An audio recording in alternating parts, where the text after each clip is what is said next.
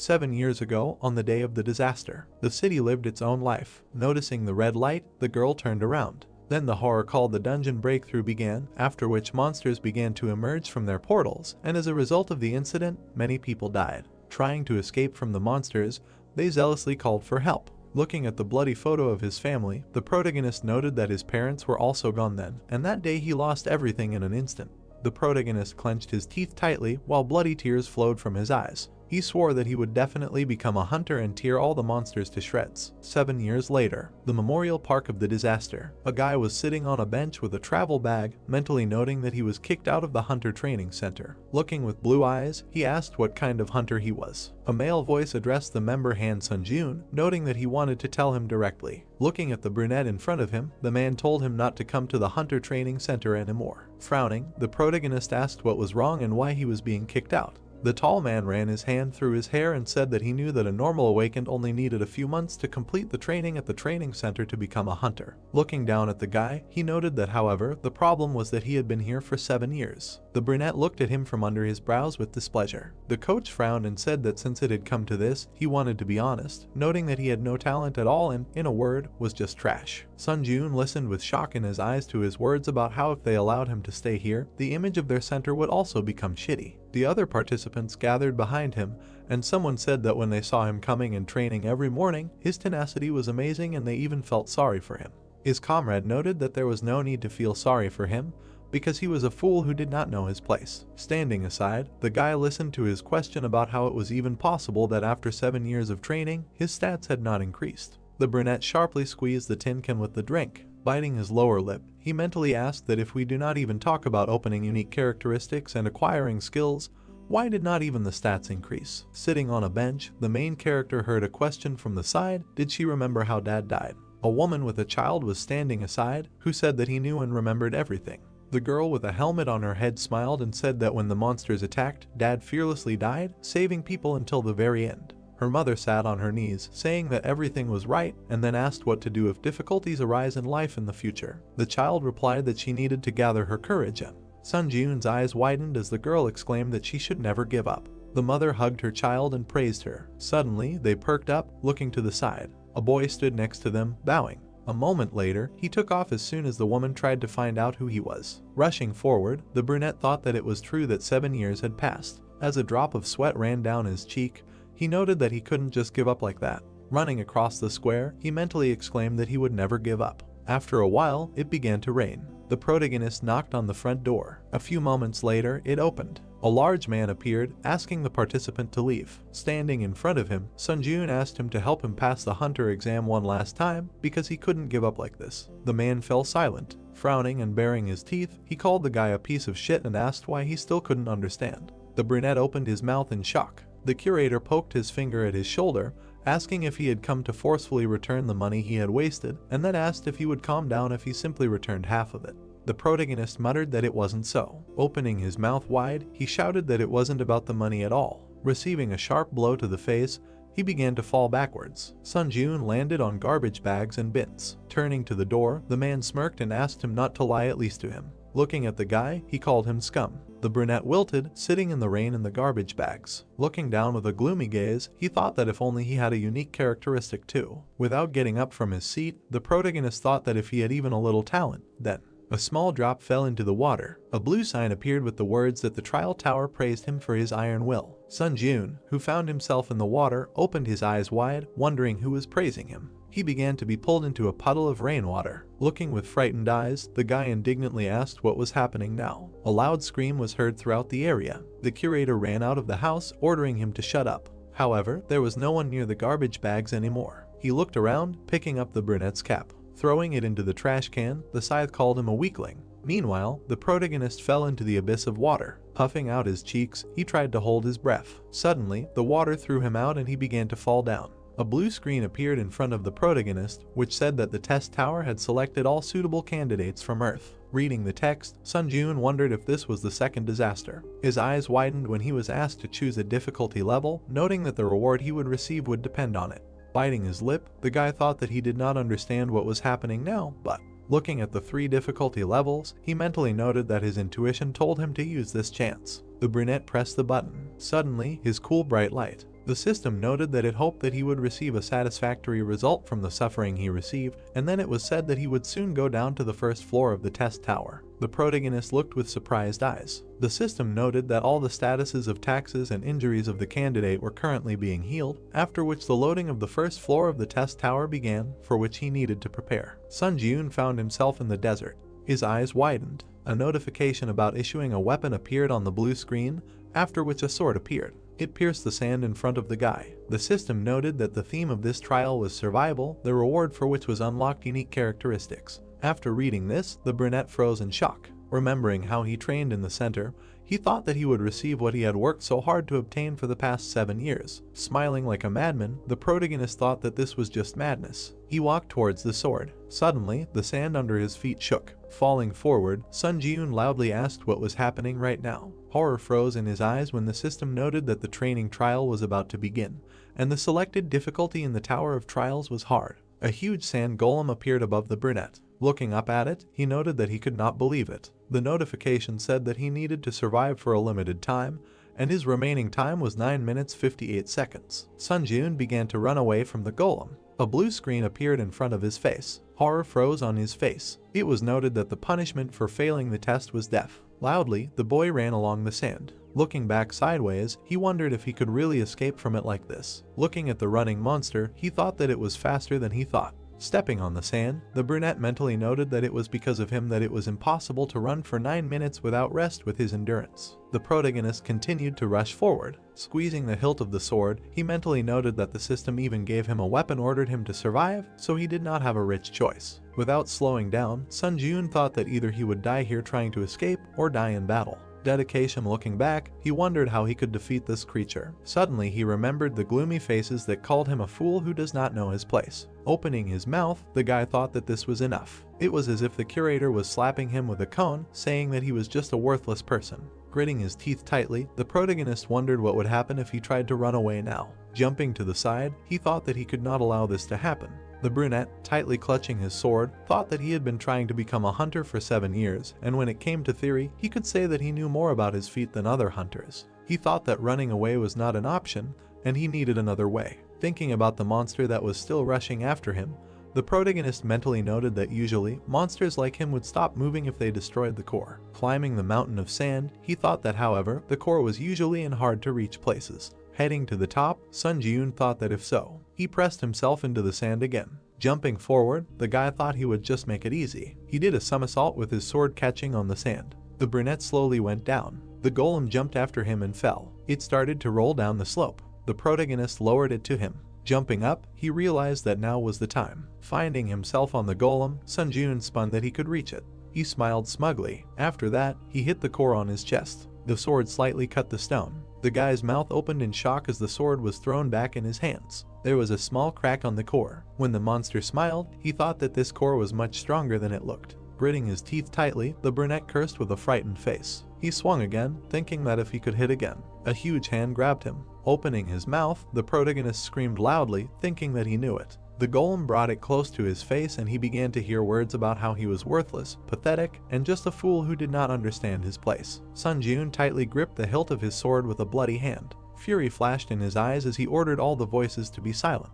Throwing the sword, he angrily repeated. The blade hit the core. The golem opened its mouth in confusion and the system noted the destruction of his words. A piece of the monster with Siemens began to fall. A notification appeared saying that the remaining time was 7 minutes 8 seconds and that he had completed the training test. The monster began to fall apart. After a while, Sun Ji-yoon ran in a pile of sand. Starting to rise, he wondered if he really did it. He knelt down, trying to figure out if he really saw this sand golem. The guy smiled contentedly, thinking that he really defeated it. He stood up, and the system congratulated him on successfully spawning the first floor of the trial tower. The brunette noted that he was able to survive. The information on the blue screen said that as a reward for clearing, he would receive a unique characteristic. As a reward, he would receive 1,000 points, and as an additional reward, he would receive the skill Quick Recovery of rank E+ and 500 points. The protagonist's mouth fell open in surprise. Standing in front of the screen, he mentally said that he could not believe it. Looking at his hands and imagining many gloomy faces,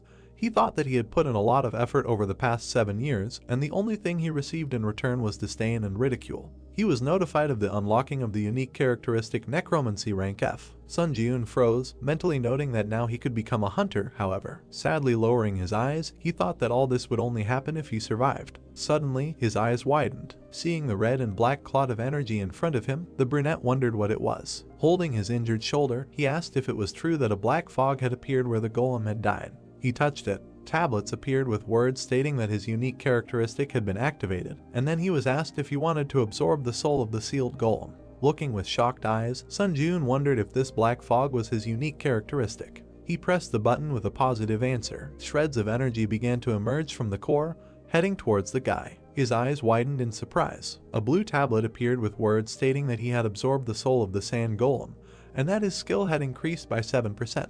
The guy bent over and froze. He looked at his hands with puzzled eyes. Suddenly, bloody energy began to seep into his chest. He breathed heavily until it sank completely. A notification appeared that the number of souls was a 5th. Imagining the core, the brunette thought that he could feel this soul, and then wondered if this meant that he could store souls if he absorbed them. He closed his eyes, thinking that if he were to use it like this. The system noted that he could increase his stats by absorbing, strength was increased by 3, and endurance by 2. The protagonist began to float above the ground. Opening his mouth in surprise, he thought that he felt like energy was filling his body. He mentally noted that his stats had indeed increased. Remembering how he was kneeling in the training room, Sun Ji-eun thought about how he had not been able to lift them for the past 7 years, and he finally managed to do it. His unique characteristics appeared. It was said that the main effect was to absorb the souls of the dead and use them as you wish, and the additional effects were a permanent increase in stats and the storage and use of souls. The boy smiled mischievously, thinking that if he came back with this skill, he could become a hunter. A portal appeared in front of him, and the system asked him to go to the waiting room. The brunette looked at the portal. Heading towards it, he said that he thought he had no choice but to go there. The portal began to open in a different place. A moment later, the protagonist fell out of it. Lying on the cold floor, he muttered that his wounds were worse than he thought. Suddenly, a green light appeared, and his eyes widened. Standing up, Sun Ji-eun looked at his hands and Sagami, where all his wounds healed, and did the body heal after the test. Starting to walk forward, he noticed that in such a spacious room there was only one bed. He lay down on it. Looking at the ceiling, the brunette wondered what he should do now, and was he really able to get out of this tower? He tried to understand why she called him here. Suddenly his eyes widened in surprise. A screen appeared in front of him with the words that the following 5 commands are now available to him: information, smear, community, inventory, trial. The guy stood up, reading that, saying the command will lead to its activation. He began to slap himself on the cheeks, saying that for now he was focused on survival. The brunette activated the trial. The system noted that the time until the trial of the second floor is 23 hours 21 minutes. Sitting on the bed, he noted that he still had many trials ahead of him.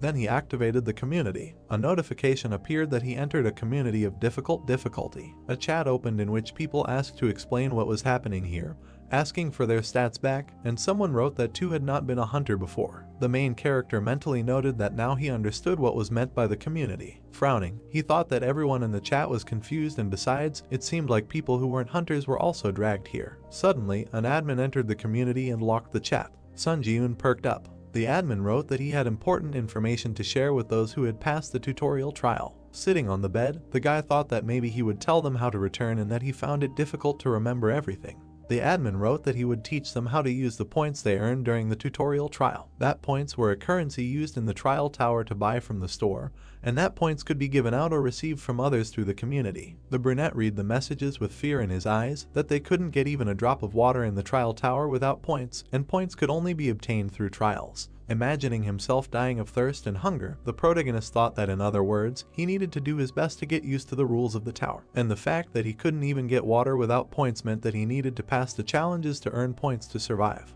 The admin wrote that that was all and exited the chat, unblocking it. The protagonist touched his face, saying that he thought he could become a hunter if he just came back. He looked away. Looking at the sword on the wall, Sun Ji-eun said that he couldn't do much with just a sword, and then activated the store. After a while, he covered himself with a shield. The guy swung his sword, thinking that all the hunters had lost all their stats when they entered the tower. He kicked off the floor with his foot, mentally noting that, however, it should be easier for them to master the skills they had previously mastered. The brunette with the sword jumped to the side, thinking that this is why he can't forget that he is not on the same starting line with them, and if he does not train, he will not be able to catch up with them. After a while, he was lying on the floor exhausted. A soft light appeared around his body. The protagonist stood up and stretched his body, saying that thanks to the healing effect of the waiting room, he can train without problems and prepare for the next trial. He froze when his stomach growled loudly. Sunjun opened his inventory, asking what to do with his hunger. He looked at the contents of his inventory. Clenching a piece of dried meat between his teeth,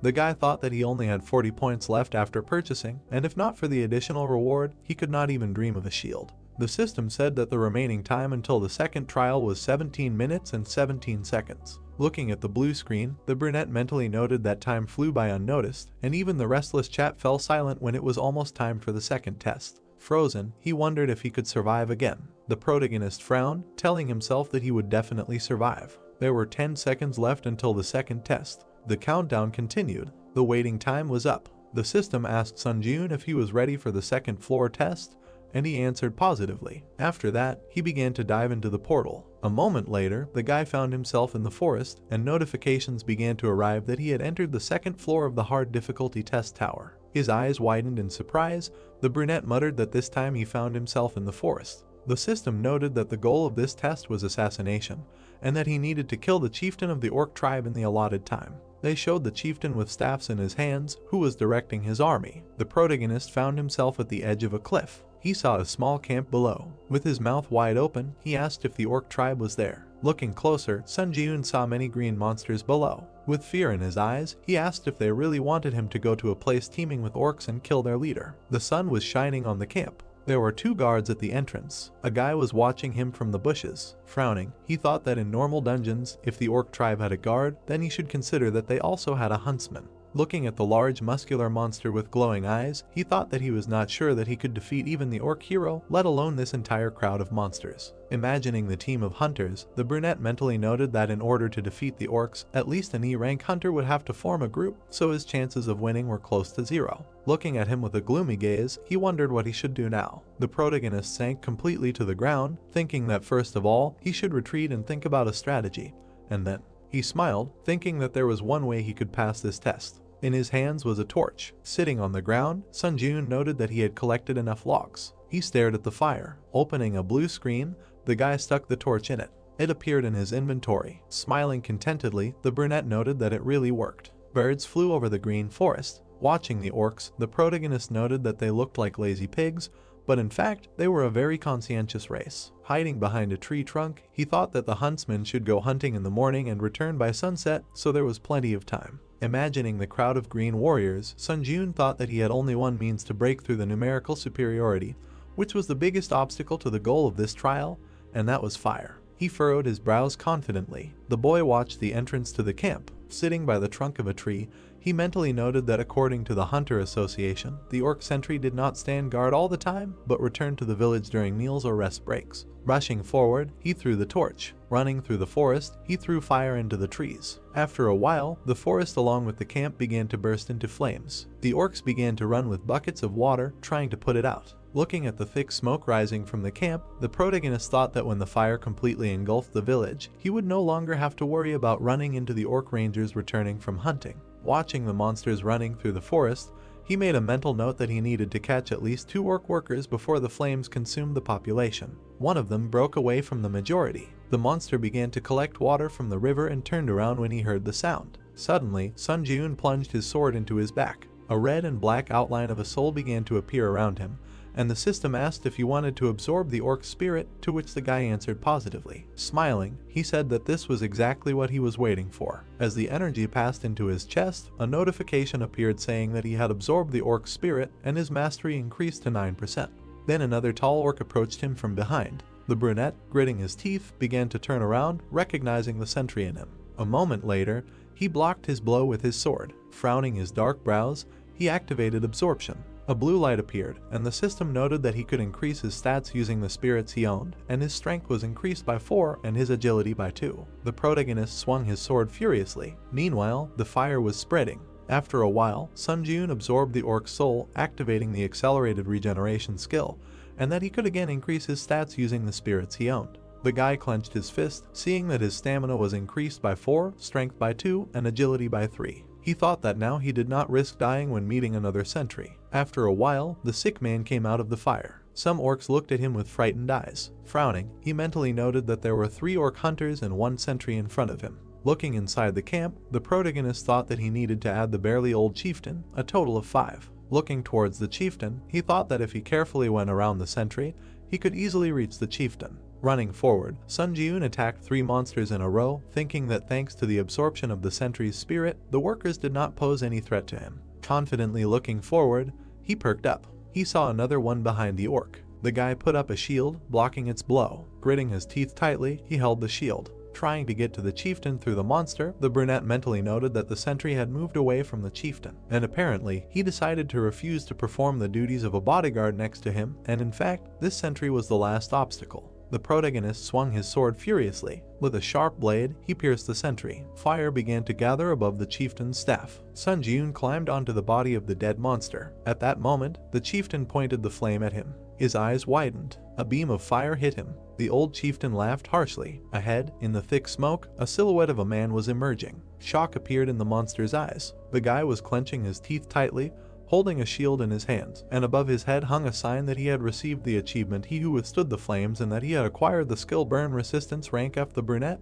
his eyes flashing, bared his teeth and said that he was finished. He headed straight for the monster. The chieftain waved his staff again and screamed loudly. A moment later, his hands were cut by the protagonist's blade. The orc screamed in pain. He froze, looking at the protagonist. A second later, he ran into the tent. Sun Ji-yoon bared his teeth, looking with malice. The settlement followed. With one swing, the guy cut the fabric at the entrance. Suddenly, his eyes widened. The monster was sitting on the floor, hugging 2 trembling children. A green hand reached for the brunette's pant leg. A monster was sitting at his feet. Seeing him crying and grabbing his pants, the protagonist wondered if they really cared about their family too. He froze and darkened. The voices of his parents appeared in his head, telling him to run away, saying that at least he should definitely survive. A broken frame with a family photo lay on the bloody floor. Opa reached for the dagger behind his back. A second later, he swung it. Sun Ji-yoon hit him on the head with the hilt, exclaiming that they, monsters, were not like him at all. Looking at the green monster, he thought that the 2,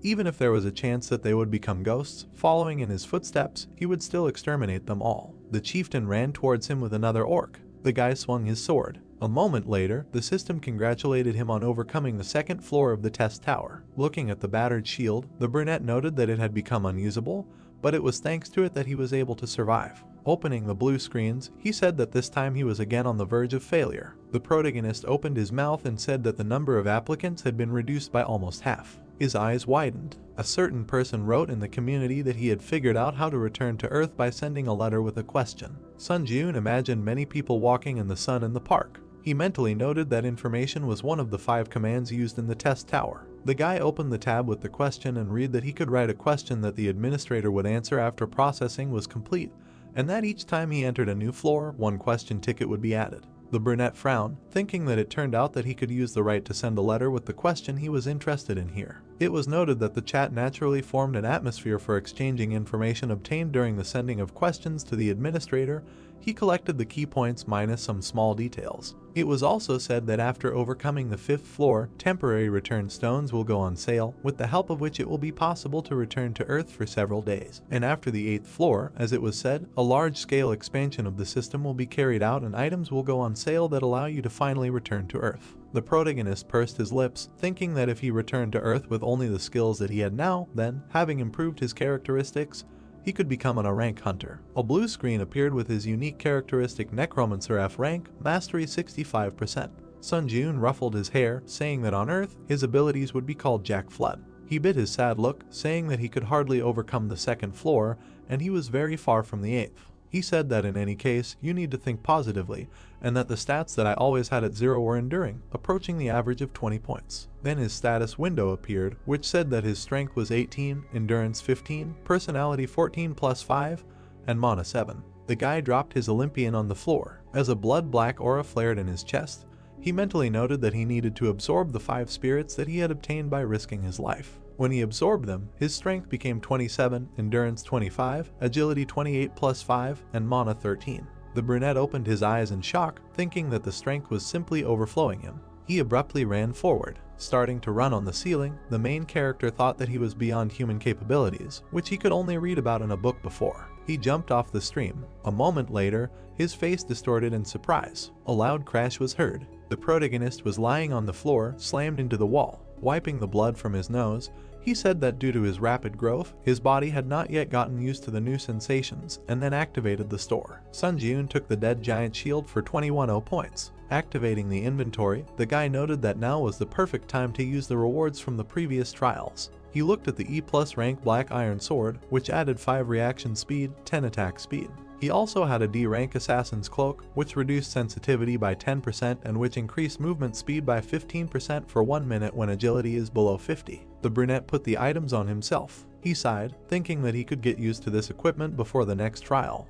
The protagonist rushed forward. He grabbed the hilt of the sword. Sun Ji-eun swung it, mentally noting that he would become so strong that no one would be able to catch up with him. Water flowed down the stalagmites in the cave. Inside it, a guy appeared through a portal. The system noted that the 3rd floor of the high difficulty trial tower had been entered, and the theme of this trial was a duel. The brunette opened his mouth in surprise, asking if he was in the cave. He raised his head, looking into the crevice above. The protagonist perked up when he was notified that a dark guardian would appear in 10 seconds. He got into a fighting stance, thinking that like the sand golem, it could appear from anywhere, so he had to be on guard. There were 5 seconds left until the dark guardian appeared, 3 seconds, 1 second.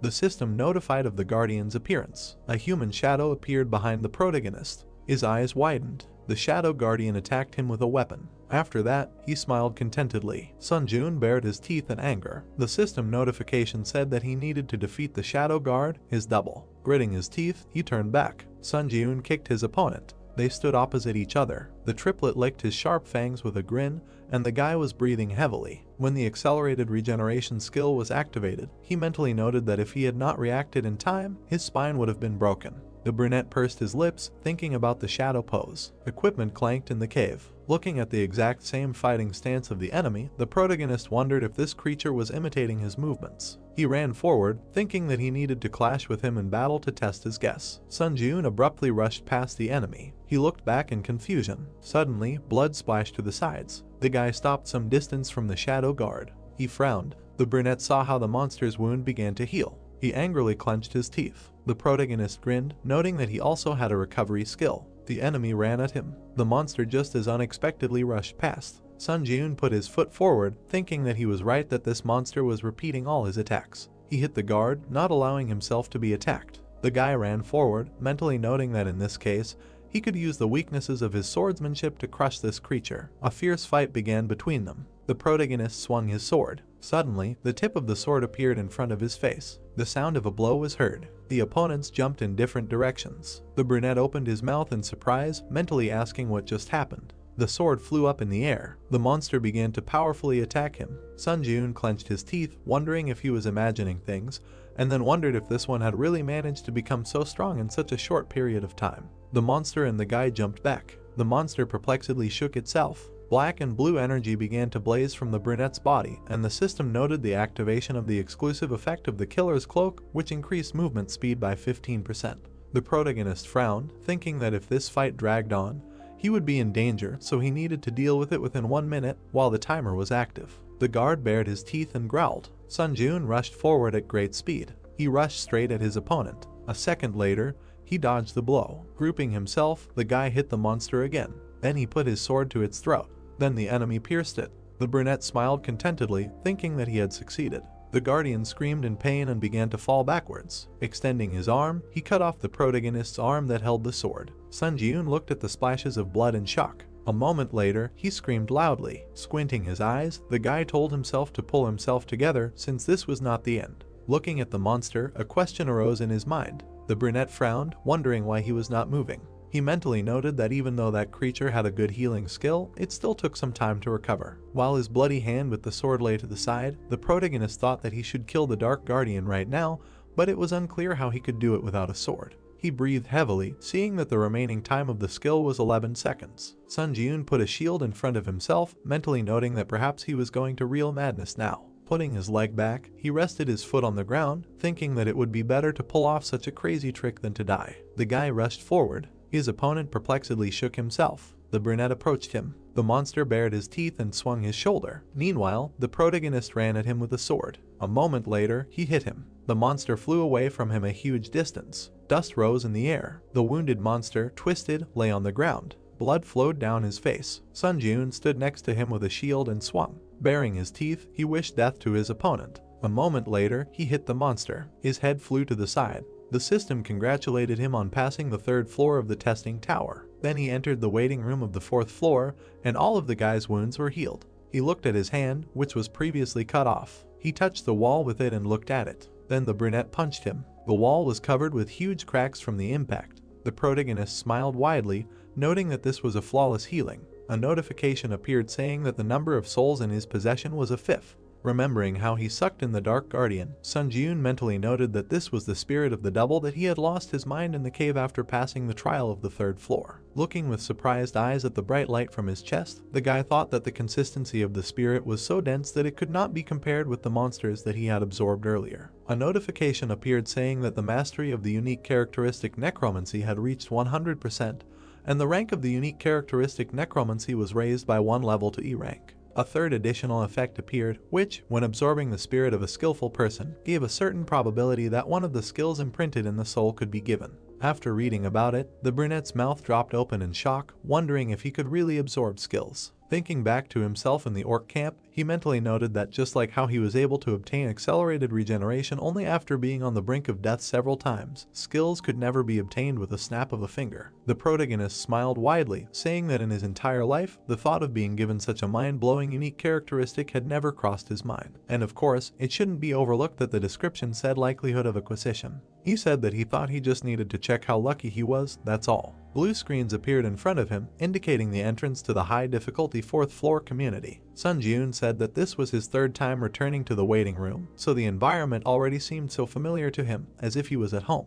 He perplexedly perked up. The chat was bursting with messages that apparently the 4th floor test would not be individual, but a group one. Looking at the screen, the guy wondered if it meant that there would be a joint test and a team of players would be formed. A certain player wrote that he might be exaggerating, but he was sent a response saying that the theme of the next test would be a competition. He asked if this would mean that the players would have to kill each other. The brunette froze in horror. Remembering the pools of blood, he wondered if it meant that in the next test there was a chance that he would have to kill a person. The system noted that the selection of candidates was complete, and that the 4th floor test was beginning, which would last 24 hours, and the condition for successfully passing the joint test was to defeat the Goblin King within the allotted time. The fortress wall of the castle appeared in front of the players. It was noted that the condition for failing the test was the destruction of all the candidates selected for the team or the passage of a certain amount of time, and that the penalty for failure was death. The protagonist moved to the floor. Other players appeared in front of him. They were standing on the ground, on which a pentagram was drawn. Sun Jun pursed his lips, thinking that he was embarrassed, since recently he only crossed paths with monsters. He looked away when a player suggested introducing themselves to each other, since they were now a team.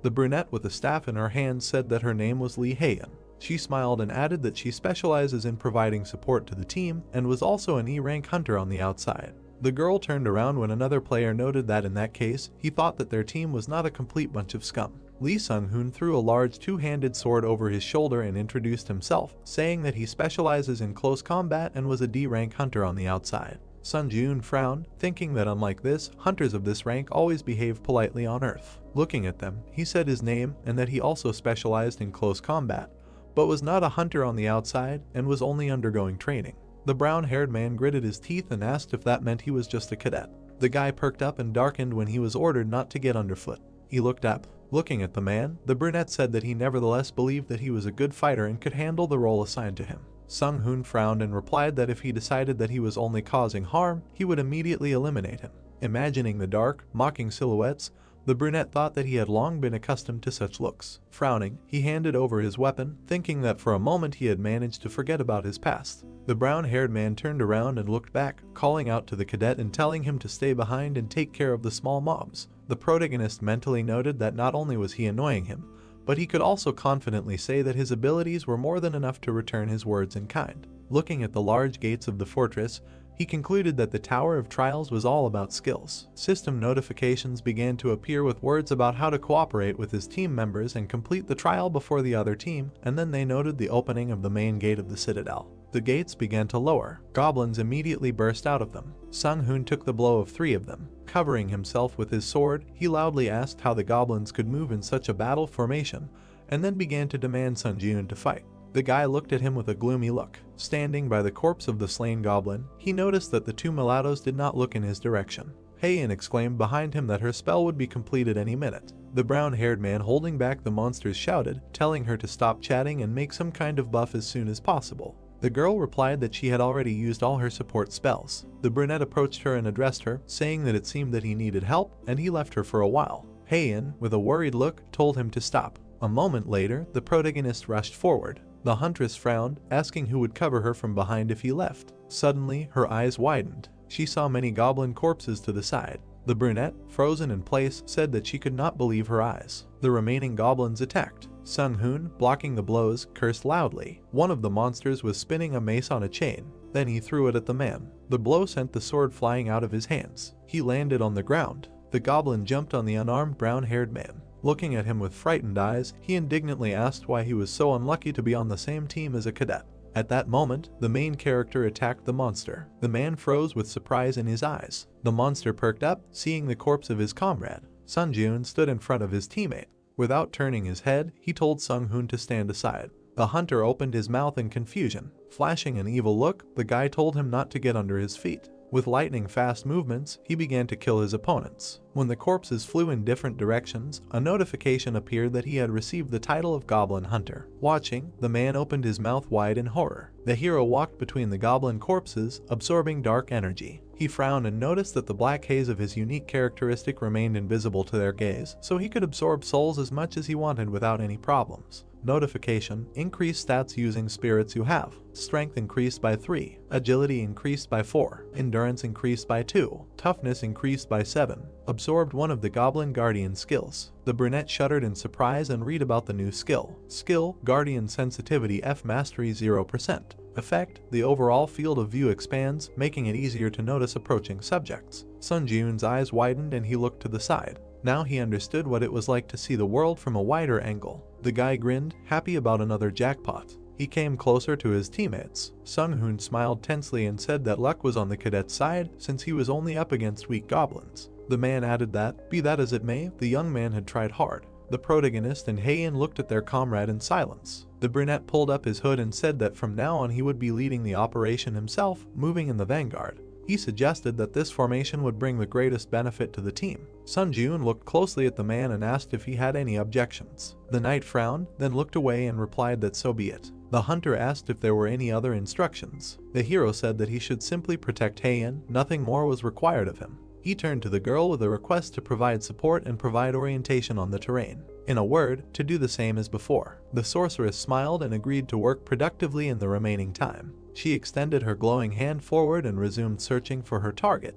The hero continued attacking the goblin squads, absorbing their souls and increasing his skill level to 12% for now. Time remaining, 14 hours 37 minutes. Night had fallen. The trio walked between the debris. The girl noted that although the goblins had been attacking with varying frequency, everything was too quiet now. The brunette stopped and looked ahead, then suddenly rushed forward without explaining anything. His teammates hurried after him in surprise, asking what had happened. Heian looked ahead. In front of them was a square with a fountain strewn with dead goblins. Sun-joon assumed that the other contenders had already been here. The man looked around in amazement and asked if the rivals really had rocket turbines instead of legs. The hero touched the monster's blood and noticed that it was still warm, which meant they could catch up with their competitors if they hurried. If the other team won, they, who failed the test, would die. The brunette raised his head and said that they had better hurry. The goblins were running to attack. Someone stood and hit his shield with a sword, attracting the monsters. One of the monsters looked back, feeling someone step on him. The guy with the blades was sitting on the goblin's shoulders. He grimaced and muttered that he was already sick of hunting goblins. The hunter expressed hope that this was the last fight before going to the boss. The monsters rushed at him. The player jumped up, dodging the attacks. He bared his teeth and his eyes lit up. A few moments later, the guy was already standing among the corpses. The knight and the wizard looked at Lee Seon and praised him for a job well done. The assassin grimaced and complained that he had to do everything alone. He turned to a knight named Lee Jin-hoo and asked if he liked skimming off all the cream. The other man smiled awkwardly and asked him not to say that. Seon snorted and demanded that he go and open the boss room. In front of them was a tall gate with an eye. The assassin looked at his retreating teammate and said that he wanted to finish everything quickly and have a good rest. The guy turned around and promised that he would open the door immediately. The knight turned away and grimaced, thinking that the hunter treated him like a little dog. Notification: condition fulfilled. All members of the challenger team have entered the Goblin King's Spire. The boss battle will not begin until only one of the two teams remains. Jinwoo shuddered when a red wall appeared in front of him. Notification: it will be impossible to escape from the current location at this point. All team members raised their heads. An energy cube covered the entire space around them. Sion frowned and asked what kind of nonsense this was. The wizard twitched and drew the assassin's attention to look away. The protagonist's team was approaching them. Sun Jiun looked at his opponents grimly. The opponents looked at each other, and Sion cursed and muttered that he wanted to end it as soon as possible. The protagonist frowned and said that he would fight alone, and asked Heian to provide him with a buff that increased agility, and all the other buffs could be provided to the gladiator. The girl looked closely at her companion and said that she had seen with her own eyes how strong he was, but perhaps humans would be scarier than all of these monsters combined. The opponents looked at them menacingly. Sun Jiun turned to his partner and replied that if he felt that he was in danger, he would immediately give a signal. Until then, he would count on her support. The sorceress held her staff out in front of her and said that she would do her best. Agility increased by 2. The agility boost effect lasts for 10 minutes. The hero moved forward, his body surrounded by a glow. The guy thought that he was convinced that he had already surpassed the skill level of the average hunter. In addition, he had just killed more than 30 goblins. Sion took a fighting stance and ordered the team to prepare for battle. Sun Jiun rushed to attack, deciding that his current self was strong enough to cope with this test. The guy quickly approached the opponents. The assassin frowned and sweated. He suddenly jumped behind the knight and ordered him to immediately use his shield at full power. Jinwoo frowned and activated his defense. A golden energy field appeared in front of the three. The protagonist swung and hit the shield, cutting it into pieces. The enemy team shielded themselves with their hands from the gust of wind. Sun Jiun immediately rushed forward, attacking each of the opponents. Heian and Sung Hoon looked at him in shock. The brunette exchanged glances with the enraged assassin. The guys entered the fight, exchanging blows. Sion gritted his teeth, parrying the blows. The brunette thought that his opponent's skills were clearly inferior to his, but, surprisingly, he easily repelled all the attacks. His eyes flashed and decided that he should act more decisively. The warrior appeared behind the enemy and cut the air with his sword, confident that now the opponent was finished. The assassin parried the attack with his blade. Sun Jiun was stunned by his skills. The enemy gritted his teeth, and his eyes burned. The hero guessed that the assassin was able to see the trace of the blade aimed at him. Sion jumped back, but then a shield appeared in front of his face. The guy frowned, realizing that this limited his field of vision.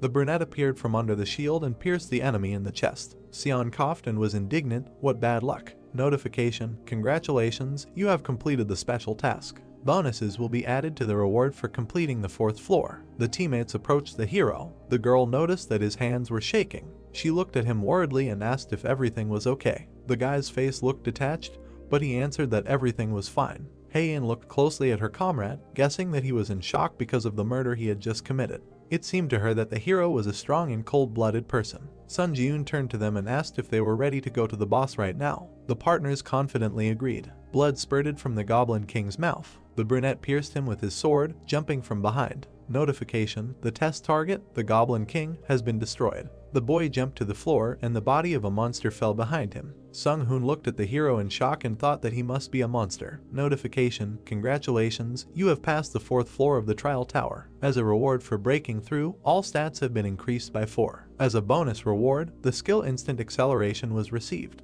Teleported to the waiting room. The gladiator turned around and said that he would leave them first. The hero stood in front of the sorceress. He said that he hoped that she would return safely. The girl looked at him carefully and said that her words may have been out of place, but the boy only did what he had to do. The bodies of the defeated players lay behind them. Heian added that someone had to kill the enemy team anyway. If the hero had refused, she would have joined the fight. The brunette looked at his interlocutor in surprise. He smirked and replied that after her words, his soul felt better. The guy looked questioningly at his partner, who pointed her finger into the air. A notification window appeared in front of him. The challenger Heian sent you a friend request. The girl turned around and said that, one could say, the test of the 4th floor was completely passed due to his power, so she had a feeling as if she was indebted to him and this made her a little uneasy. The sorceress blushed slightly and asked to find Heian from the White Guild in the future when he returned to Earth. The hero watched her in surprise until she disappeared into the portal. Sun Jiun turned around to look at the dark energy swirling nearby. Left alone, he had to make a decision. Glowing cores hung over the bodies of the dead. Would the guy decide to absorb a human soul or not? When he made sure that he was capable of something like this, he postponed the absorption process for later as he felt that he was about to cross an irreversible line. Now the hero has made up his mind. He jerked his hand, and energy began to emanate from the dead man's body. Sun Ji-eun stretched out his hand, absorbing the power, and thought that although he had no intention of killing people to become stronger, in a situation where he had no choice, he would have to resort to murder. In addition to his original desire to become a hunter, new ambitions were already beginning to sprout in his soul. The trial tower had given him a chance, and he would take full advantage of it. The hero wants to continue climbing to the top of the trial tower. The brunette passed through the portal and entered the waiting room of the 5th floor. Notification: system expansion begins. A ranking system for applicants has been created, and the results of the trials are being summarized. The guy looked at the system window in surprise. The window required entering a nickname. Sun Ji-eun thoughtfully touched his chin and then entered the word. Your nickname has been changed from Sun Ji-eun to Hunter. The results of the 4th floor trial are being summarized. 1 Kim Seung-hoon, 2 Lee In-hoon, 3 What's an alias change, 4 Hee Sun-ah, 5 Artisan of the Brain, 6 Overpowered Sword. Everything was in plain sight. The guy tapped the screen to check if he was somewhere on this list. The hero's eyes widened, finding himself in 16th place. His 4th floor challenge breakthrough time: 11 hours, 14 minutes and 51 seconds. 4th floor challenge breakthrough process: SS+. 4th floor challenge clearance result: B+. 4th floor challenge overall summary: A. The brunette looked at the notification and noted that his ranking was much higher than he thought.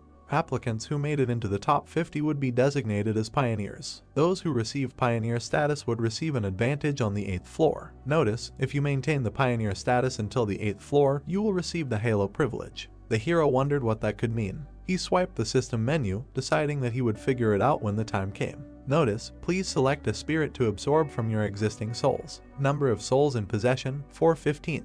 Dark energy swirled in the hero's chest. Increase stats using the spirits you have. Now he felt that he had finally crossed the boundaries of human capabilities. The boy clenched his fist, feeling a new strength. Purchase of the Homecoming Stone. You can now leave the trial tower for 3 days and return to your original location. Sun Ji-eun took the weapon and squeezed the artifact to see if it could move along with his equipment.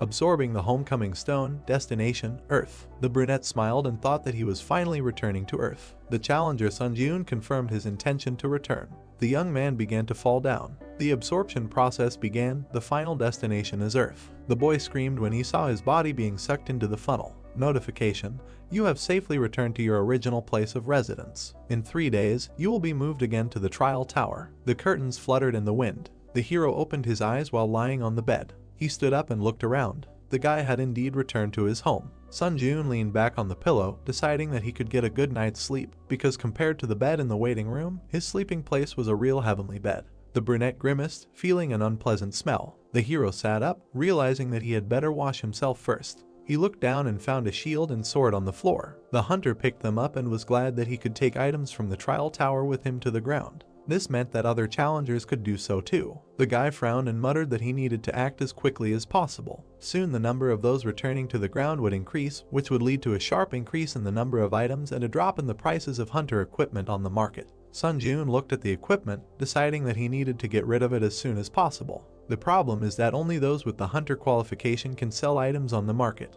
Initially, the hero only planned to apply for the hunter exam and pass it during his next return. He looked at his phone and muttered that he had a lot more to do than he thought. The cadets were training on the training field. The supervisor watched them from above. The man turned around when he heard the phone ring. He picked up the phone and introduced himself as Hwang Manhwa, an instructor at the White Lotus Training Center. The hero gave his name and asked if he remembered it. The interlocutor bowed his head in annoyance and replied that he remembered. He added that the guy could apply for a refund online. Manhwa was surprised to hear that the young man did not ask for a refund of the tuition fee he had paid.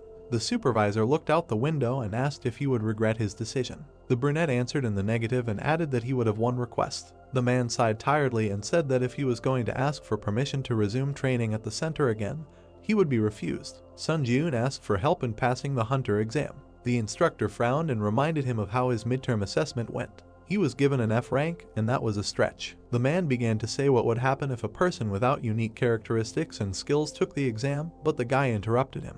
He asked if the supervisor couldn't help him, even though the young man refused to return the money. Manhwa shuddered and replied that he could calmly change his mind because money is never superfluous. The hero smirked when he heard such an answer. He looked forward decisively and offered the instructor to make a deal. All he had to do was arrange for the guy to pass the hunter qualification exam today. Sun Ji-yoon got out of the shower and dried his hair with a towel. He looked in the mirror at his body, his pumped up muscles. The brunette examined himself and concluded that, proportionally to his progress, his body had changed a lot too. The hero got dressed and muttered that now was not the time to admire his beloved self. He needed to hurry to take the exam. The guy went out into the hallway and met his neighbor. Sun Ji-yoon looked at her and thought that he really missed such a normal everyday life. He bowed and greeted the girl. She turned and greeted him back, thinking that this was the same neighbor who had been trying to become a hunter for 1,000 years. The brunette passed by, smiling and wishing her a good day. The woman blushed slightly and muttered if this guy had always been so tall. The hero waved his hand near the road,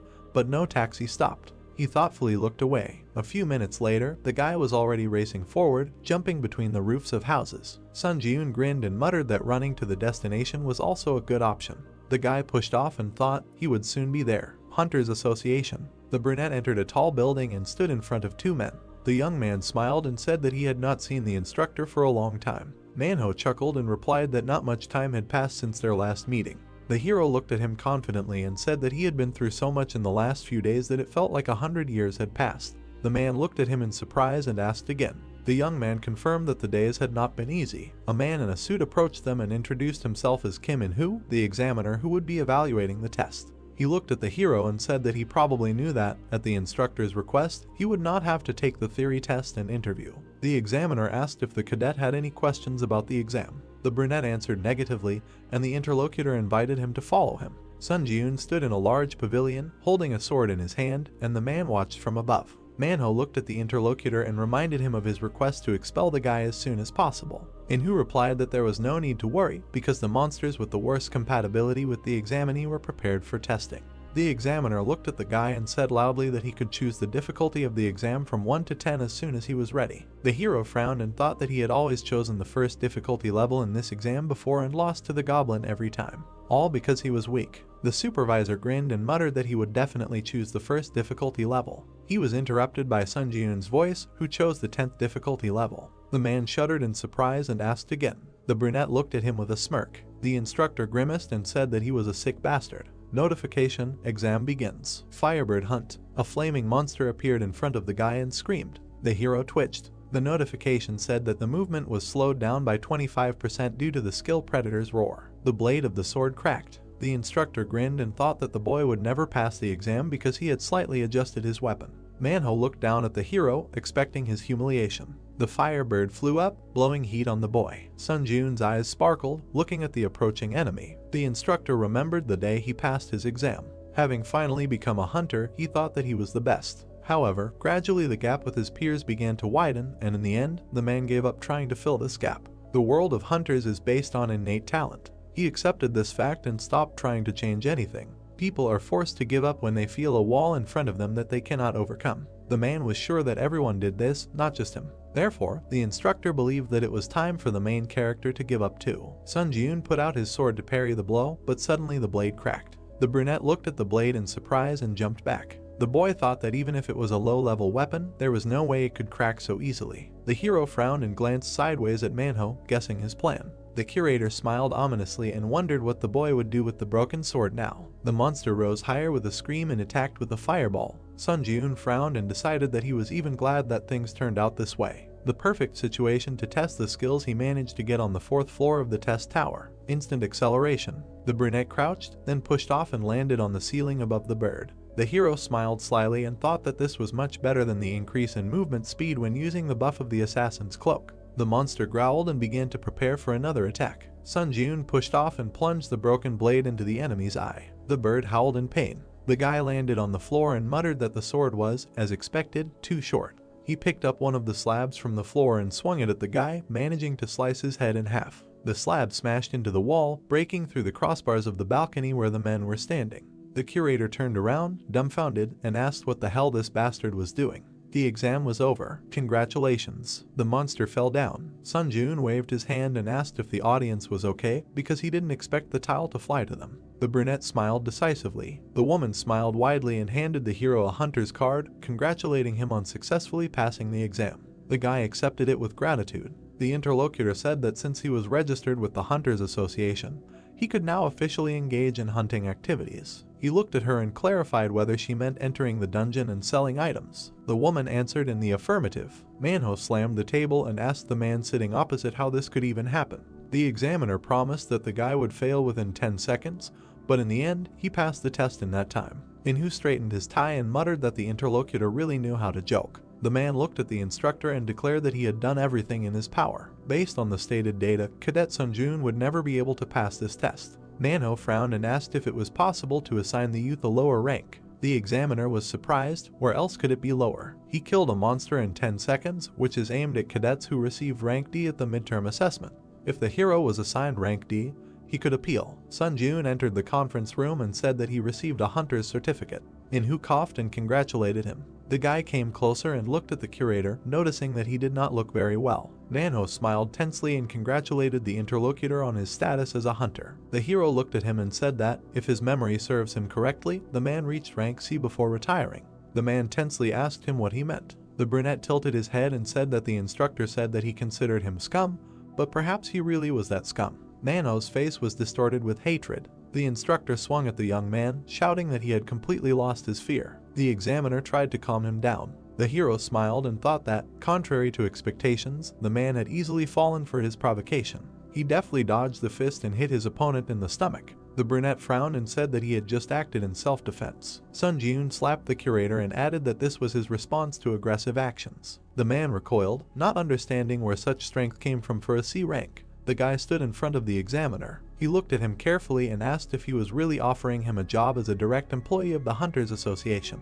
Manhwa answered in the affirmative and added that his salary would be 1 billion won, and a larger amount could be discussed. The man said that the hero would only benefit if he accepted his offer. Sunjun looked at the card and muttered that such an amount was a good start. Manhwa smiled and said that he had simply seen his potential. The guy said that it seemed that the difficulty level of the exam was adjusted arbitrarily. The interlocutor shuddered and sweated. The brunette turned around and said that he would not make a big deal out of it, but it was not in his rules to make a deal with someone he did not trust at all. The hero threw the examiner's business card and left. 2 days later, on TV, the host reported that there were rumors that a mysterious phenomenon called the Trial Tower had been observed among hunters lately. The hero closed his laptop and muttered that everyone finally knew about the Trial Tower. He took the chest and the stone and held the phone in his other hand. Sunjun said that he got rid of the equipment at a very good price. After all, these 3 days were spent very productively. It seems that your time on Earth is coming to an end. Notification: in a few seconds, you will be transferred to the Trial Tower. The brunette looked at the system window and said that he would do it with pleasure. Time is up. You return to the Trial Tower. Now he is again looking forward to his further progress. The guy found himself in subspace. The hero smiled and said that upon his return, he would again have a lot of things to do. The space around him gradually took on the appearance of a room. The hunter looked down and found himself on a bed, so he returned to the tower. Sunjun sat up and muttered that, as expected, you can freely move items between the tower and the real world. The chest and stone lay on the floor nearby, and the hero hurried to throw them into his inventory. The hero pushed off and jumped to the floor. He began to stretch his arms, deciding to warm up and, without wasting time, challenge the 5th floor. Notification: you have earned the achievement First Return. The skill Eye of Truth has been created. The hero's eyes began to glow purple. Mastery: none. Effect: using mana, you can obtain information about the target you are observing, as well as determine whether the opponent's words are true. The guy looked at the system window and concluded that, in addition to obtaining data about the object of observation, he was even able to distinguish between lies and truth. The brunette smiled and exclaimed that this was a real jackpot. Thunder Sword purchased, 55 0 points will be deducted. Hunter Scout Shield purchased, 38 0 points will be deducted. The hero swung his new weapon. Although he had shelled out a ton of points for the sword, he really liked its options. 10% chance to apply the lightning effect when hitting an enemy. The guy decided that it would definitely be useful. A notification window appeared in front of him. You are ready to begin the test on the 5th floor. Sunjun resolutely jumped into the portal, determined to begin the test after so much time. Entered the 5th floor of the test tower. Selected difficulty: hard. The theme of this test is hunting. Remaining time, 24 hours. Condition for successful completion, defeating the werewolf boss in the wolf ravine. Conditions for failing the test, the death of the challenger or the expiration of the allotted time. The reward for a successful breakthrough is a werewolf headband. The penalty, in case of failure, is death. The hero found himself in front of a high mountain with the moon shining above. He smiled and clutched his sword. Werewolves gathered around him. The animals growled and rushed to attack. In a few precise movements, the guy cut them down, making his way forward. Sun Jun kicked another enemy. The wolf flew to the side, and the guy was indignant. Why are they so puny? The werewolf hit his big paw. The hero shuddered and looked in that direction. 3 large white wolves stood in front of him. The beaten dog whined pitifully. The white monster roared and bit into the small wolf. The large monsters began to surround the hunter. He looked up warily. His eyes sparkled in anticipation. The trial tower never disappoints. The wolves rushed to attack. The player pushed off and swung his blade, saying that he was even starting to enjoy the trials. He delivered a slash and muttered that he might be slowly going crazy. The blade swept across all the wolves, leaving wounds on them. Mastery of the hunter's dagger skill reached 100%. The hunter's dagger skill was increased to rank E+. The accelerated regeneration skill was increased to rank D. The guy landed on the ground, feeling his strength growing. He frowned and thought that the hunter's dagger skill he had obtained on the 3rd floor had also almost reached its growth limit. He needed to obtain a new swordsmanship skill. 2 wolves jumped from the boy's back. The hero turned around and said with a smile that they could continue to attack without stopping. His back was to the scattered corpses that emanated dark energy. The boy raised his hand, absorbing the power, and noted that he had already managed to hunt 3 times, and it turned out that the sword lightning effect appeared even less often than he thought. You have absorbed several spirits of the crazed wolf. Mastery has increased by 16%.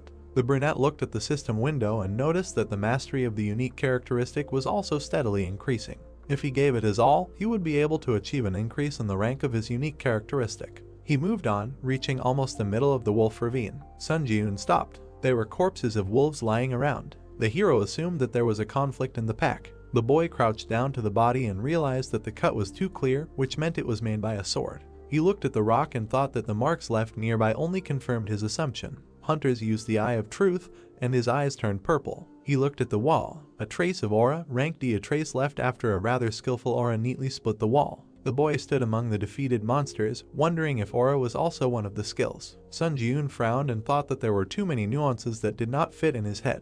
He felt somehow uneasy. Suddenly, a howl was heard. The hero jerked forward, realizing that it was somewhere nearby. He rushed along the gorge until he noticed something in front of him. Ahead was the entrance to a cave from which a roar was heard. A werewolf flew out of it. He hit the ground several times. The brunette looked at him in surprise, not understanding what was happening. Notification: the boss werewolf required to pass the trial has died. Investigating the cause. Loading. The hero looked at the monster lying at his feet and could not believe that the trial target was dead. Analysis complete. The brunette jerked and looked at the system window. An intrusion was detected in the Sun Jun challenger's trial. The trial target has been changed. Kill the challenger from another dimension who has intruded into your trial. A man in armor came out of the cave. The hero looked at him, processing the information. He realized that the trial tower existed in several dimensions at once, other than Earth. The hunter squinted, trying to understand how the enemy had ended up here at all. The knight looked at him and said that he did not expect the challenger from the underdeveloped world to still be alive. He clarified that the hero was the master of this trial.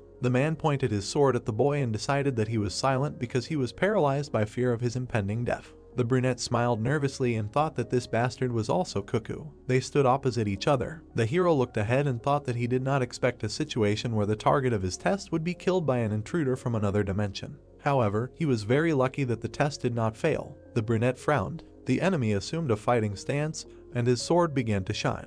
He asked if the boy was so scared that he could not utter a word. In that case, the knight decided to end his suffering right then. Sun Jun frowned, noticing that the enemy was advancing. The enemy quickly ran forward. The hero kicked the werewolf's corpse, throwing it towards the intruder. The wolf flew at the knight, but he cut it with his sword. He looked away. The brunette ran around him and swung his sword, saying that he was caught.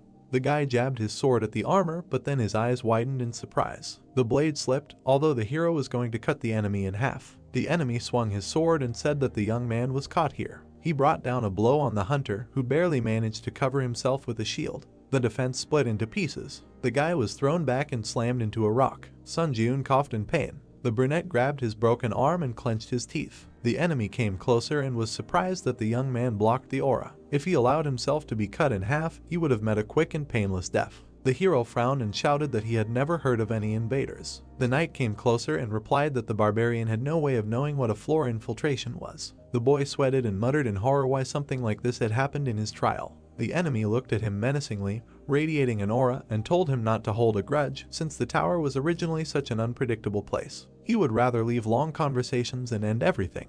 The brunette put out his hand and asked the enemy to stop. The hero frowned and asked him to tell about the floor invasion. The knight silently looked at the boy, but still decided to tell since the boy was dead anyway. Sun Jun looked closely at his interlocutor. The man said that among the options of the system, the expansion of which occurs from the 8th floor, there is the so-called floor invasion. If you buy a ticket for it in the store, you get the opportunity to interfere with other people's trials. The hero sat opposite the enemy, asking if he really came from another dimension. The knight clarified whether the boy thought that he came from some other world. Sun Jun stood up and muttered something like that. His eyes lit up from using the Eye of Truth. The man shuddered as he looked at the hunter. Notification: your opponent's words are true. He did not lie. The knight extended his sword and exclaimed that the brunette had just committed an extremely unpleasant act. He dared to judge his words and actions. The hero smiled and replied that he could not do anything about it. The opponent swung his sword and asked how the barbarian brat dared to be insolent to him.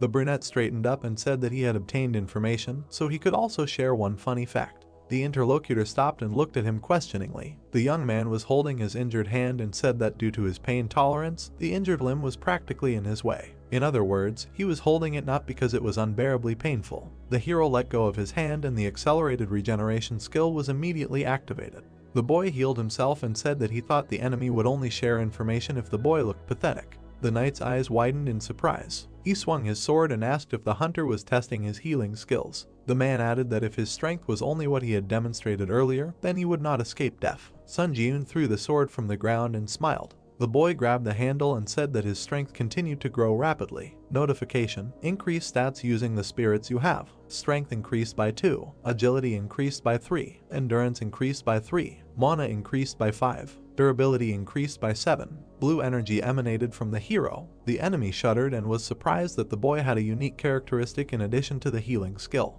The exclusive effect of the assassin's cloak is activated. Movement speed plus 15%.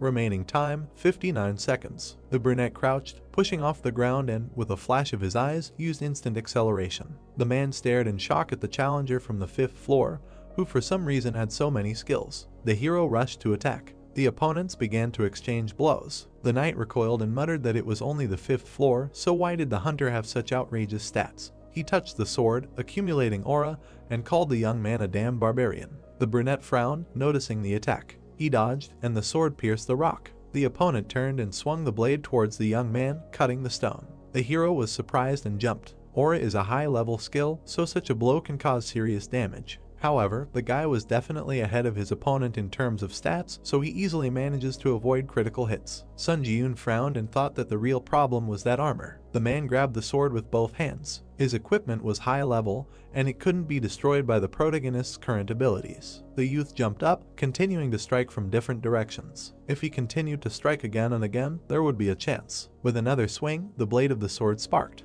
An electric discharge pierced the enemy. He grunted in pain, trying to understand what it was. Notice: Thunder Sword. 10th chance to apply the lightning effect when hitting the enemy. The brunette smiled and muttered that this was what he needed. The knight fell on his back. The hero approached the enemy. He looked at him carefully and thought that if the armor had a lightning rod function, it would have been more troublesome, but fortunately, his risk was worth it. The man grunted and his body trembled. He looked at the boy and said that he should have won in the first place. The intruder muttered that he was just a challenger from the 5th floor, so how could that be possible? Where did he get so many skills? Sun Jun squeezed the handle of his blade and said that the other man was very stupid if he relied entirely on his one high-level skill and armor. He swung his sword and said that it was time to meet his end. The man extended his hand and exclaimed that he could give him answers to all his questions. The brunette frowned and said that there was no need for that.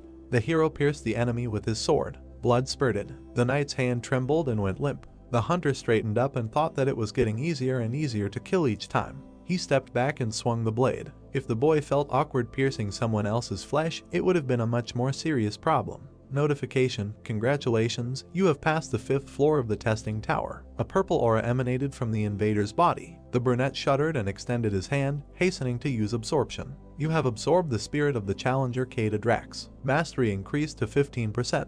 The boy looked tensely at the energy in his hand and noticed that he almost missed the opportunity to absorb his soul. It turns out that if you die in another dimension, you simply dissipate like a mirage. The hero stood in the ravine, not understanding why the reward message did not arrive. Notification: the difficulty level and the reward do not match. The reward content has been completely revised. The young man turned his head in surprise. As a reward for breaking through, the skill 3 absolutes was received. As a bonus reward, you received 75 points. As an additional bonus reward, you received 35 points. The hero was happy that instead of the promised C rank reward, he received an A rank. The invading knight must have been strong enough for the system to consider the difficulty of the completed trial to be much higher than originally stated. Sun Jun smiled and said that he still couldn't believe that he had managed to hit such a jackpot. Entered the waiting room of the 6th floor. You have been healed of all debuffs and injuries. Information about the challenger Sun Jun will be displayed on the trial summary board. The guy walked through the portal and, taking off his equipment, put it in his inventory. One way or another, he encountered an invasion from another dimension. The hero sat down on the floor and thought that the trial tower really could catch you off guard. The hunter tried to save as many tickets as possible for sending questions to the 8th floor. The guy frowned. The system window indicated that the current number of tickets was 5. The hero began to type, deciding that it was time to ask about the floor invasion and whether it was possible to find out about it in advance. Your question has been sent. The brunette winced when he received the reply. He looked at the email in surprise, which had arrived so quickly. It read as follows: Floor infiltration is a system that allows you to enter the trials of a challenger with whom you have a gap of no more than 10 floors. However, you can only invade personal trials, and special and combined trials cannot be invaded. It is a system that expands from the 8th floor and is currently unavailable. The guy frowned and concluded that it was like breaking a ladder for someone climbing. He wanted to scroll down, but a notification appeared that this information was not available on the current floor. Since the request was only half fulfilled, the ticket to send a question would not be used. Sun Jun stared at the system window in shock and realized that the ticket to send a question was not all powerful either. He swiped the screen and thought that he was glad he had saved the ticket. The hero smiled and said that it was time to use the items he had grabbed from the ground. The brunette reached into his inventory and pulled out a chest, a broken shield, and a stone. Notice: use the Kroken Magic Tower's restoration chest to restore this hunter's shield. The remaining uses of the chest have been exhausted. The shield was restored to its original form. The guy admired that the performance exceeded all expectations. Notice: use the Purity Stone. The item shone in the hero's hand. The brunette rubbed his neck and muttered that buying a Purity Stone might seem like a waste of money, but he believed that the feeling of freshness and vigor that comes from bathing was worth a few thousand won. The 6th floor trial will begin in 1 hour and 12 minutes. The hero opened the system menu and decided to check the trial results board and look into the community if he had time. Ranking table: 1 Kim Seung-hoon, 2 max level sword, 3 hunter, 4 Hee Sun-ae, 5 Oh Chun-seok, 6 Princess Sudi. The guy stared at the rankings, seeing himself in 3rd place. He had risen quite a bit from 16th place. Sun Jun touched his chin thoughtfully and asked if this made him any closer to gaining the benefits of a pioneer. He would have to go all the way to the 8th floor to find out. Entering the community. Difficulty: high. Players were trading skills that were useful for killing and robbing each other. Someone was indignant that they were animals, not people, since they only thought about someone's death. An argument broke out over this. The chat turned into a field of chaotic madness. The hero stared at the messages, trying to understand what had happened. The mental resistance skills that were being actively traded now have the attractive effect of reducing some mental shock, but at the same time they are a double-edged sword. Even if you use the skill to let go of your heartache every time, it won't change the essence of the problem. Sun Jun frowned when he saw the message. Dear all, did you know that the bastard who suddenly leaked the information about the 4th floor trials changed his name to Princess Sudi? It was the same challenger who spoiled the atmosphere in the 4th floor community chat. The hero remembered that he felt like he was deliberately inciting everyone to fight each other. Sun Jun frowned and asked if it would be the same this time. The guy swiped the screen and muttered that he should remember this person's nickname well. The system asked if he was ready to begin the trial on the 6th floor. The portal opened. The trial of the 6th floor begins. Difficulty: high. The theme of this trial is occupation. Remaining time: 50 minutes. Condition for successful completion of the trial: within the allotted time, capture one of the strongholds in any direction. Condition for failing the trial: the death of the challenger or the expiration of the allotted time. The reward for a successful breakthrough is a random chest. The penalty in case of failure: death. The hero looked ahead, passing through the portal. In front of him was a sea with small platforms fixed to it. The selection of challengers is complete. Work together with your teammates to pass the trial. Sun Ji-eun looked at the portal and, frowning, asked why his teammates were taking so long to appear. A spear flew out of the passage. The guy grabbed it with his hand and pulled it forward. Holding the weapon, the guy appeared. He looked at the brunette with fear and fell to the floor. The hero approached him and said that attacking his own team is unacceptable. The player frowned and said that if the guy entered the community, he should already know what's what. Murder is the easiest way to get achievements. The brunette looked at him in surprise. He squeezed his weapon and asked if the main thing for them was to earn as many achievements as possible, no matter at whose expense. The interlocutor bared his teeth and exclaimed that the hero's hypocrisy was beyond all bounds. He suggested looking around before playing the role of a conscientious and honest person. Screams were heard everywhere. Players were killing team members, shouting that only the tower should be blamed, not them. Someone did not even hide their greed in an effort to earn a new achievement. Sun Ji-eun stood and listened to the cries for help. The interlocutor asked if he now understood what was what, calling him a hypocritical bastard. Someone swung a sword and pierced his comrade. Many were fighting to the death. Someone shook hands, deciding to join forces in such a difficult situation. The girl and the plump guy looked around at those around them. He smiled, glad that he met a person who thought the same as him. She noted that many were committing disgusting betrayal. The interlocutor nodded and said that they should come to their senses. The girl, smiling, plunged the blade into his chest and agreed that they needed to assess the situation with a sober mind. She grinned ominously and smirked that the guy, without really understanding, was shaking his opponent's hand without a drop of doubt. Notification: you have earned the Vile Killer achievement. Durability increased by 1. The young man fell backwards in front of her. The protagonist looked in her direction, and his supposed partner, smirking, said that he, too, was eager to get achievements. He suggested that the brunette stop acting like a saint. The hero silently looked away. The interlocutor grabbed the blade, deciding that his opponent was distracted. He cursed and rushed into the attack, aiming for the eye. Sun Ji-eun did not even flinch. The guy quickly appeared behind the player and pierced him with that very spear. The enemy coughed and desperately wondered what kind of lightning-fast movement that was. Notification: you have earned the traitor achievement. Strength increased by 1. The hero frowned and thought that this was weak. Special and combined trials are just big words. Sun Ji-eun turned around and thought that this trial could safely be called a kind of event especially for him. Here he would be able to improve the mastery of his unique characteristic, and, if he was lucky, maybe even add a couple of new skills to his piggy bank. However, the guy was not going to specifically attack to kill other challengers. The brunette resolutely looked ahead, deciding to simply fulfill the conditions of the trial and fight those who decided to attack him first. The man raised his hand and used Iron Dome, protecting himself with a shield. The sphere expanded. The man smiled and said that this was the perfect trial for him, who had learned water magic. He turned around at the sound and saw the main character running towards him.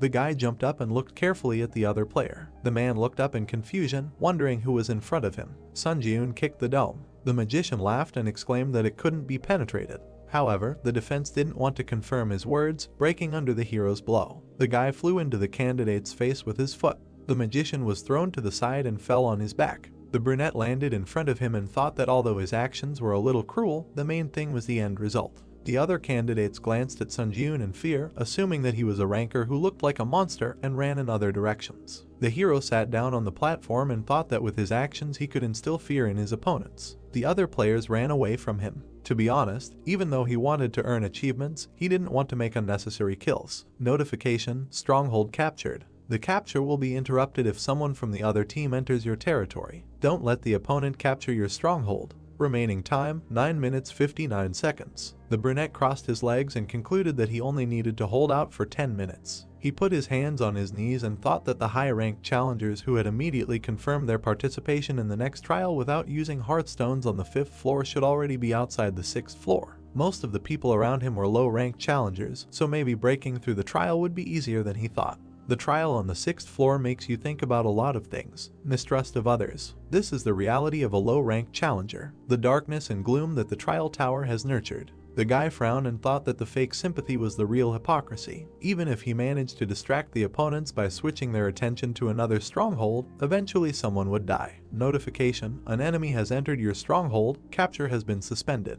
The hero looked back questioningly. A group of 4 people was approaching him. The blonde grinned and noted the confused expression on the hunter's face. He said that in this test, a team consists of 2 people, and 4 people suddenly appeared on his territory. The intruder assumed that the guy probably wanted to know what was going on. The brunette looked at them and said that everything was obvious without his explanation. Sun Ji-yoon smiled and concluded that 4 notorious bastards got together and formed a squad of killers to earn more achievements. The blonde grinned and noted that the guy immediately got the gist of it.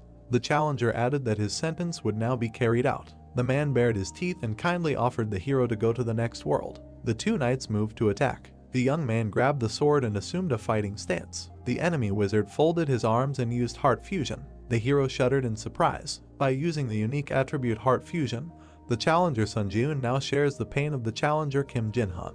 The magician took the dagger and stabbed himself in the arm. The protagonist gritted his teeth and dropped the weapon, feeling a sharp pain. He looked at the wound with displeasure. The skill pain tolerance is activated. All types of pain are reduced by 15%. The bald man with a shield approached the guy and poured seawater on him. The brunette cautiously covered himself. Notification: you have touched the water of the 6th trial floor. Strength decreased by 10. Dexterity decreased by 10. Endurance decreased by 10. Penalty duration 2 minutes 59 seconds. The boy opened his mouth and noted that, apparently, there was a penalty for contact with water. The opponents were approaching to attack. Both knights swung, striking. The hero thought that this was a terrible deal. Would be for an ordinary player. Sun Ji-yoon smiled excitedly. The swordsman swung his blade, but the boy deftly dodged. He raised his hand and said that the strategy of depriving the enemy of a weapon and reducing his stats, admittedly, is pretty good. But they made one fatal mistake. The player looked at the approaching hand in fear. The hunter grabbed the swordsman by the head and stabbed him into the floor, declaring that they chose the wrong opponent. The trio froze in shock. Notification: you have earned the achievement One-Hit Kill. The skill Contempt for the Weak has been created. The hero straightened up, and the bald knight cursed. Skill: Contempt for the Weak. Mastery 0%.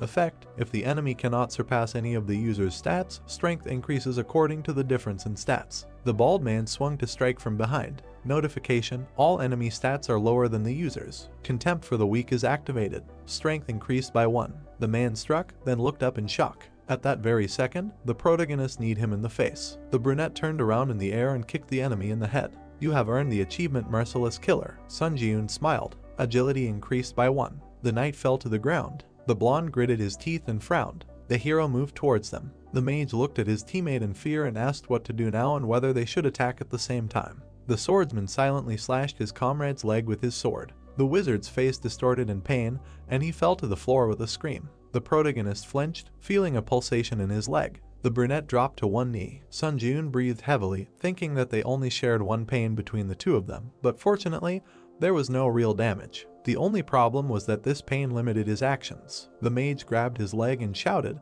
did the man still consider himself a human after such an act? The blade pierced his side. The blonde continued to strike, warning the protagonist not to come closer. The challenger grimaced and shouted that if he took another step towards him, he would slit the throat of this idiot.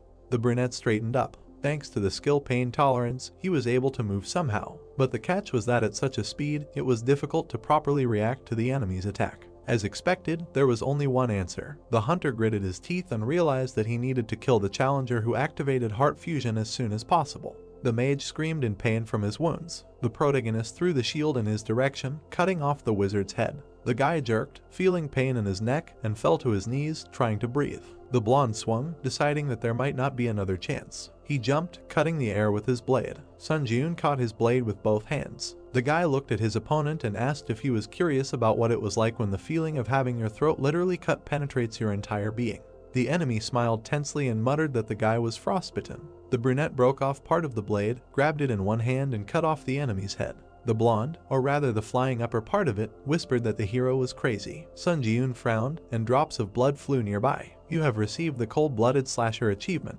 You earned 15 points. Time is up. The stronghold has been captured. The other users began to shout joyfully that they survived. Someone who managed to maintain camaraderie hugged each other. Was it someone's instigation that many people were delighted with the murder at the beginning of the challenge? But in the end, the final winners were those who kept the team together. The hero turned around and noted that there were exceptions. He looked at the guy who was standing there covered in blood and muttering that he did nothing wrong, and that the bastard who couldn't dodge his blow was to blame. The brunette looked at his hand and wondered if he looked like such a monster in the eyes of others. Notification: congratulations, you have passed the 6th floor of the challenge tower. A random draw box will be sent to your inventory as a breakthrough reward. You have received 8,000 points as a reward. Moving to the waiting room. Dark energy emanated from the bodies of the challengers. You have absorbed the spirit of players Lee Sung-joon, Kim Jin-han, Song Jin-ok, Han Sik-joon. The guy put out his hand, absorbing the energy. Mastery of the unique attribute necromancy has reached 100%. The rank increases by 1 level. Necromancy, rank D, entered the waiting room of the 7th floor. The hero exited the portal and noticed that the achievement viewing function was activated. List of achievements: Class S First Return, Class A None, Class B None, Class C One Hit Kill, Class D Cold-Blooded Slasher, Rank E the One Who Endured the Flames, Ruthless Killer, Goblin Hunter, Traitor, Class F None. The guy carefully looked at the system window and said that, as he thought, the first return was not a simple achievement. He poked the screen, deciding to take a closer look. One Hit Kill, Class C. The achievement is awarded for killing an enemy with 1 hit. As a reward, the player receives the disdain for the weak skill. Merciless Killer, Class E. This achievement is awarded to those who consistently kill challengers without hesitation. As a reward, the player's dexterity is increased by 1. Cold-Blooded Slasher, Class D. This achievement is awarded for killing 5 or more challengers in a challenge. As a reward, 15 O points are awarded. The hero thought that he really got a lot of achievements for killing. It turns out that if the player earns an achievement, he will receive various rewards such as skills, points, or stat increases. Sun-joon opened the inventory. Random draw box. In front of you is a box tied with a yellow ribbon, from which you can randomly take out 1 item. When you open the box, you randomly receive one of the items from F to B rank. The boy looked at the trophy in his hand and muttered that the reward for breaking through the 6th floor was a bit ambiguous. If the rank ranged from F to B, then perhaps he shouldn't expect much. He pulled the ribbon and decided to pull out the item and start absorbing souls. Light burst out of the box. The hero looked in surprise as someone jumped out of it. The small green goblin did a somersault and landed on the floor. The boy looked at it in shock. Sun-joon smiled and muttered what kind of Pokemon this was and whether it needed to be caught. The creature frowned, looking at the hero. Sun-joon dashed forward, stretching his hand out in front of him. The little animal dodged his palm at the last moment. The boy continued running forward, trying to catch his target. He pushed off the floor with explosive force. In his last attempt, he managed to grab the little animal. The hero smiled and shouted happily. The captured beast opened its mouth wide and screamed. Then it forcefully squeezed the boy's forearm with its teeth. Pain struck the boy's body, causing tears to appear in his eyes. The little beast jumped to the side. It frowned angrily and bared its fangs. The boy went into a furious frenzy and said that the enemy was quite cute, so he tried to be gentle with him. Jumping up, he said that now the little beast could expect no mercy. The boy made several dashes, but his target jumped very high. The hero looked up and thought. A moment later, the beast noticed that the boy had risen to his height. After somersaulting in the air, the boy looked at his target. He frowned and swung his right hand. His fist was approaching the little beast at high speed. The boy struck the beast's head with incredible force, dealing a critical blow. The place where it hit turned red. The little animal crumbled into pieces, revealing a necklace. The system congratulated the boy and said that he had drawn an item corresponding to the highest class in the random draw box. He looked at the prize and said that if it said the highest class, it meant that his item was Class B. The necklace emitted a blue glow. The system said that it was a pendant made of forged iron, which increased the effects of metallurgy skills and swordsmanship by 7%. And when Mana was introduced, an exclusive effect of steel defense was activated, but temporary recovery was stopped since man was spent to activate.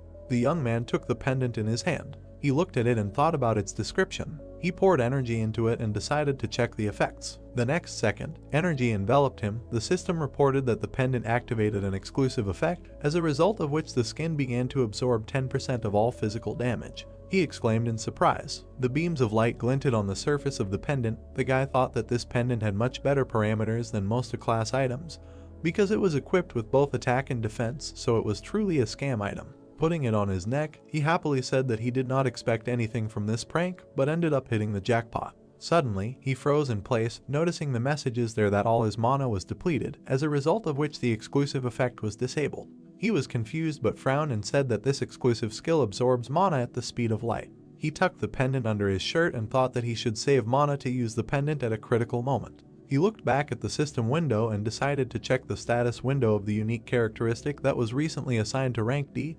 The system asked him if he was ready to begin the trial on the 7th floor. The heroes looked up, not understanding what this was and whether there was usually a waiting period before the next challenge was issued. Standing in the middle of the room, he said that if it was possible to start the challenge a little faster, he didn't see anything wrong with it, and he wondered if the others' waiting time had disappeared. The system reported entering a community whose difficulty was high. The tower ghost asked if they knew that the waiting time had disappeared. Reading other people's comments, he decided that as he thought, everyone could now immediately begin the challenge. He pointed his finger at the system window and thought that no one cared about the waiting time having disappeared. After all, no one was particularly interested in the advantage of being the first mover, and the atmosphere in the community was one of desperately wanting to return home. He lowered his head and wondered if this was because most of them were low-ranking hunters. Looking closely at the comments, he thought that compared to the 6th floor, the manner of communication had changed a lot. He imagined the evil faces of people and thought that all these maniacs have now become quiet, and the next one is a personal test, so,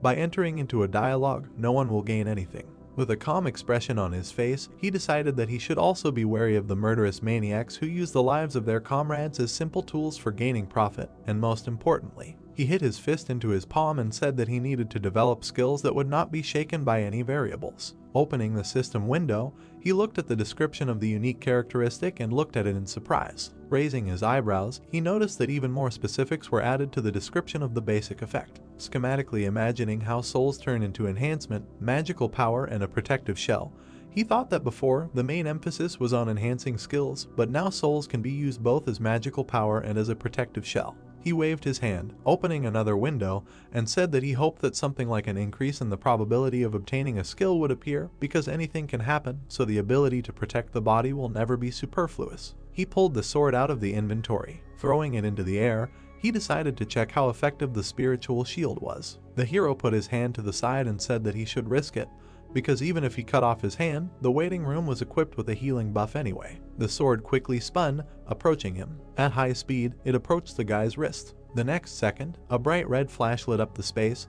The system reported that the spirit absorbed the damage inflicted on the user. The sword rose into the air again, energy swirled around it. The system also added that the player's soul had disappeared, and the number of souls in possession was 3 out of 30 positions. The young man looked at the hit site in surprise. Smiling, he decided that the effectiveness exceeded all his expectations. Heroes looked at the number of souls in his possession and said that it was better for him not to absorb all the souls, but to always have a couple in reserve to ensure his own protection. Heroes opened the board summing up the results of the trial. The system opened the player ranking table, on which Sunjun was in 4th place. Frowning slightly, he said that he had slipped to 4th place, and but it was a bit of a pity, but it was not so critical, because in order to receive the title of Pioneer, he only needed to enter the top 50. He warmed up and said that he was already tired while checking this and that, but he did not have time to delay further advancement.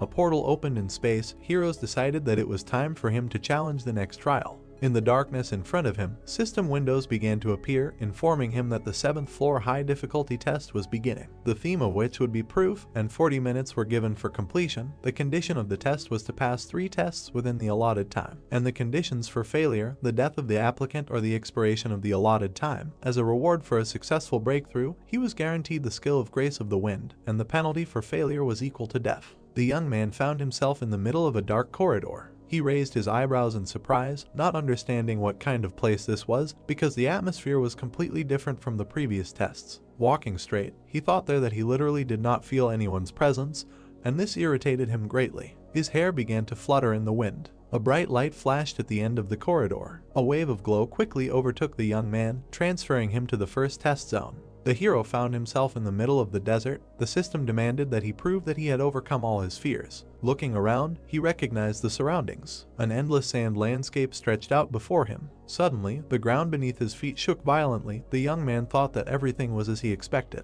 In an instant, a giant sand wall rose up in front of him. The young man looked up and realized that it was a sand golem. He remembered that in order to successfully pass, he had to break through 3 trials in the remaining time, and he thought that this space was now a reproduction of the training trial, and this meant that during this trial, the 3 trials that he had already passed would be recreated.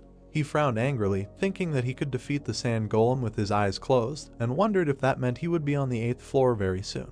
He noticed that a large amount of sand was falling down from the golem's shoulders. The monster was getting taller and taller, leaving the boy at the bottom. The boy looked up, noticing the giant monster, and said that he didn't remember the golem being this big to begin with. A bright light was shining in the monster's eye sockets. The boy smirked and thought that he felt like he had been enlarged 3 times. The golem raised its arm. It swung its right hand, slightly leaning towards the boy. The boy took out the sword and shield from his inventory, deciding to try and hit the empty head of the opponent.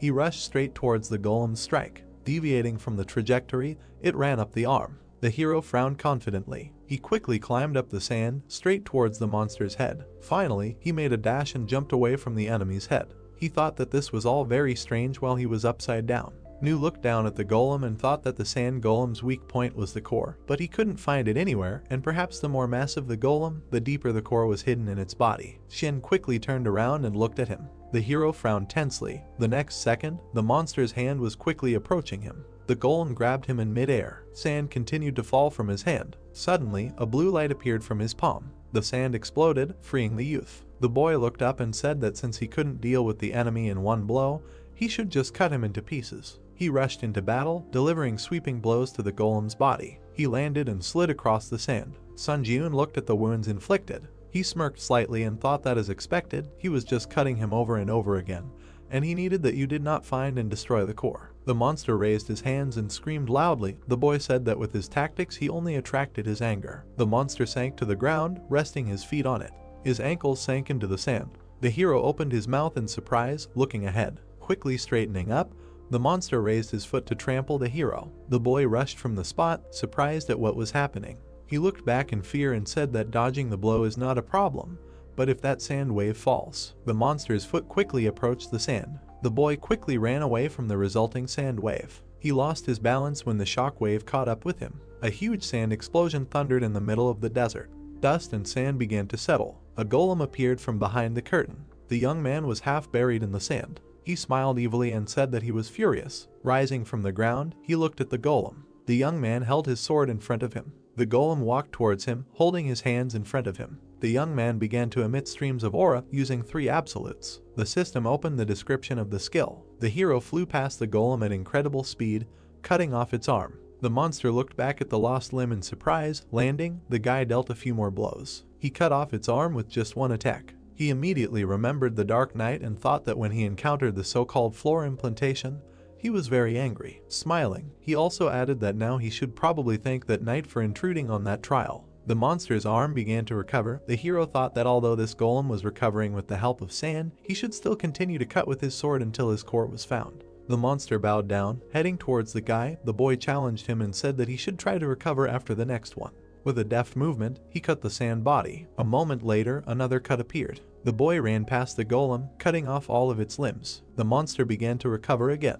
The tired guy frowned and insulted him, after which he wondered later where his core was. Suddenly, he raised his eyebrows in surprise. Standing in front of the golem, the boy calmly asked when he managed to become such a cutie. The golem suddenly fell into a stupor. He blushed embarrassedly, hearing for the first time that he was cute. The young man noticed that the golem had shrunk and thought that the resource called sand, which the golem's body was made of, could not be extracted from the environment indefinitely, which is why it had apparently shrunk so much. He looked down and thought of something. A mad smile appeared on his face. He grabbed the sword and asked the golem if it wanted to lose some more weight. The monster opened its mouth and let out a loud roar. Vidya didn't particularly like the continuation.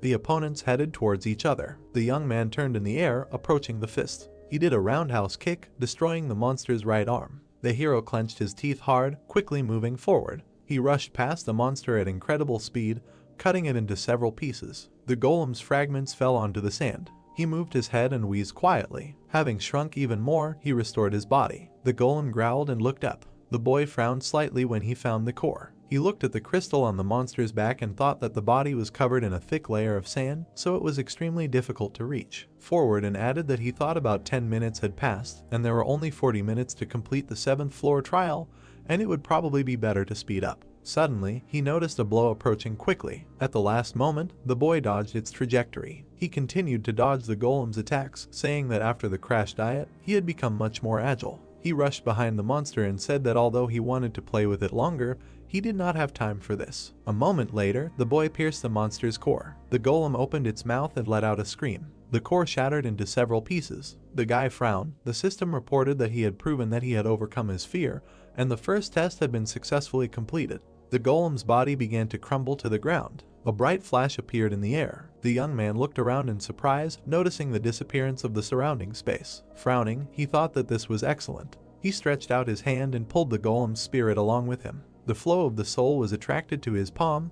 The young man tried not to let go. A notification appeared above the guy's palm that the absorption had failed. He frowned in confusion and said that the increase in skill had also flown down the drain. The system reported entering the second test zone. The guy found himself in the middle of a burning location. A monster's corpse was lying next to him. The system demanded proof that he had become wiser. He frowned deeply, recognizing the surroundings. An orc village was burning outside and their corpses lay everywhere, that the previous tests were happening again. He lifted the curtain and went outside. The next second, he raised his eyebrows in surprise. The young man noticed that the orc was bowing down in front of his dead comrade.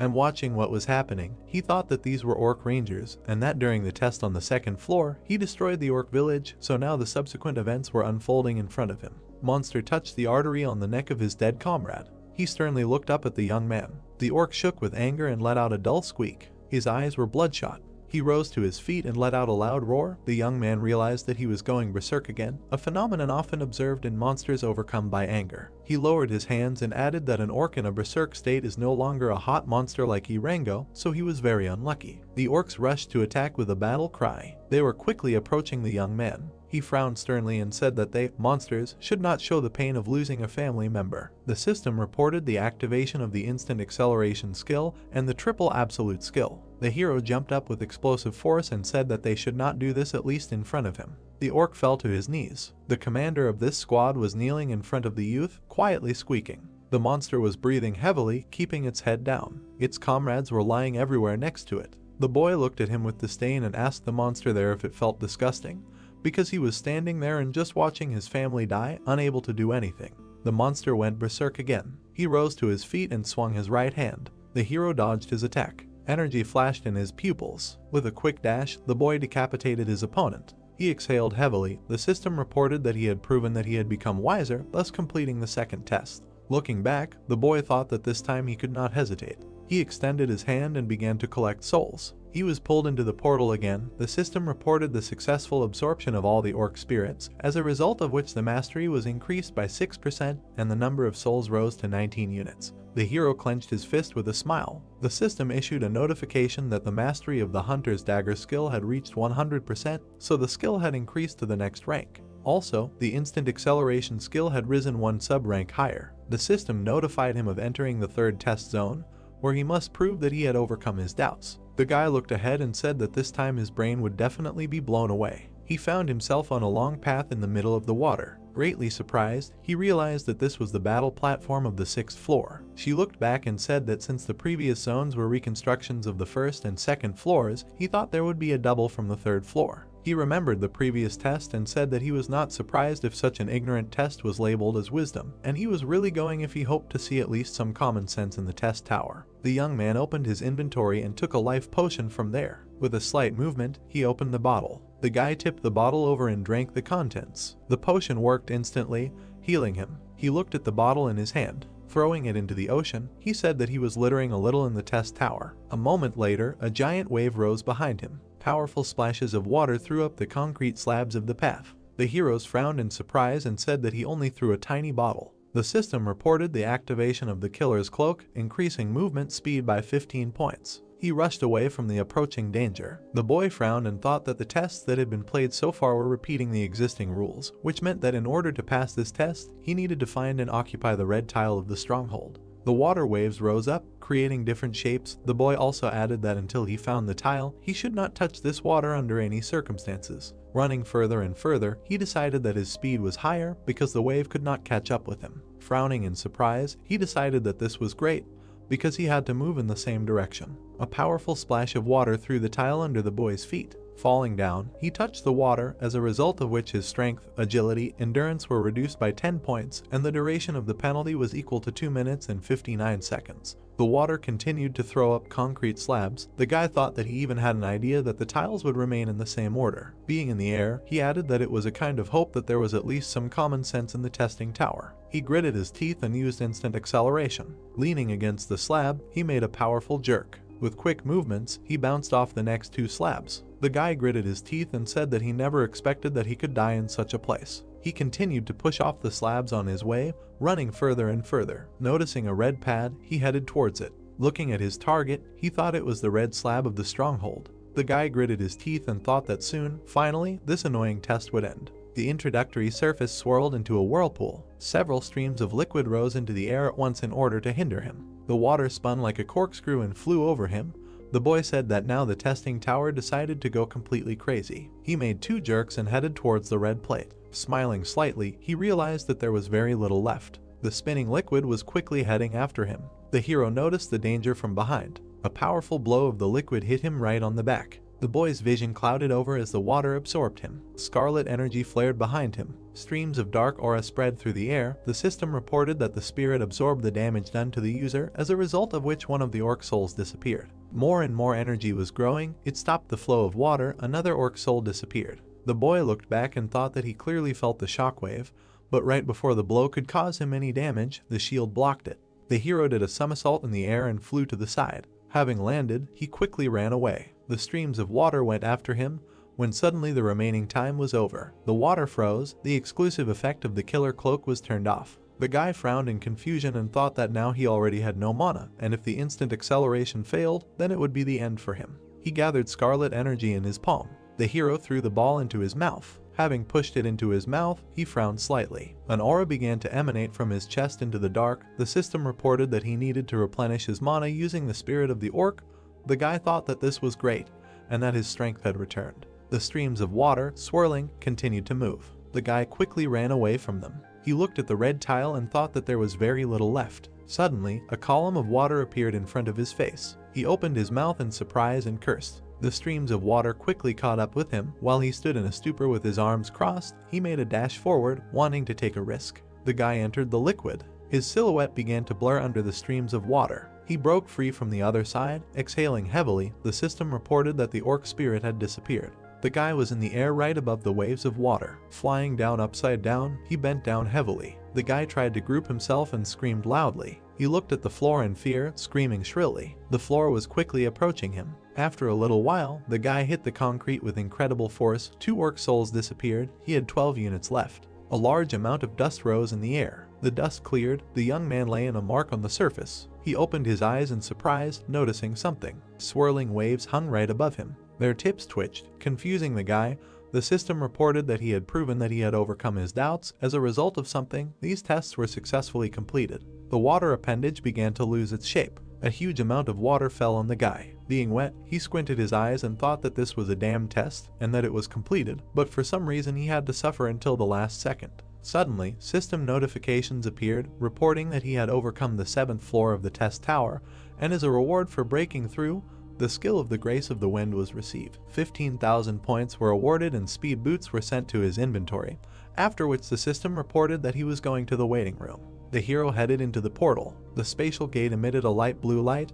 The young man went to the waiting room. He threw off his coat. Slightly lowering his head, he remembered the past test. The young man frowned deeply and realized that he was close to failure. He bit his lip and thought that in the current situation, he was a little anxious to go to the 8th floor right away, because he did not think that he would continue to be so lucky in the future. Suddenly, he raised his head, feeling a shaking. The system windows opened in front of him. Notifications reported that the number of applicants who passed the tests on the 7th floor exceeded 1,000 people. So the expansion of the system began, the skill store was opened, and an intersection was created in the test, as a result of which a permanent return was possible, and the floor implementation system was activated. Looking at these messages, he thought that this was all what was expected with great impatience, but Cherry Prepare is different. He frowned, noticing the messages that he was the president, who was called the pioneer on all the previous floors, as a result of which he was entitled to choose the halo. The boy imagined a silhouette of a man with bright rays of light coming from him, and thought that the eagle was an advantage that could only be obtained if the applicant had the title of pioneer on all previous floors. He raised his eyebrows in surprise when he saw the system notification that the halo affected the unique characteristics and skills of the applicant, so he had to choose wisely. The young man wondered later, had he ever given the tower such advice, because it must mean that the halo was something important. The system gave him a choice of 3 halos: ruler, hunter, and monk. The hero crossed his arms, looking at this, and said that he needed to read the description first. He opened the description of the ruler's halo, which said no, that this is a halo that has different performance depending on the person, and, in fact, it is closer to the universal type than the specialized type, and is closely related to the unique characteristics of the applicant. The potential is greatly increased for abilities such as combat, growth, support, and production, and the unique strength of skills is the synthesis of skills, so this is the most suitable halo for the current applicant. The youth raised his eyebrows in surprise and said that it affects all skills and even the unique characteristic. Looking closely at the last lines, he thought that the tower was openly saying that this is the most suitable halo for him. He poked his finger at the system window and said that he needed to look at other options. The system opened the description of the hunter's halo, which said that anyone can easily adapt to this halo. It is closely related to improving characteristics and skills, and the effect of the halo greatly increases the level of skill and stats. The unique power is to increase the level, and this halo is also perfect for the current challenger. The hero looked at the writing with distrust and was surprised that this choice was also not bad. He opened the description of the monk's halo. The system said that this is a halo that is strongly influenced by talent and perseverance, and the longer a person invests, the stronger he will become. But this takes time and talent, and if a person does not have talent, all efforts may be useless.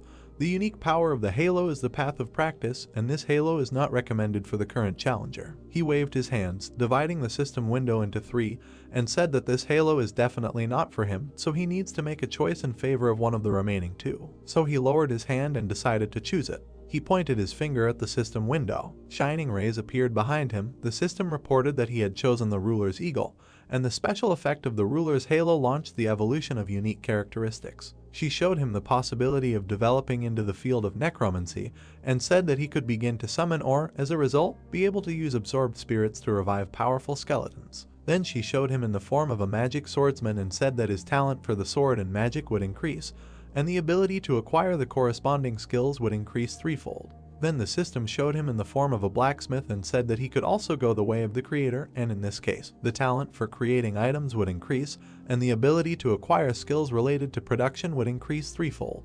The young man looked at these options in surprise. He touched his finger to the system window. They say that he has nothing to even think about. He looked closely at the system windows, reporting that the summoner attribute had been added to the unique characteristics of necromancy. Due to this, some effects were modified, and new detailed effects were added. Then the unique ability of skill synthesis was created. The dark energy swirled and began to gather into the youth. The system opened the status window. The hero stepped onto the floor, happy with the end. He looked down as the energy continued to gather in his chest, and thought that the eagle was finally created. The hero poked his finger at the system window, opening the description of the unique ability, skill synthesis, the effect of which allows you to select 2 desired skills and combine them. And if the skill levels differ during the use of the effect, the skill of the higher rank becomes the center of the synthesis. Sun Jun opened his mouth in surprise and thought that by combining useless skills, you can create something new. The thought flashed through his mind that this was really a jackpot. The system asked him to look at the list of skills and select the material to create the synthesis from the skills currently available. The hero looked at the list of his abilities and thought about what to combine. He touched his chin and began to search for skills that he does not use. The hero chose the skill of contempt for the weak and continue the battle. The system asked him if he wanted to continue. The young man pressed the button and decided to continue. The synthesis window of the bright lit up. The system reported the completion of the synthesis of skills. A bright light illuminated the boy's face. The skill of forced breakthrough was created. The young man looked at the description of the skill in surprise. The system reported that the skill allows you to break through unknown forms of restraint, such as skills and unique characteristics, but the user's magic must be higher than the level of magic used for restraint. The hero could not understand how this happened. He thought that he combined 2 lower skills, and that he expected to get an E rank skill, but got a D rank. He smiled happily and decided that this was a really mind-blowing skill. He pointed his finger at the system window. I live to try again. The system asked him to select the material for synthesis again.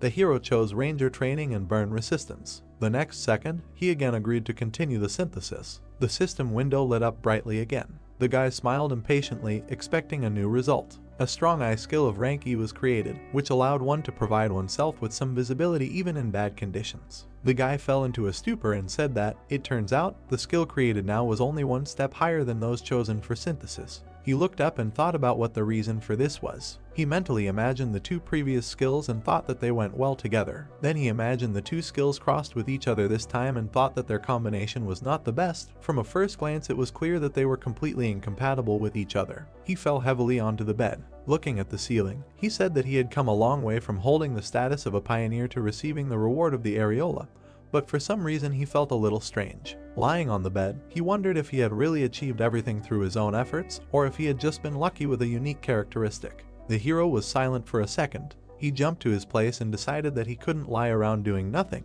thinking about all sorts of nonsense, because it would be much better if he checked the reward he had received. He looked at the description of the skill of the Grace of the Wind.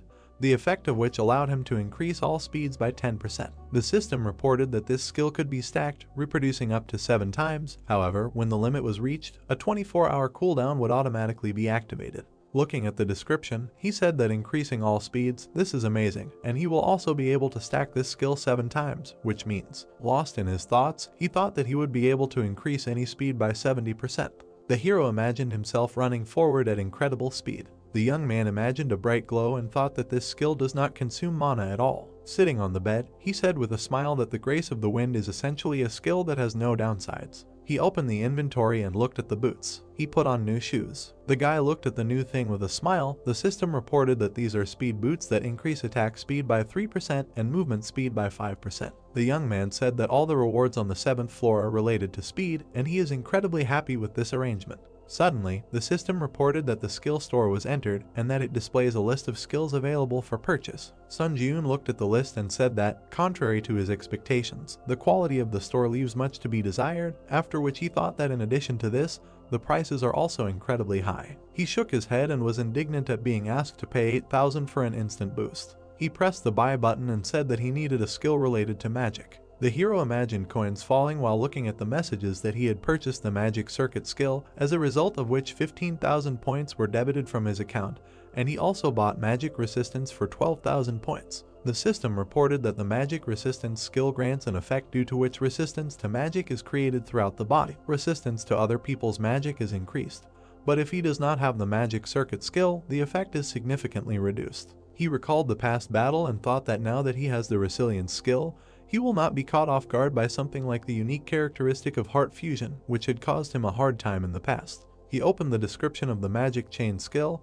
His body began to release mana. The magic chain was engraved on his body. The guy gritted his teeth, feeling the heat throughout his body. He began to glow brighter and brighter, emitting powerful streams. The sheet swayed strongly in the air. After a while, it sagged. The guy lowered his legs to the floor. Getting up from the bed, he said that he felt a strong lightness. He took a few steps forward. Sun Ji-yoon stopped in the middle of the room. He lowered his gaze. The youth raised his leg, which was covered in mana. A moment later, he slammed it onto the ground, creating a powerful shockwave. Without taking his eyes off what was happening, he was very surprised. The floor under his foot was shattered. The guy thought that the mana used randomly formed a chain and strengthened his physical abilities. He smiled, clenched his fist, and was glad that he made a good purchase. The hero opened the system window. The system reported that he could use the spirit of the deceased to resurrect the dead nearby, and that at the time of resurrection, the level of the dead would be proportional to the quality and quantity of souls absorbed. The youth said that he was curious about this new ability to summon the dead. He waved off the notification and said that it would be better for him to familiarize himself with it in practice. He placed his hands on his waist and exhaled heavily. He pressed his lips together and considered what decision he should make.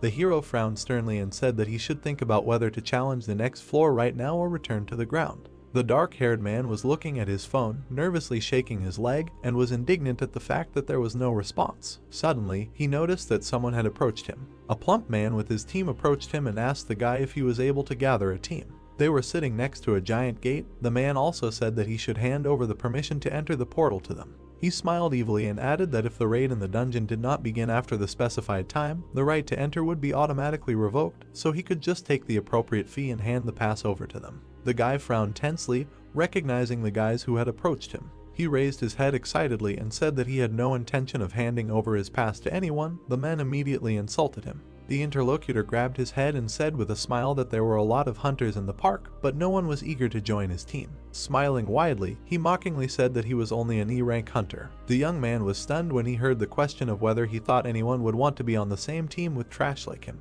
The man, along with his team, looked at the guy ominously. The surrounding people discussed how he was being too cheeky, but telling the honest truth. Suddenly, everyone froze in place when someone asked if the team was still recruiting. Sun Ji-yoon walked through the crowd. He held out his ID and introduced himself. Frowning, the guy asked if this was enough to join the team. The saddened man stood up from the bench and said that he completely satisfied all the requirements. The evil man put his hand on his shoulder and asked if he didn't see the line of people waiting or if he didn't understand what was going on at all. The boy let out a sigh and smiled. The man got angry when he heard the words that if he was unhappy with something, he should also apply for the Chiaowan team. The man was very indignant about this. Suddenly, the guy became completely serious and threateningly told the man to remove his hand from his shoulder before it was broken. The guy immediately released his aura, surprising everyone around him. The man turned pale and immediately removed his hand from his shoulder. He frowned in surprise, wondering what kind of energy this was and if he was really a C-rank hunter like himself. The man's allies admired this energy with a smile, thinking that it was released by their captain. The man smiled nervously and thought that this was not his doing. He put his hand to his mouth, awkwardly saying that since there were representatives from the Hunters Association around, he would tolerate such a prank this time. As he walked away, he said that the boy was just lucky. Xiaolin grabbed his head and wondered why everything was going wrong from the start.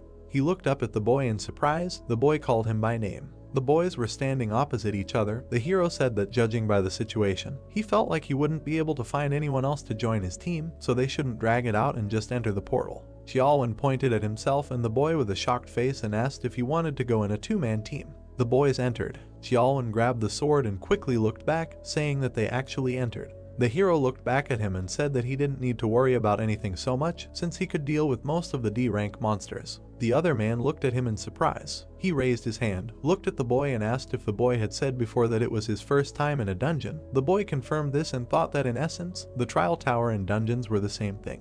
The man frowned and said that at first glance his words might seem tactless to him, but their lives were at stake, so he should listen to him carefully. The boy looked at him silently while the man asked him who he thought had the highest mortality rate in the dungeon, an E-rank hunter or a C-rank hunter. The man frowned and said that at first glance it might seem like the E-rank hunter would be the one most likely to die, but in reality, C-rank hunters had a higher mortality rate. He imagined two fighters and said that E-rank hunters were extremely cautious because they knew they were weak, while hunters of a higher rank were overconfident in their strength. He then imagined the spears killing the second hunter and said that the fatality rate was extremely high for that rank. The man then imagined them getting into an accident in a car and said that the same could be said about driving, since the more confident the driver was, the higher the chance of getting into an accident. He lowered his head and said that a place called a dungeon was much more dangerous than the boy thought. He raised his hand and added that since the boy had risked entering the dungeon without a tank and a healer, he became even more worried about this overconfidence. The hero replied that there was logic in those words. The man looked at his face and added that although he was an E-rank hunter, he had a lot of experience visiting dungeons, so he could take on the role of leader of this group. Sun Jun frowned slightly and thought that he also wanted to be the leader. The man bowed after hearing the agreement and thanked the boy for understanding, then said that he was doing this for everyone's safety, so he hoped his offer did not spoil anyone's mood. Words echoed throughout the cave that they needed to continue on their way. The young man decided to trust him. Suddenly, a lizardman appeared in front of them. The man tensely clenched his teeth and said that these monsters are known for skillfully using various types of weapons, so they were unlucky that he was their opponent. He took the lizardman with both hands and said that for starters, he would draw all the attention of this creature to himself, and the hero would attack him immediately on signal as soon as the lizard opened its back. He watched what was happening, thinking that he needed to see how an experienced hunter would deal with such a situation. He opened his mouth and rushed into battle. The man frowned tensely and ran towards him. Suddenly, they stopped a few meters away from each other. The man began to swing the blade in different directions. He continued to strike the air. The guy suddenly realized what was happening. Watching the captain, he thought that they were now measuring strength. He frowned and added that a temporary return to Earth takes only 3 days, and now he has to lose precious time because of some insignificant lizard. The man suddenly looked back at him. The guy stepped forward and apologized.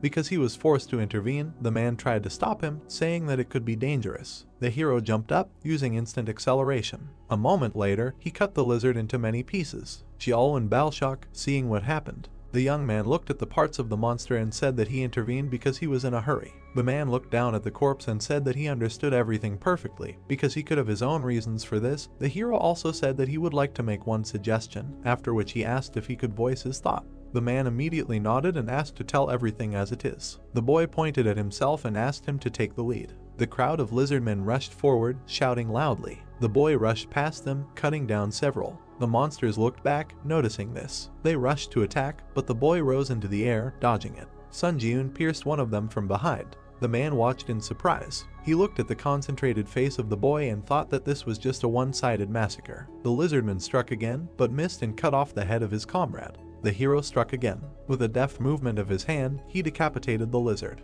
The man watched everything with his mouth open, thinking that he probably got to witness the battle of a super rookie who would shake up the hunting industry in the future. The hero plunged his blade into the body of one of the lizards. He took out a green D-rank mana crystal. He threw it into the man's bag with the others. Xiaolin looked back and said that other than acting as a porter, he was of no use and then apologized for that. One of the lizards approached the guy from behind at incredible speed while he was discussing with the man how much profit each would get.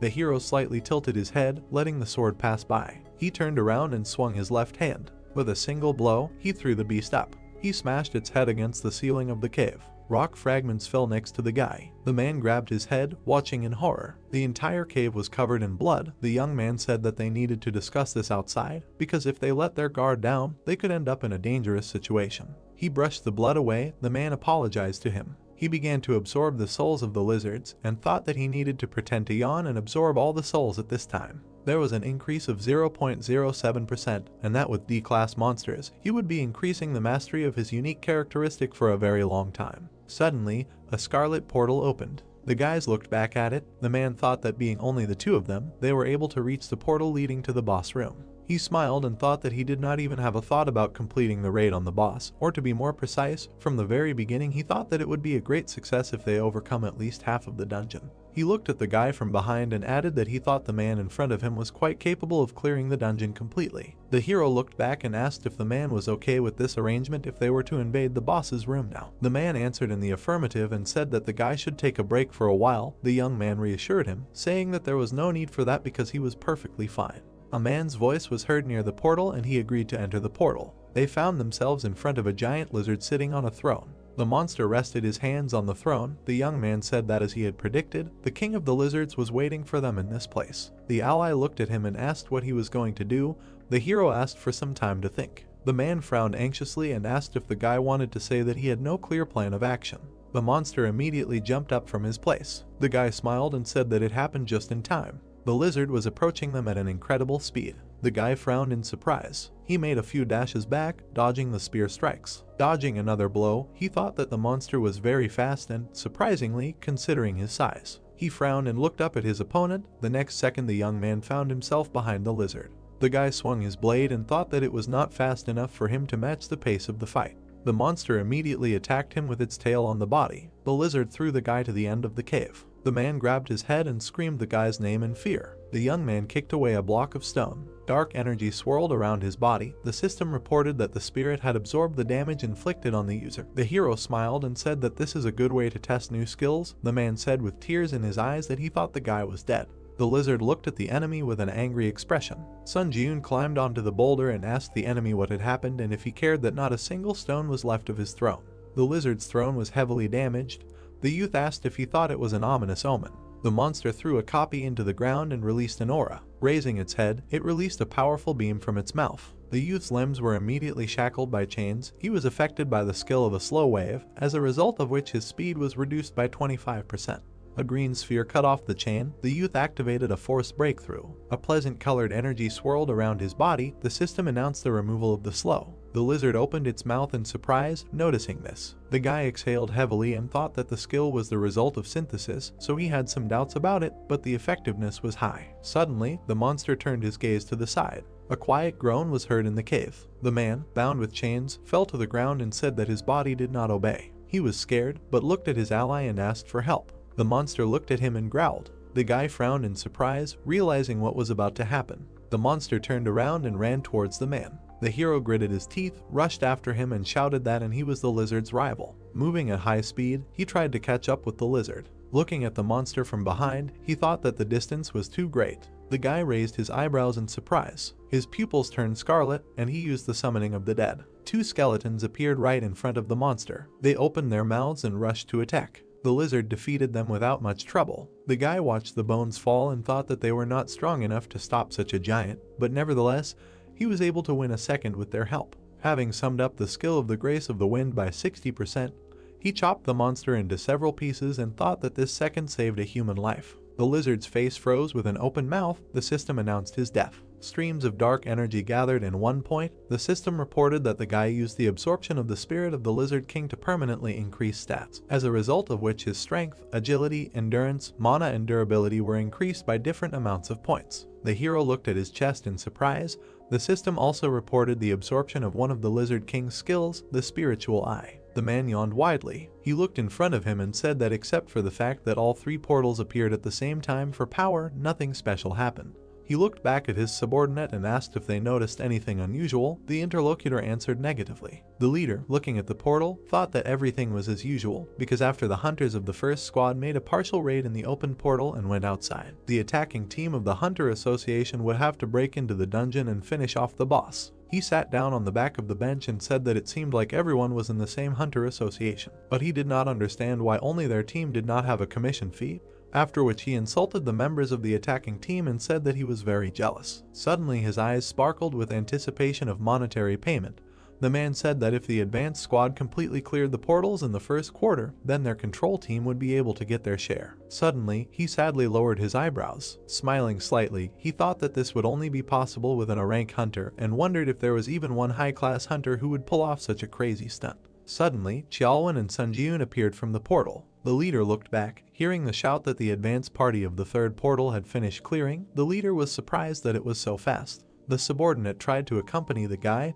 The leader was surprised that they went to raid the dungeon with only the two of them, meaning that this group couldn't even get halfway there. Suddenly, he raised his eyebrows in surprise, noticing something. The portal behind them began to disappear. He opened his mouth in shock, thinking that the portal that had become colorless meant that. The man smiled widely and finished his thought by saying that the boss's room had been completely cleared. Stumbling, he ran towards the guy. The man, breathing heavily, asked the young man if they had really cleared the dungeon completely. The hero asked him who he was to ask such questions. The interlocutor adjusted his suit and said with a smile that he forgot to introduce himself, after which he gave his name and said that he was the leader of the portal control group from the Hunters Association, who had arrived in this place to monitor the portals that had suddenly appeared in this park. Xiaolwen intervened in the conversation and asked if they had arrived later, that they wanted to buy the rights to occupy the portal. The man confirmed this and said that he wanted to make an offer to the two of them to sell. He raised his eyebrows in surprise when he heard the words that Xiaolwen was not the one who had the right to make decisions in this matter. The leader was very surprised when he was told that the young man had captured this dungeon alone.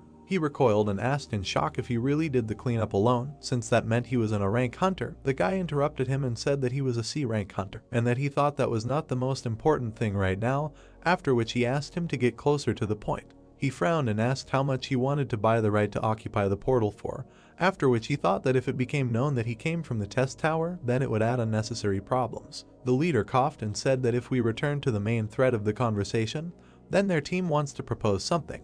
The hero frowned in surprise. Hearing the words, he said that they wanted to buy the right to occupy the portal from them for 1,200,000,000 won. A huge stack of papers fell on the table. The girl sat down heavily on them and said that it was very hard for her, because after returning from the tower, all she did was work like a horse. Suddenly, she noticed something. She picked up the phone and wondered who was calling her at such a late hour. The girl looked at the phone screen in surprise. A little earlier, she looked over her left shoulder. The girl looked at the nameplate with the manager's name. She remembered standing in front of three men who said that without a doubt, this incident would lead to revolutionary changes, and then she thought that everyone at the top was really worried. She held her head and said that even if the applicants were hiding their identities, she still didn't think it would be so difficult to win them over. She looked down sadly. She added that she hadn't even managed to recruit 10 people, and all of these applicants were low level, so it was not enough to satisfy the top management. She looked out the window and said that if she thought about it, she had no idea what that person was doing. She remembered how the boy cut down the goblins one by one and thought that the boy was so strong that it would not be an exaggeration to say that he cleared the 4th floor alone.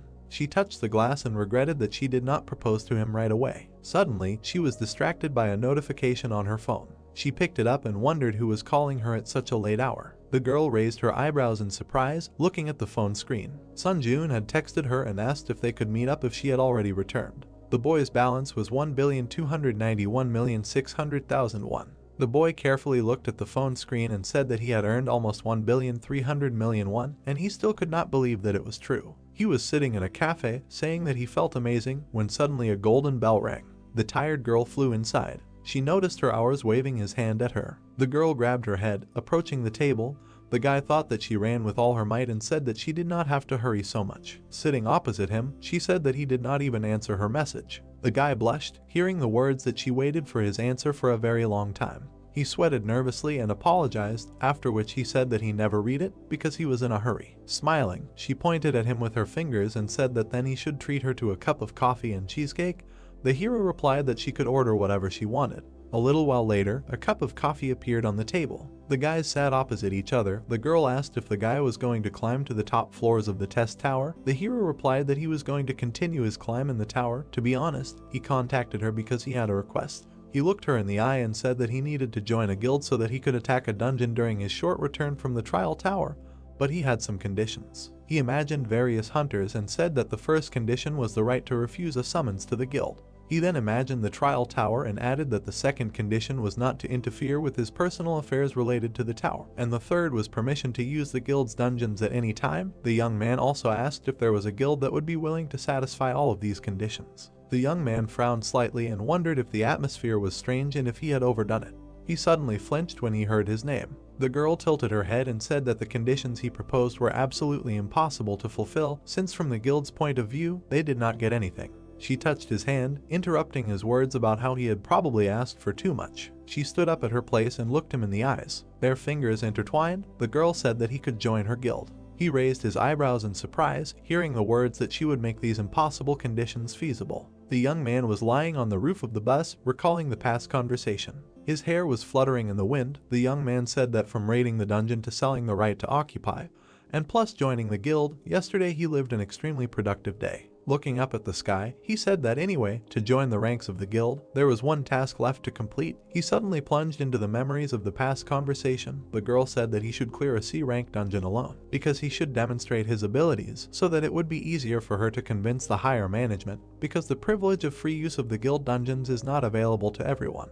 The boy looked into her eyes and thought that her words meant that not everyone could bathe in cream using the White Guild dungeon. It had to be at least a rising star or a hunter who had high hopes. He frowned and said that they could prepare everything necessary for the cleanup. They shook hands. The girl added that she would make sure that he would never regret his decision. Standing up, he said that as a warm-up, he thought it would be worthwhile to start jogging from this place. He rested his hand on the roof of the bus. Rising to his feet, he bowed his head. The boy looked up and made a powerful dash forward. People noticed something flying above them at high speed. The girl came to the open gate. She smiled and said that she came to confirm the reservation for the assault on the portal, which would take place in an hour. The interlocutor looked at the tablet and glanced at the girl's ID, after which he said that the attendance was confirmed. He pointed to the resting place and said that there was still a lot of time, so she could sit under this canopy. The girl thanked him. A moment later, she looked back, noticing the guy running up, and in our surprise that she was already there. He looked around. After a little while, the lagging airflow caught up with him. A strong wind began to blow away people and standing furniture. The guy awkwardly adjusted the fallen chairs and apologized, saying that he ran too fast, so it seemed like a shockwave arose. The girl smiled awkwardly and thought about whether he wanted to say that the wind rose simply because of fast running, after which he said that he came quite early. The young man looked at the gate, while the girl wondered what kind of person he was there. She pointed to the portal and said that she had already passed all the checks, so he could let her know when he was ready. The boy replied that he could start the raid right now,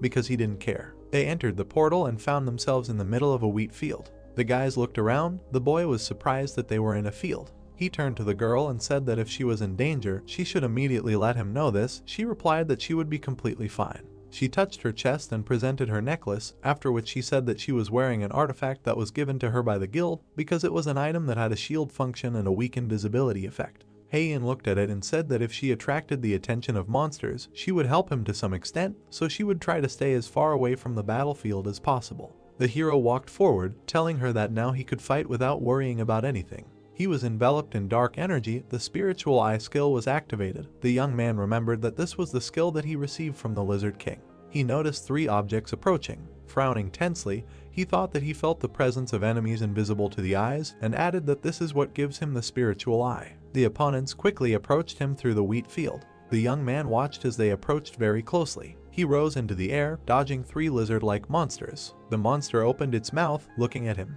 The girl frowned in surprise, seeing the poisonous fisherman. She took a step forward and shouted at the boy to be careful, because this violated the rules of the dungeon.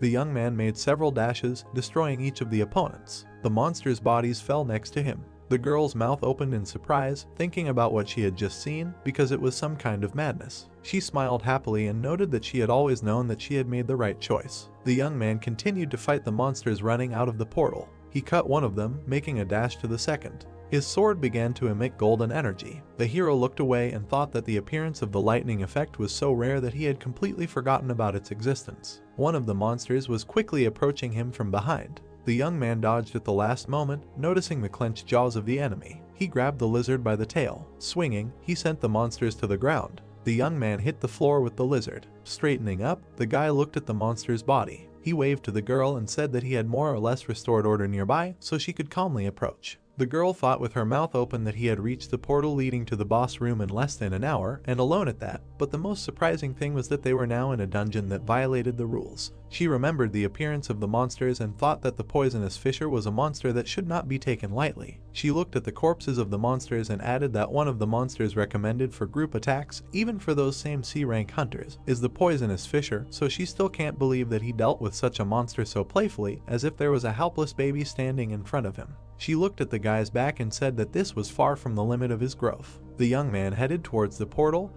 The girl added that it was impossible to even imagine what he would show in the future. The hero began to collect the souls of the killed opponents, increasing his stats. He raised his head and thought that with this level, even the boss would not pose much of a threat to him. He looked at the portal and said that they would go to the boss's room. After going inside, they found themselves in a dark and foggy place. A slight light was breaking through the gap between the rocks. The woman called it a little strange. A magic projectile was approaching them from above at high speed, while she was talking about how they had already gone far, but the presence of the monster was still not felt. Suddenly, they raised their heads, noticing the danger. The guy frowned nervously. The monster struck. The guy thought that it was very dangerous. He pulled the girl out from under the monster's attack and ran away. Heian looked at his face in surprise. The beast opened its mouth and began to collect mana. He released a powerful beam of energy. Heian pointed her hand at the danger and told the boy about it. Suddenly, a powerful explosion thundered. The hero, along with the girl, jumped out of the smoke. The boy stepped onto the stone floor. He crouched down and said that he had moved her there without her consent because the monster looked extremely dangerous, so he hoped for her understanding. The girl got off his hands and said that it was the other way around, because now she was in his debt. They looked at the monster that was looking for them. The boy said that he would leave her to deal with the beast. The girl turned around worriedly and asked him to stop so that she could use the enhancement skill on him because they could test his personal skills later. He stepped into the abyss and said that he would not agree to that. Frowning slightly, he also added that he would be back soon. The boy fell down like a soldier. He landed right in front of the monster, breaking through the stone floor. The monster opened its mouth and bared its teeth. Sun Jiun ducked, frowned, and activated instant acceleration. The beast planted its foot on the floor. The hero also used the exclusive effect of the speed boots. The opponents prepared for battle. The beast once again accumulated energy in its mouth. The guy raised all speed by 70%. He jumped up from his place and went on the attack. Having run past the monster's face, he did not even look back. The beast turned its head after him. The young man used 3 absolutes and began to strike, cutting the flesh of the beast. Severed body parts began to fall to the ground next to it. The girl watched what was happening from the root of a tree. The system announced the victory over the dungeon boss and said that in 3 hours the dungeon would collapse. The girl smiled and laughed nervously. Looking at the guy, she said that now she was completely confused about who was the monster in this place. They headed towards the Scarlet Portal. The guys went out into the field. The girl said that she never expected that he, being a C-rank hunter, would clear the dungeon so quickly. She folded her hands behind her back and added that he had passed the tests and could now use the White Guild's dungeon, because their guild was not so stupid as to miss out on a talent like him. The hero replied that he was pleased to hear that. The woman turned around and said that she would digress a little from the main topic of the conversation. She presented 3 levels of difficulty and said that when he was summoned to the tower in a trial, the difficulty he initially chose did not matter much, because even at low difficulty, those who showed good progress in passing the trials would face increasingly difficult tasks as the number of trials increased. She schematically presented the exchange of difficulty between high and low levels, after which she added that there was also a reverse process, because even at high difficulty, if the result was lame, the applicant could gradually slide down to low difficulty. She looked to the side and said that based on this principle, the fact that he had achieved such an impressive growth could only mean one thing: his difficulty level in climbing to the top of the tower. The 3 past trials flashed through the boy's memories. The girl finished the sentence by saying that his level was deadly among the top 50 participants on the summary board. She lowered her head and said that therefore she hoped that he would try to be a little more careful. The hero was very surprised to hear her say that she would like to accompany him for as long as possible or to mature his amazing growth with her own eyes. Sun Jiun was sitting on the roof of a building in the middle of the night. He took a bite of an apple. Smiling widely, He said that for the past 3 days, he had really been spinning like a squirrel in a wheel. In 5 minutes he would be transferred to the trial tower. He raised his head and thought with a smile that thanks to this, both his stats and his self-confidence had grown. After his reflection, time and glass, a spatial tunnel opened in the sky. The young man began to return to the tower. He smiled widely and thought that he was returning again. Having appeared in his room, he decided to begin his test. The guy poked his finger at the system window, confirming the start. The system opened a dialog box and asked which test intersection point he wanted to choose: tactics, combat, or capture. The young man raised his eyebrows in surprise and thought that if he thought about it, he had seen a mention of creating an intersection point. He chose combat and added that if he wanted to increase the effectiveness of necromancy, then he should go into battle. The system reported that all personal tests of the applicant were focused on combat, and after choosing a point, it could not be changed. Standing in the middle of the room, he noted that he had not intended to change it, and now he no longer needed to choose anything. The system reported that the applicant had the qualification of a pioneer. The young man raised his eyebrows in surprise. He silently looked at the message that the administrator's private chat was about to open, and the search for an administrator specializing in combat introduction was currently in progress. After a short while, the system completed the search. The boy's body was engulfed in system energy. It reported that a consultation with the Steel Blood Lord, the manager of the combat intersection point, had begun. The hero was transported to a snowy field full of lonely swords. Looking up, he wondered where he was. The system reported that he had entered the Steel Blood world. The system message notified that the search was complete. Consultation with the Steel Blood Lord, the manager of the combat intersection point, is beginning. Sun Jiun looked surprised, after which he landed on the field among the swords. Raising his head, the hero wondered where he was. The message notified that he had entered the Steel Blood world. Many blades were stuck in front of him. The pupil changed after using the Eye of Truth. The system message notified that the skill was activated. The Iron Blood world. Ranking unknown. A space created specifically for her, the administrator of the Iron Blood Lord, a place where uninvited guests cannot look in. The hero smiled and thought, such a place also exists. Sun Jiun began to walk forward, reading that the administrator of the Iron Blood Lord was unhappy with someone making inquiries. Looking closely at this message, he thought, does this mean that administrators can communicate their intentions through direct messages? One of the swords nearby burst into flames, after which he went forward. The system message notified that the administrator Lord Ironblood said to stop wasting time and asked to follow the sword. Sun Jiun looked at this in surprise, so he continued to follow the blade, after which he left this field. Steam came out of his mouth when he breathed. He found himself at the entrance of the house. Coming closer, he opened the door slightly. Looking inside, the hero saw something in front of him. Administrator Lord Ironblood was looking at him. Inside, there was a girl who told him that he had finally come, and she greeted the pioneer. She looked at the hero with a smile, saying that she was the administrator who was assigned to conduct a consultation with him.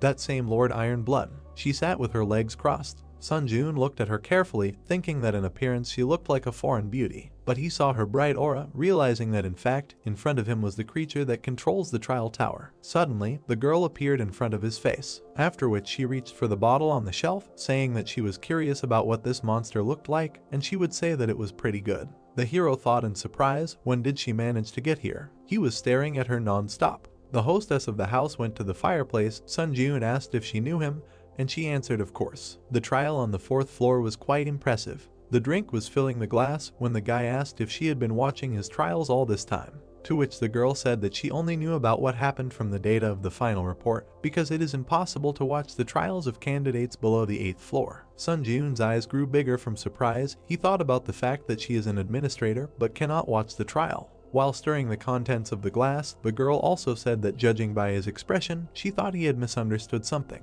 Administrators are not omnipotent beings like the gods, and they do not control the tower at all. The blonde took a sip from the glass, saying that he should not be too nervous in her presence. Sun Jiun silently looked at the interlocutor, who also said that as long as she obeyed the tower, she could not harm him. But, glancing at him, the girl decided to close this topic and said that this personal consultation was an advantage he had earned. If he had any questions, he should not hesitate to ask. Sun Jiun frowned. He thought that he definitely did not feel any hostility. There was a blizzard outside. The hero asked if she could explain what this personal consultation was, and the interlocutor said that, as mentioned earlier, a personal consultation was an advantage that a pioneer would receive. Sun Jiun recalled the armored enemy, saying that on the 5th floor, he almost died at the hands of a challenger from another dimension.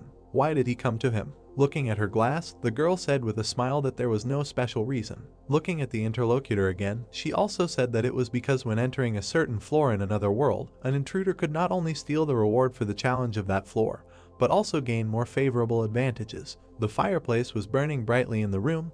The interlocutor also said that challengers from other worlds come from where the tower had existed for decades. They are well aware that the reward for harming a challenger from another world is incredibly large. The hero was surprised to hear that they also knew that the tower of this world would one day be united with the towers of other worlds, and asked her again what she meant. But she only said that everything is as it is. She presented a scale where the progress of the Earth dimension trials rose, while the invasions of other dimensions remained below. The fair-haired girl explained that starting from the 20th floor, the main focus was on combined trials, not personal ones, and then he would have to meet with candidates from other worlds. Looking at his interlocutor, the hero thought why this looked like an attempt to eliminate and advance a competitor whom he would have to meet one day. But, putting down the glass, she asked if she had satisfied his curiosity. Opening his mouth, the hero noted that if you do not take into account the last question, then you can say so. Then he lowered his head and asked about the trial tower, what kind of structure it was. Then the girl lowered her head and remained silent. Walking away from the table, she nevertheless answered that she herself would like to know the answer to this question. She looked thoughtful, hearing that she was the administrator of the tower, but did not know the answer to this question.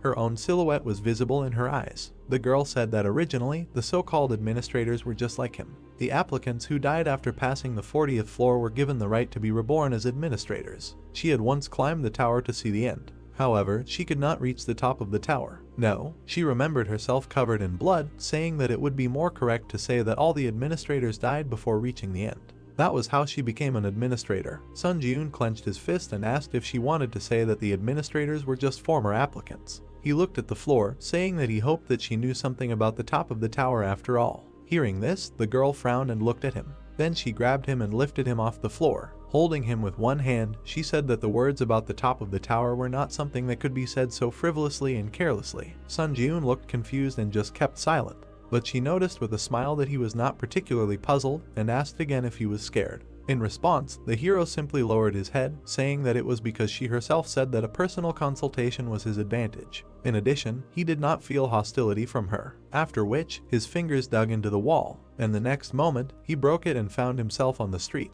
At that moment, a blade appeared in his hand, and he said that he did not intend to let her harm him so easily. The girl was very surprised. Meanwhile, snow was falling on the roof of the house. She began to go outside with a smile, saying that she had been living for many years, and for the first time she saw the one who destroyed the administrator's residence. But his actions convinced her. The hero only looked at the interlocutor with incomprehension. Then the girl looked closely at Sun Ji-eun, calling his name. But he was confused when he heard that she was offering him a patronage contract. A new system message appeared about entering the waiting room on the 8th floor, after which the hero found himself on the bed. He was still surprised, after which he stood up and opened the window of the exclusive store. A screen appeared in front of him, which wrote the skill category, strength category, item category, contracts Lord of Iron Blood. He was surprised, telling himself that he really made a contract with the administrator. The girl with blonde hair held a scroll in her hand, saying that she could not pass up a candidate who was both talented and brave. The system message asked if he wanted to sign a patronage contract.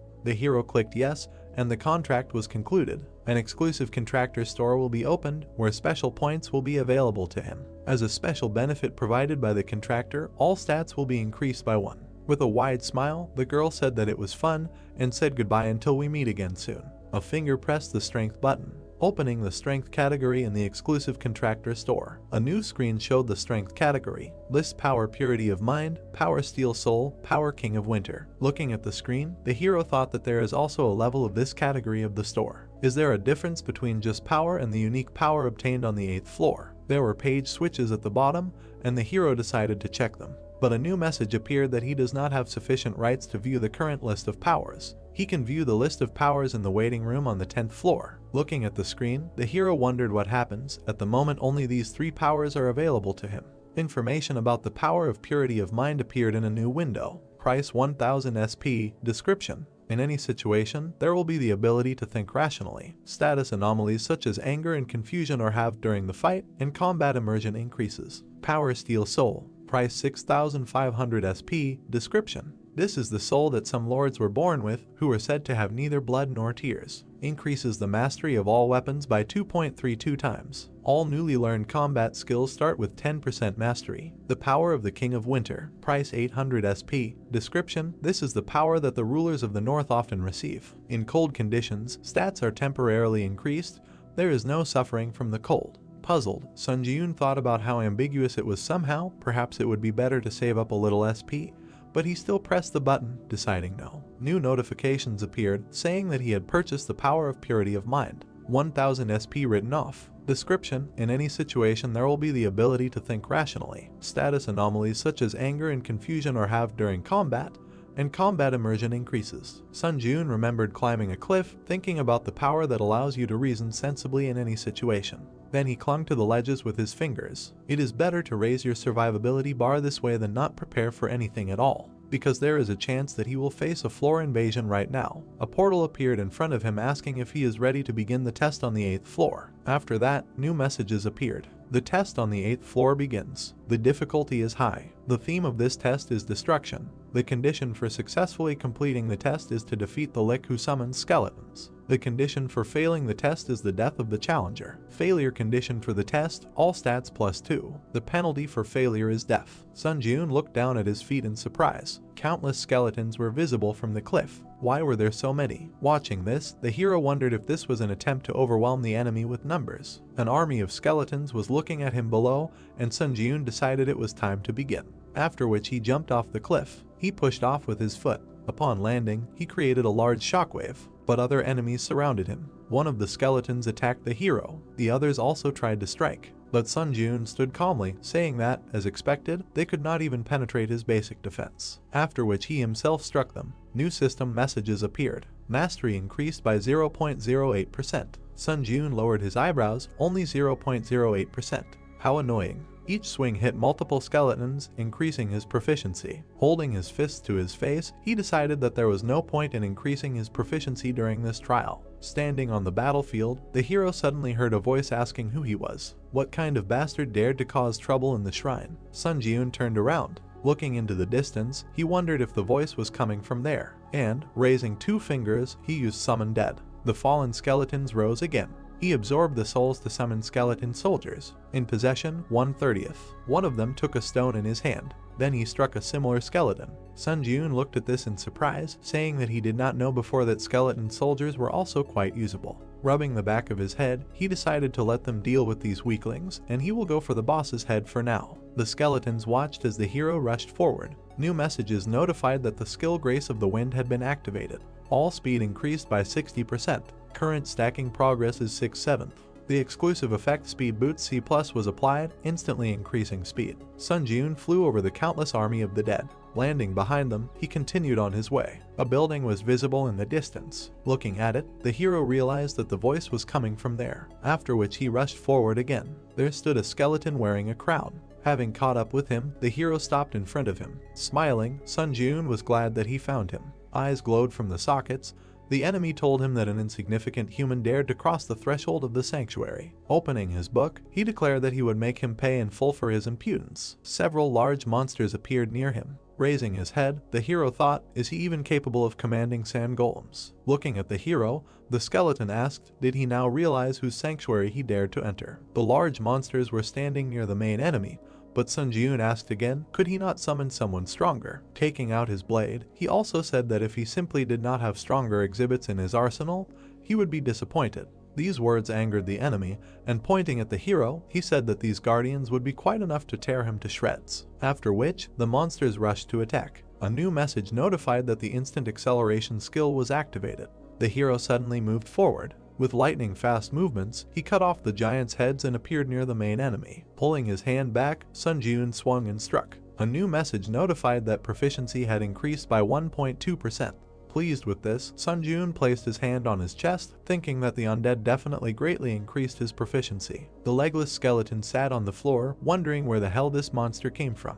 In his eyes, the hero was tall and had bright red eyes. Walking up to him, Sun Ji-yoon raised his blade again, thinking that it was time to end. But at that moment, something caught his eye. He noticed a book lying on the floor, thinking that if he looked at the situation, the lick was freely summoning various monsters. With a wide smile, he thought that maybe he could master this skill too. Then, he threw the book to his enemy. Standing in front of him, he asked if he could summon the guardians again. The skeleton asked why he was asking him such a question. Then the hero approached again, saying that if he couldn't, then they would end on this note, but the frightened necromancer said that he could do it. The skeleton, looking scared, heard the question when he would finally be able to summon them and replied that he would be able to summon them again a few minutes after the guards died. A monster was lying nearby with its head cut off, the hero clarified, so he could already start summoning. The skeleton answered yes and asked again why he needed it. They were no obstacle for him. Sun Jiun did not explain and simply raised his blade, saying that it had already tired him out, to which the skeleton opened his book, saying that he would start summoning right away. Raising his hand, the skeleton began to summon the guards. Two monsters rushed to attack again, and with a swing of his weapon, the hero quickly dealt with them. Sitting in front of the hero, the skeleton asked if he was satisfied. Placing his blade on his shoulder, Sun Jiun only replied that they had just begun. Kicking him with his foot, he demanded that he summon all the skeletons that had not yet died here and put all their strength into these guards. After which the monsters lost their heads again. Bright traces split them. Another one cut them into pieces. The skeleton looked scared, asking how long he had to do all this. Sun Jiun continued to kill the summoned creatures. He answered with an evil smile that he would do it until he told him to stop. The guard pointed his fist at Sun Jiun. The hero simply held his finger out in front of him. He easily managed to stop the large monster's hand, after which it quickly ran up his arm. A few swings and the head was cut off. Mastery increased by 1.2%. The giant's body fell to the ground. The system reported that the mastery of the unique attribute necromancy had reached 100%. Sun Jiun looked at the glowing light in surprise. The rank of the unique attribute necromancy had increased by 1 level. Smiling, he thought that necromancy was now also C rank. Suddenly, his attention was drawn to the words that he was crazy. The skeleton lay on the floor, saying that the hero was a scumbag who would make even the devil tremble. He would curse him even after death, and then he let out a wheeze. The hero approached his captive, thinking that the fact that he had more and more cracks with each summoning indicated his imminent death. Taking the sword back behind his head, he told him that it was a pity he wanted to use it a little longer. From the swing, the skeleton's head flew off. His last words were that meeting him was the most disgusting thing that happened to him. System messages appeared. The hero received the achievement A Person Who Surpassed the Devil. Dexterity increased by 1. Absorbed the Spirit of the Lick. Mastery increased by 17.4%. At this moment, the hero extended his hand, absorbing the red energy. More messages appeared. O passed the 8th floor of the Tower of Trials. As a breakthrough reward, all stats increased by 2. Receive 30,000 points as a breakthrough reward. Receive 700 SP as a breakthrough reward. Receive 300 SP as an additional breakthrough reward. A blue portal appeared, moving to the waiting room. New messages notified, entering the waiting room of the 9th floor. The system expansion begins. Admins will be able to observe the trials. The restrictions on answering questions have been removed. It becomes possible to purchase C-rank skills in the skill store. The status window opened. Strength 67, Agility 66, Tenacity 63, Endurance 66, Mana 53. Unique characteristic Necromancy C, Unique Power Skill Synthesis, Power Purity of Mind C. The hero stood in front of the screens. One of them had a description of the unique characteristic. Necromancy C Mastery 0%.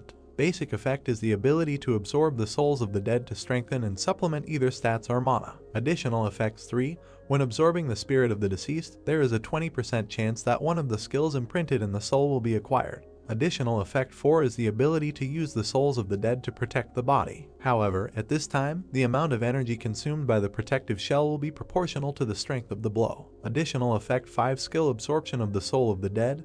The ability to completely inherit its mastery. Sun Jiun smiled and pointed out that skill absorption itself is cheating, so now you don't have to level up the skill mastery from scratch. The screen said that when absorbing the spirit of the dead, there is a 20% chance that one of the skills imprinted in the soul will be acquired, and he realized that the probability of skill absorption was open. Swiping the screens, the hero reasoned that the trial of the 8th floor ended quite smoothly, but there is no guarantee that the trial of the 9th floor will be the same. He should clearly prepare thoroughly for the next trial on the 9th floor. Afterwards, he examined his blade, deciding that he thought the sword could still be used, but the problem was in the shield and skills. The blue screen showed the following description: Skill, Hunter's Dagger O Mastery Max. Description: a practical technique created by hunters for effective hunting. The effect when using a dagger is that the cutting power of the weapon increases by 1.5 times and knowledge of dagger techniques increases. Looking at this, our hero thought that since he had brought the skill to the maximum, he had reached the point where he needed a replacement sword skill. After that, new windows opened and the skill store was entered.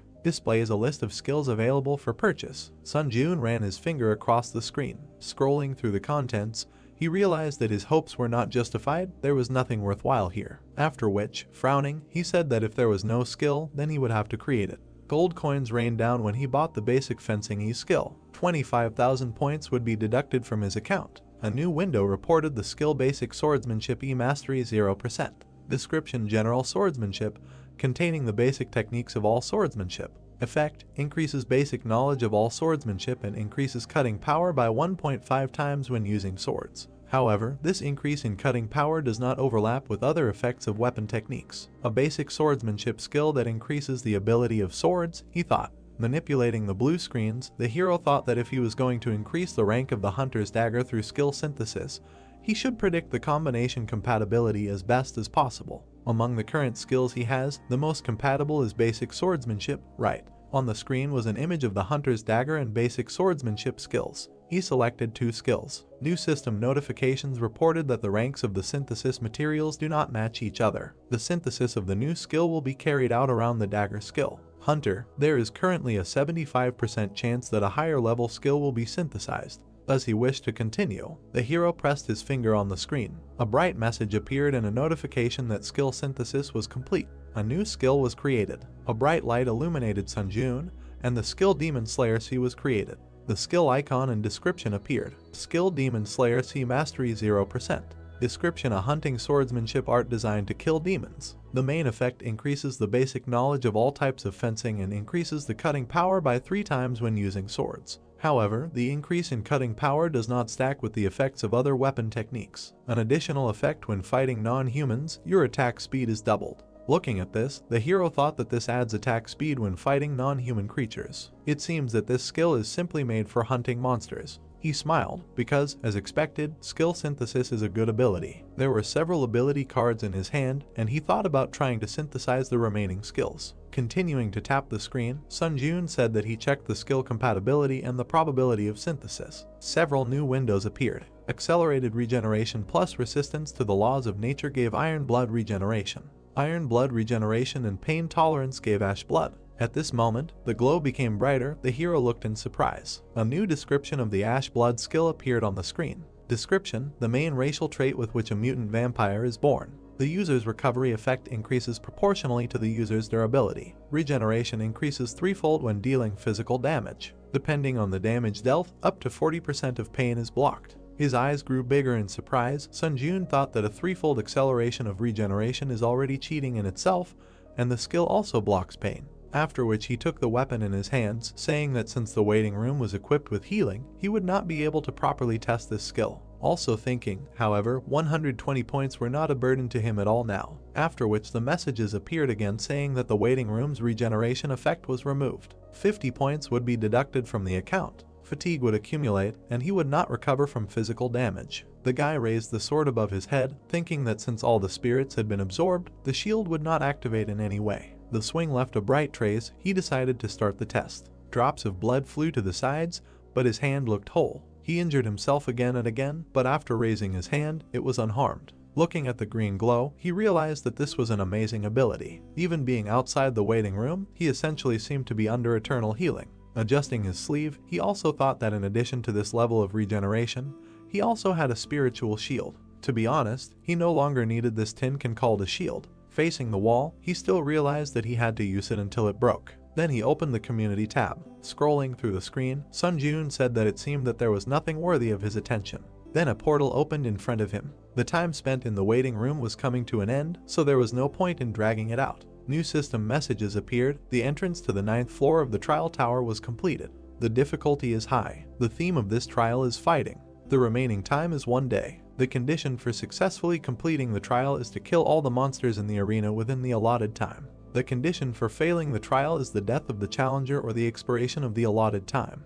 The reward for successfully breaking through the skill animal instinct. The penalty in case of failure is death. But then a warning appeared. The window said that the challenger Sunjun's trial on the 9th floor is currently unsafe. Confirmed floor infiltration of the Muram World Challenger. Confirmed theft of the trial target by the Muram World Challenger. The hero appeared in front of another person. He frowned upon seeing him. The person stood on top of the defeated monster, saying that the hero had finally arrived. The trial target was changed. The man in white said that he was the commander of the Muram Union, Sunhak. A new window informed him that he needed to be killed. The gray-haired man stood with his head down. A challenger from another system. The hero silently looked at his opponent when he asked his name. Looking at the man in front of him, Sunjun asked why he was asking his name out of the blue. The man replied that he had already revealed his name and position. Frowning, the hero said that the man had not invaded his floor with good intentions, so what was the point of introducing himself? To which Sunhak, without opening his eyes, replied that there was some etiquette between swordsmen, but his thoughts were clearly limited. Without taking his eyes off his opponent, our hero thought about how it happened that there was not a single normal warrior among the contenders from other systems. But the man took out his weapon, saying that it would be so. Since the hero wanted to hide his name, there was nothing he could do. Then he rushed to attack. His sword left bright marks, after which many magic blades appeared around him. System messages notified that the hero had activated the skill Grace of the Wind. All speed increased by 30%. Current summation progress is 3/7. Sunjun looked ahead and concentrated. Using the ability, he began to repel the attack, after which the opponents retreated from each other. Taking his blade away, Sunhak said that it turns out that there is such an experienced warrior in this dimension. Our hero looked at him and heard an apology for looking down on him, after which Sunjun just exhaled. The old man was surprised when he heard him stop being hypocritical. Thick smoke gathered around them, and Sunjun said that he was here to kill him and steal his reward. He came here with such an intention, after which Sunjun's eyes turned red and he asked why he had to act polite. Sunhak stared at the protagonist, saying that perhaps because they were from different worlds, they could not understand each other, after which the old man raised his weapon and dispersed the smoke around him. His blade glowed, causing a storm. The man only said, "Let the earth rest in peace," a swordsman whose name he does not know. A message appeared, notifying that due to the unique characteristic sword light, he was blinded for 5 seconds. The hero was confused when he saw this, after which he stood in the darkness, thinking that he could not see anything. A new window notified that the magic resistance skill was activated. Sunjun held the sword at arm's length. A sound was heard behind him. The spiritual eye skill was activated. Suddenly, the enemy's blade approached the back of the hero's head. Our guy managed to dodge, but he still received a cut. New windows reported that he received the achievement Avoidance of Blindness. Dexterity increased by 2, after which the swing of his sword left a bright trace. The darkness dissipated and the enemy could be seen. The darkening effect of the unique characteristic sword light ended. Sunhak pulled the blade back. A sweaty Sunjun looked at him, thinking about how his throat was almost cut. Looking closely at his opponent, the old man asked how he calculated the trajectory of the sword. New messages notified that the skill Instant Acceleration was activated. The skill Grace of the Wind was activated. Agility increased by 50%. The current stacking progress is 5/7. Sunjun touched the ground with his hand, then rushed forward. Sunhak prepared to attack. Their blades crossed, causing a release of energy. The touch occurred with the tips of the blades. After that, Sunjun turned his back to the enemy, so he tried to kick, but the old man stepped back. After that, he tried to strike with the sword. At that moment, Sunhak stopped the hero's hand, but the hero kicked the man's hand. It turned out that they blocked each other's weapons. Frowning, Sunhak noted that he saw that he was using some strange techniques. Looking at the enemy, the hero thought that despite his incredible height, their characteristics were essentially on the same level. Suddenly, the ground opened up beneath them. The man's eyes lit up, and he said that he would be serious from now on. The swing of his sword left a bright trace. Due to the unique characteristic of the sword light, Sunjun was blinded for 5 seconds. He found himself in the darkness again. The blue windows reported that the magic resistance skill was activated. The duration of vision loss was reduced to 2.5 seconds. The spiritual eye skill was activated. Bright traces were heading towards him from the darkness. Pulling the sword back, the hero thought that the speed of his strikes had increased. One of the traces passed very close. The system notified that the exclusive effect of the forged iron pendant, Steel Defense, was activated. The protective layer absorbs 10% of all physical damage. He was able to block another blow, but he still lost his arm. The pain resistance skill was activated. Looking at the wound, the hero thought about whether the steel defense was not enough to block his blow. Another notification that the darkening effect of the unique characteristic sword light has ended. Sunhak was opposite, swinging his blade. Rocks flew from under the hero's feet. Retreating, he turned around. Having destroyed one of the rocks, he threw it at the enemy, but the man noticed it. A swing of his blade split it in half. The hero moved, holding the severed limb in his teeth. This is how he managed to get behind the enemy. He turned around and noticed Sun Jiun. Already at this moment, the hero managed to restore the limb. Looking away, Sunhak said that regarding his recent techniques, he had already thought that he was a good martial artist, but all his techniques were simply borrowed from somewhere. Clenching his restored hand into a fist,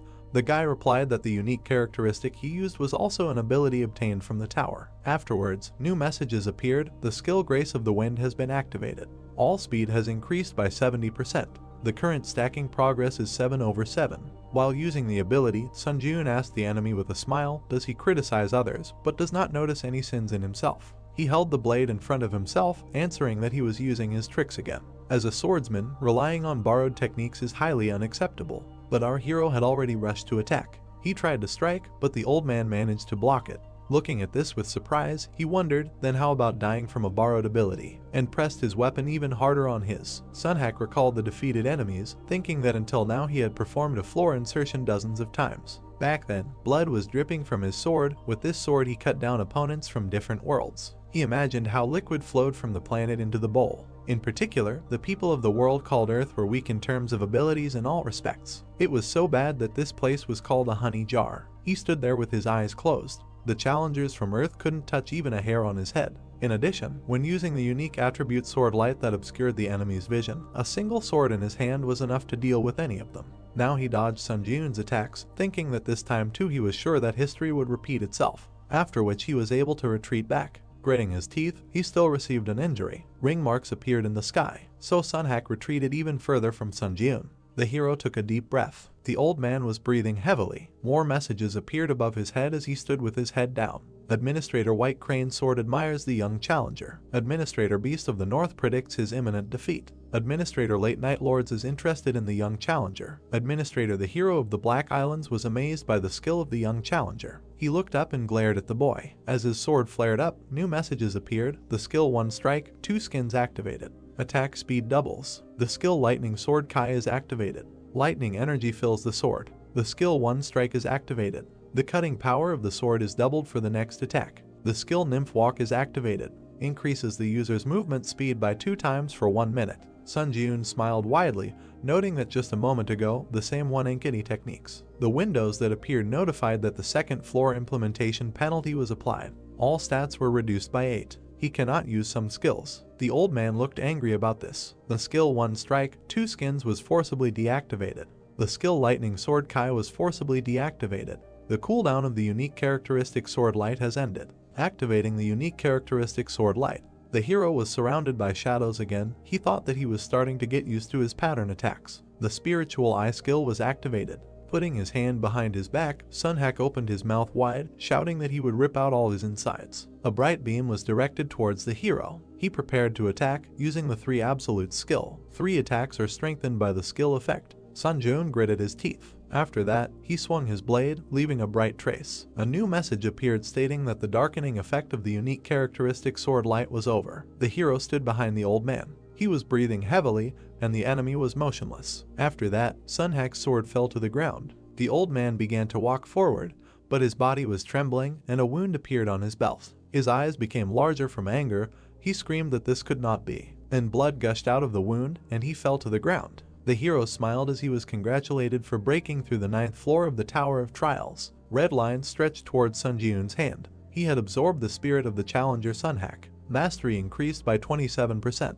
The hero looked at his hand, noting the increase in stats. Afterwards, new system messages appeared about breaking through the 9th floor of the Tower of Trials. The difficulty level and reward did not match. The reward content was completely revised. He thought that there was definitely something like this last time too. I wonder what kind of reward he would get this time. New messages notified that the revision was complete. Rewards would be issued sequentially. The skill 6th Sense C+ was created as a breakthrough reward. 30,000 points were received as a breakthrough reward. He received 1,000 SP as a bonus reward. Moved to the waiting room. Looking at the screen in front of him, the hero thought that the rank was much higher than the skill Beast Instinct, which was originally a reward. Afterwards, he headed to the portal, saying that he would look at the details in the waiting room. Before entering it, he saw new messages that Administrator White Crane Sword was impressed by his battle. Administrator Beast of the North was delighted by his battle. Administrator Late Night Devourer was watching his actions with interest. Administrator Hero of the Black Islands applauded his combat instinct. Sun Jiun looked at them in surprise. There were more messages that the system expansion was starting and administrators would be able to watch the tests. He thought that if his memory served him correctly, there was a notification of this kind. So a smile appeared on his face when he decided that one way or another, many administrators were delighted with his fight. He felt a little satisfied that he had received at least some recognition. Sun Jiun looked at the blue screens again. It said that Administrator Lord of Steel Blood condemned the excessive interest in the contractor. Administrator Lord of Steel Blood said that the contractor should not become obsessed with the increased attention. After that, there were more messages that Administrator White Crane's Sword wanted to add power to the contractor's exclusive store and asked if he was willing to accept the offer. Sun Jiun widened his eyes in surprise and wondered what this meant. The administrator was simply giving power. The hero looked at the screen again, and a notification appeared that Administrator Lord of Steel Blood said in a dissatisfied tone that he could accept the power. Then the hero wondered if he could just accept. Then a new message informed that Administrator Lord of Steel Blood said that there are cases where power is sponsored to gain the favor of contractors. Looking at the screen, Sun Jiun wondered if there was any benefit to the favor of a candidate who had already made a contract. He wondered if there would be situations where they would have to face each other. Standing silently, the hero saw a message that Administrator White Crane's Sword laughingly said that there would be many such situations in the future. The sun shone on the rocks. A notification appeared that Administrator Lord of Steel Blood said that the power provided would be so excellent that he would feel a certain burden.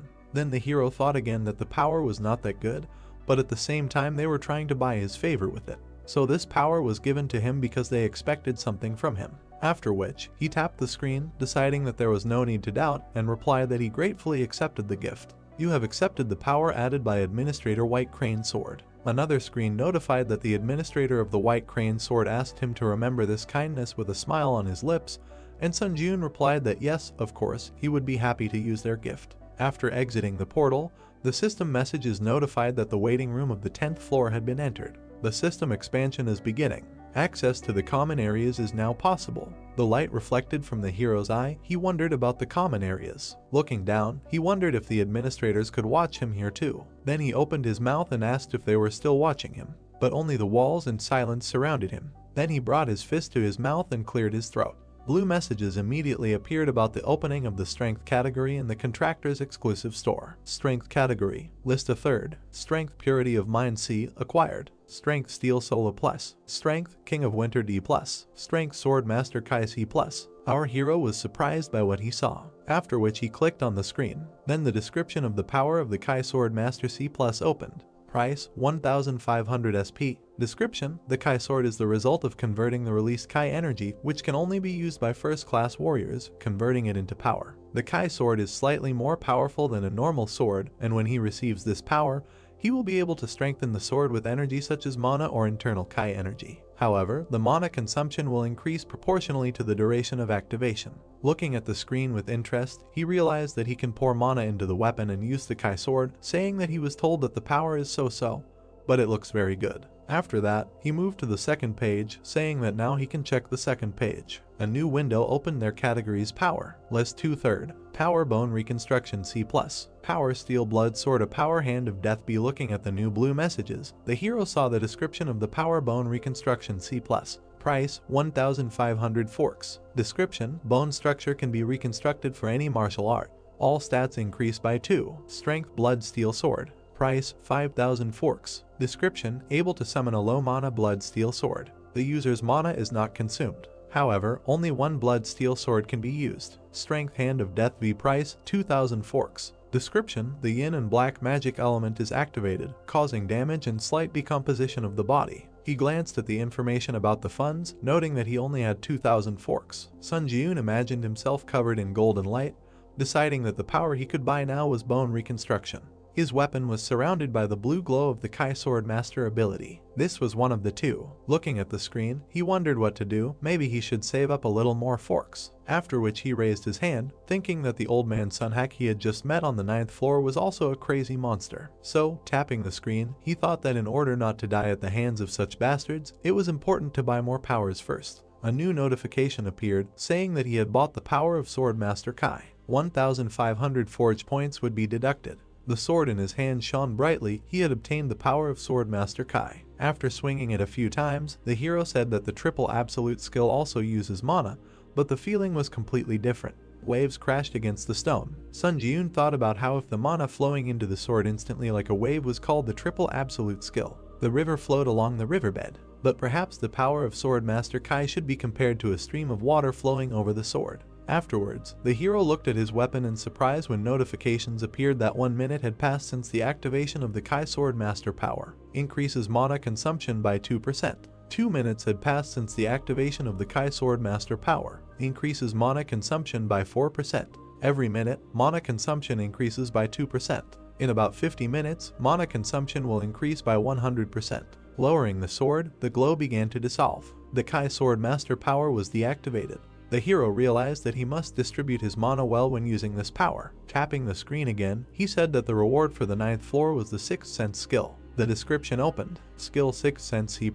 Effect, instincts are sharpened to such an extent that they become a 6th sense through which you can make complex conclusions. He thought, does that mean his intuition will improve? Sun Ji-yoon put his hand to his chin, thinking that being able to make conclusions based on instinct seemed like a pretty useful skill. Then the community tab appeared on the screen, and he thought that he should check if there were any mentions of common areas. There were several profiles that left messages. Suzy went to the common area, and there were many foreigners. She thought the common area was a shared space with people from other countries. Maximum level swordsman just got here. What kind of place is this? What was the purpose of this? On Chan Sok asked, what is the exchange between applicants? First of all, it is worth noting that foreign speech is automatically translated. Great Life wrote that this is some kind of madness. He saw an S-rank hunter from Japan. What the hell is going on here? Chushnya wrote that an S-rank hunter was also dragged into the tower. Damn, his hopes are dashed. Master of martial arts, I figured out a little about what the common areas are for. As soon as he arrived here, he was bombarded with messages from the administrators. BRZD asked why he was the only one bombarded with messages. He didn't receive any. Master of martial arts replied that maybe it was because he was ranked 71st. Running his finger across the screen,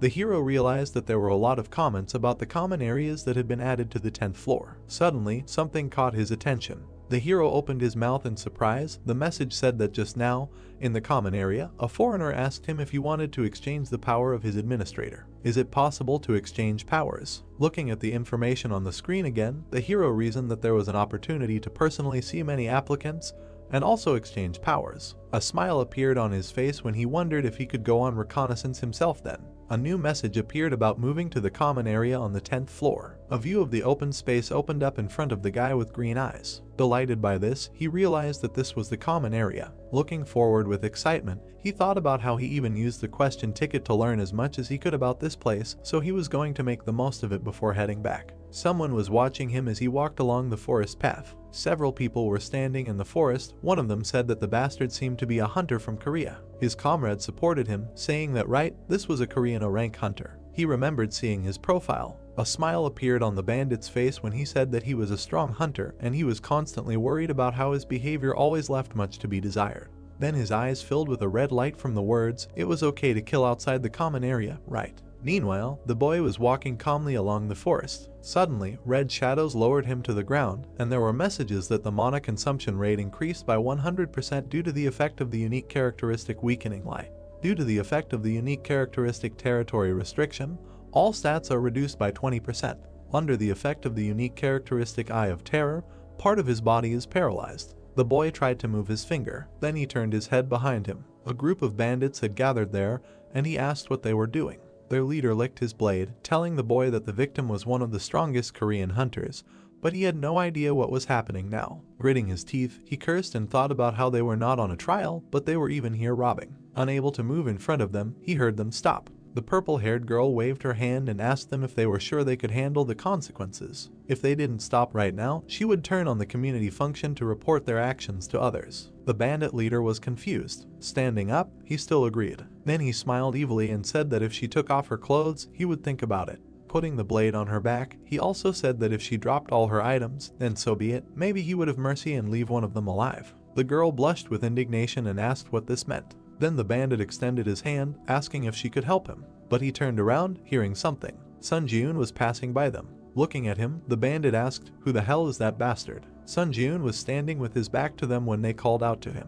The hero only turned his head. Then he took off his hood and asked again if he had been told that. Standing next to the prisoner, the bandit said yes. Afterwards, all the criminals had sinister smiles when he asked the question, "You are also Korean, right?" after which the bandits used their abilities on the hero. He calmly looked at the approaching shadows, and, opening his mouth, he simply noted that he wanted to quietly pass by. Stretching his hand in front of him, he was surrounded by a glow. Notifications appeared that the Force Breakthrough skill was activated. The Magic Resistance skill was activated. The effect of increasing mana consumption by 100% was cancelled. The decrease in all stats by 20% was cancelled. Paralyzing effects applied to body parts are removed. This shocked the bandit. Opening a blue screen, Sunjun took out a blade. Then he took it aside, saying that he was not the one who started it. The instant acceleration skill was activated. Sunjun rushed at the enemies. They were shocked by such speed. The hero quickly struck. One of the bandits used an ice shield. Others were bleeding from their wounds. With a satisfied smile, the hero pulled his fist back and struck the barrier. The girl and the boy were shocked. The bandit fell to the ground. Sunjun destroyed the barrier with one blow.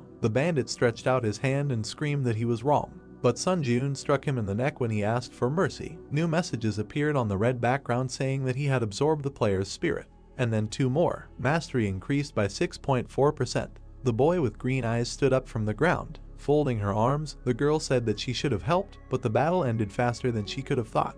Our hero replied that everything was fine, that he should not worry about it and go on his way. Bowing, she thanked him and said goodbye. Looking at his savior, the boy asked if he was a ranker by any chance. Turning to him, Sunjun replied that in a way it could be said that way, thinking about how he had always been in the top 10 players in the final rankings. Then the saved man smiled, saying that it was clear it was a great honor for him to meet him. Thanks to him, he survived. Looking at him, the hero thought that it seemed to him that they wanted to kill him, so, getting rid of the problem that had fallen on him, he simply helped him along the way, but he replied that it was nothing special, so now he could go about his business. Sunjun had already turned around and said goodbye to the stranger, but the stranger asked him to wait. The hero looked over his shoulder. The guy pointed at the dead bandits, asking him to leave the corpses of those applicants with him. Sunjun looked at his interlocutor in confusion and asked why. The man happily smiled and replied that if he gave him those corpses, as well as for saving his life, he would pay him by giving him power. Sunjun looked interested. Gluttony, a dark light came out from his hand.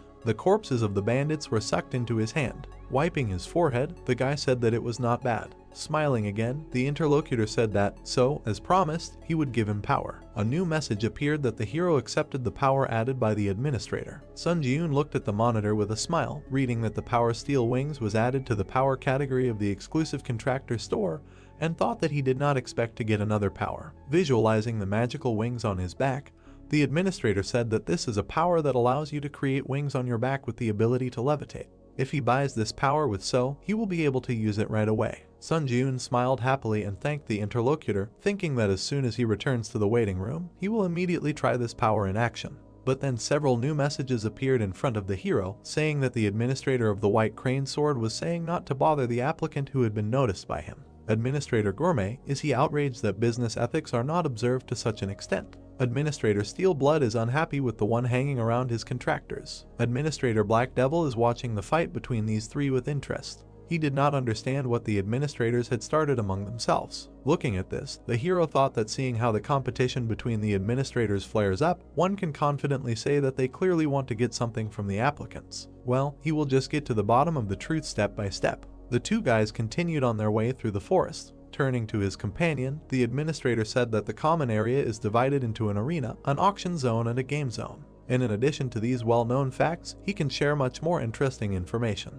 The hero looked at him as he continued to explain that the other dimensional worlds that had been revealed so far through the floor embedding process were Ares, Murim, and Kalyan, so they could only encounter these three dimensions when it came to floor embedding. He imagined a warrior kneeling before another. The challengers from the Ares world placed great importance on chivalry. The samurai held his sword. The Murim challengers were similar to them, but a little more aggressive. Sunjun narrowed his eyes and thought about what it meant that the Black Knight was from the Ares world and Sunhak was from Murim. He also introduced the representatives of the other races, saying that he had heard that Kalyan was a world of races such as elves, fairies, and beastmen. Looking at his interlocutor, Sunjun noted that he was well informed. The administrator smiled, replying that he had found out about everything in advance, using his right to ask questions. Stopping in front of the city gate, the guy in the green jacket was glad that they had finally reached the common area. He extended his hand to the hero, saying that although he was not a ranker, let the hero take his business card. Taking it in his hands, Sunjun noted that he was the leader of the candidate control team from the Hunters Association, to which the interlocutor clarified that if Sunjun had any questions, he could contact him at any time. Another candidate passed through the gate and messages appeared that the common area had been entered. All abnormal statuses were removed, and battles between candidates became impossible. The guy slyly rubbed his hands, saying that now he needed to slowly move towards the auction zone, to which Sunjun replied that he also just happened to have a place where he should definitely visit. Looking into the hero's eyes, the interlocutor asked where he intended to go. With a confident smile, the hero answered that he was going to the arena. A welcome message appeared about arriving at the arena. Sunjun walked among the blue chairs. Indignant people stood in front of the screens, not understanding why they lost again. Looking at them, the hero thought, is this the arena? More like a gambling house. New messages appeared that the Administrator Black Devil is pleased, saying that this reminds him of the old days. Administrator Lord of Steel Blood with undisguised hatred says that the arena is the same everywhere. Administrator White Crane Sword is very excited because of the heat that has settled in the arena. Looking at the empty seat, the hero wondered if he just needs to sit in one of these chairs. Then he comfortably sat in one of them. He looked thoughtful when new messages appeared that the arena system was activated. Need to use the screen to choose a bet or a duel. Then he pressed the help button. New posts have explained that the arena is divided into two systems, betting and dueling. If you choose to bet, you can place points on other contenders' duels. When placing bets, points can be gained or lost depending on whether the contender you bet on wins or loses. Looking at the screen, the hero wondered what it means. Did the people whose conversation he overheard place a bet? After that, more messages appeared. If a duel was selected, he could fight other contenders to get a reward. When the duel is confirmed, the final ranking and each other's real names are revealed. The duel will only take place if the reward is a skill, item, strength, etc. The duel is only held between opponents who have the same level of rewards. After the duel is confirmed, it is possible to fight the opponent in the Colosseum. When one of the duel participants surrenders, the duel ends and everyone returns to their original place. Sun Ji-eun realized that if the duel status is confirmed, the participants in the duel will automatically move to the Colosseum. He imagined various weapons, potions, skills, and strength, and decided that the reward for the duel was the core of the arena. He pressed the screen with a smile, deciding to see if there was a reward that he liked. The other contenders looked at the gaming place with delight. The girl asked if the Witch of Hellfire Catherine was there. Someone asked again, the same famous huntress from America. The red-haired girl ran her finger across the monitor. Looking at the screen, she said that no one was sending a request for a duel. This was because she had too many victories. On the screen were Catherine's statistics, server USA, final rating 6, number of victories 17, number of defeats 0. She said that it would be better if these duel statistics did not exist at all, then she could challenge other opponents more often.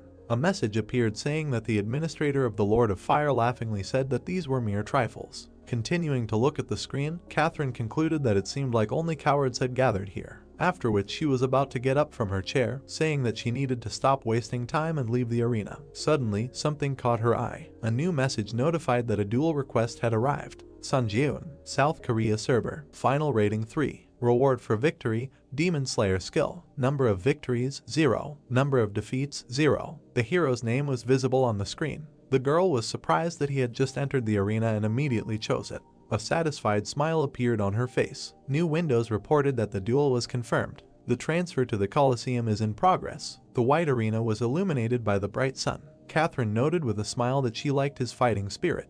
But before choosing, she should first observe the opponent. Sun Ji-eun frowned silently. The girl was surrounded by flames. The system window reported that Sun Ji-eun was against Catherine. The duel begins. The girl was surrounded by flames, telling the hero to consider it a good experience. Raising his hand, a fireball appeared above it. The birth of fire power was activated. The hero calmly watched what was happening. Sparks flew in different directions, after which the ball flew at Sun Ji-eun. The hero took a step to the side. He continued to retreat. The fireball was very close. A fiery trail remained from his hand. Catherine said that he was finished. The master of the Kai sword power was activated. The swing left a blue trail on the fireball, after which it split into two halves, so the fire was left behind Sun Ji-eun. Catherine was shocked. Smoke was spreading across the entire arena. The girl looked at her opponent with displeasure when he repeated her words about the experience. Putting out his blade, he said that he would also provide one. A light breeze stirred the bamboo leaves. There was a water source near the gray building. The girl sipped tea from a miniature cup.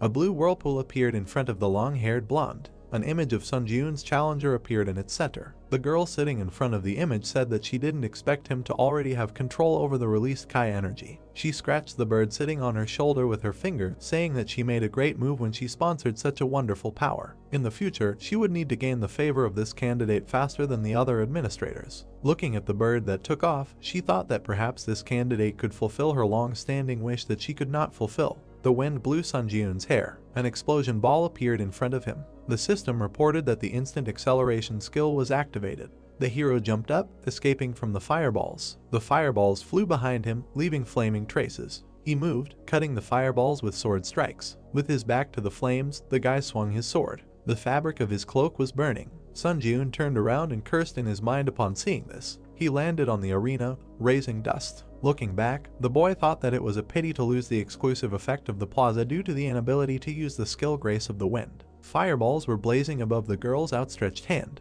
Catherine asked with a smile, "I wonder how long he can hold out." Administrator Lord of Iron Blood looked at the close-up of the flames with interest. Administrator White Crane Sword had high hopes for him. Administrator Black Devil laughed loudly, watching the power of the fire. The girl sent huge fireballs forward. Sun Jiun swung his sword, leaving a bright trace. The system reported that 3 minutes had passed since the activation of the power of the Kai Sword Master. Mana consumption increased by 6%. The hero looked forward, surrounded by flashes. A notification appeared that 4 minutes had passed since the activation of the power of the Kai Sword Master. Mana consumption increased by 8%. Frowning slightly, the brunette thought that if the battle dragged on, he would be at a disadvantage. The system reported that he had absorbed the spirit of the challenger Seonhak, thereby exceeding the stat indicators. Strength increased by 2, agility increased by 1, endurance increased by 3, mana increased by 3, toughness increased by 2. Red and black rays were spreading from the guy's chest. A notification appeared that one of the skills that the challenger Seonhak possessed had been absorbed.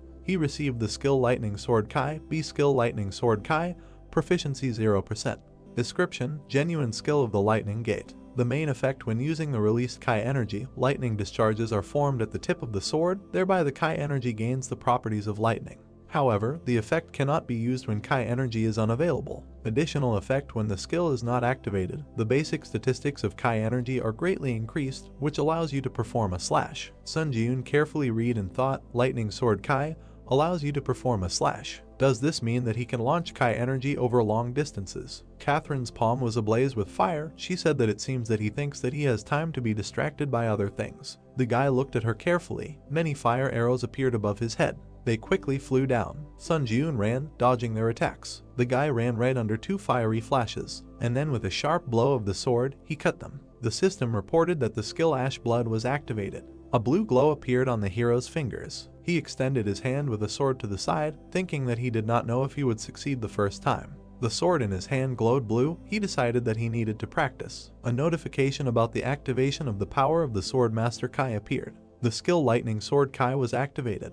Bright blue rays flew forward. The girl chuckled when one of the balls was cut by the rays. She looked forward in amazement, summoning a shield. A fire shield surrounded her, protecting her from the Kai energy. Catherine gritted her teeth from the tension and thought that he immediately counterattacked. Suddenly, the hero appeared behind her. The red-haired girl closed her eyes, saying that he really was incredibly strong. She lost. The system reported that the challenger Catherine surrendered. He won. As a reward for winning, he receives the skill Storm C+. The duel is over. The teleportation to the general area of the arena on the 10th floor is performed. Sun Jiun, surprised, materialized in a red chair. Looking forward, he said that he decided to participate in the duel to practice his sword skills, but the opponent was quite strong. As a result, his robe burned. Pointing his finger at the blue screen, he said that he should remember the name Catherine.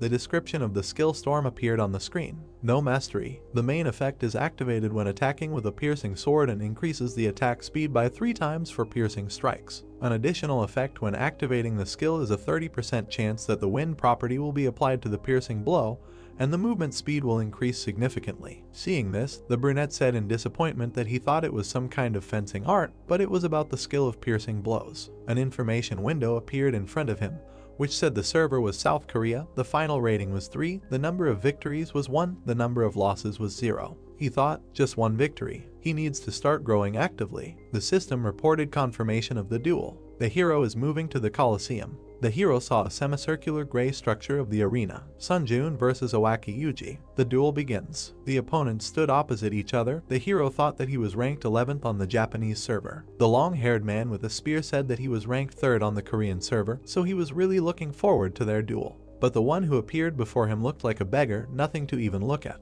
The guy's lips stretched into a smile. Owaki sullenly asked why he was laughing. In response, he heard that he found it funny that they had the same thoughts. Veins bulged from anger on the Japanese man's face. He swung his spear, shouting insults. Sun Ji-eun dodged his blow. Looking at the blade in front of him, he thought that this was all that the 11th ranked player in the Japanese server could do. The boy smiled, thinking that he must have become too strong. If this level seemed like child's play to him. The long-haired man fell, spitting out blood. The system reported that the challenger Owaki had taken serious damage. Sun Ji-eun had won. The brunette smiled contentedly, saying that this was a cornucopia of skills. He struck the man in the green coat with his sword. The system reported victory. The man screamed as he flew back. The hero had won. Sun Ji-eun gripped the sword resolutely. He had won. The system reported that he had obtained the Duel Master achievement. Strength increased by 2. Mist swirled among the mountains in the central lands of Murim. A man was meditating in front of a bamboo grove. His eyes were closed. Then he opened them and asked the one who had come up to him, "What?" The one sitting on the stone asked again. He said, "Master Seonhak is dead." The boy confirmed it. Bowing, he said that according to the latest news he had received about Master Seonhak, it had recently become possible to connect to the earthly dimension. And it was said that he had attempted a floor-by-floor penetration there. The man opened his eyes, listened, and thought that he seemed to have arrived. A dark figure appeared among the bamboo thickets. A roaring white beast emerged from there. The long-haired boy chuckled. The huge beast was approaching him from behind as he said that it had been 5 years since he had stopped climbing to the top of the tower. He extended his palm, surrounded by flames. The sword thrust into the stone began to glow, trembling. The beast jumped back when the man caught the weapon. He jumped up, breaking the rock beneath him with energy. The huge monster saw him fly over his head. The man approached, his brows furrowed in determination. And then he plunged the sword straight into the monster's forehead. Red lightning surrounded the beast. The boy looked at it, thinking that he had dealt with such a powerful spiritual creature with such ease. The martial arts of a martial artist are so strong that contemplating his power gives goosebumps. The man pulled out the sword from the head of the defeated monster and asked, "Earthly dimension, I wonder." Smiling, he ordered to find out by any means who exactly killed Master Seonhak. Sun Ji-eun came out of the blue portal. The system reported that the entrance to the waiting room of the 10th floor was made. The hero fell onto the bed. Lying on the pillow, he said that there was no trace of fatigue left, which was to be expected from the waiting room. The boy touched the blue information window with his finger. He looked at it with a slight smile, thinking that in such an unexpected place he was able to access some other powers. On the screen was a description of the power Steel Wings C+. Price 15.0. The power that allows you to create steel wings with mana. They are able to provide high flight speed. To keep the wings active, you need to constantly fill them with mana. When there is not enough mana to maintain them, the wings will automatically disappear. The hero imagined himself hovering with pink wings on his back and thought that the power with which you can fly. Just thinking about it fills his heart with happiness. The screen said exclusive contract store, so 500. The guy thought that, but he can't buy it right now because he doesn't have enough. So Sun Ji-eun sat surrounded by blue information windows and said that he would now begin synthesis. The screen said that the unique power of skill synthesis was activated. Skill synthesis is complete. The system repeatedly notified that a new skill was created. Shining windows appeared in front of the hero. Sun Ji-eun looked at them with interest. A short list of skills that he managed to create after an hour of deep thought. The logo depicted a red shield. This is defense, counterattack shield. Be the image of a purple footprint near the foot spoke of the speed of movement. Secret shadow step, C+. The red glowing blade indicated attack speed. Frantic swordplay, C+.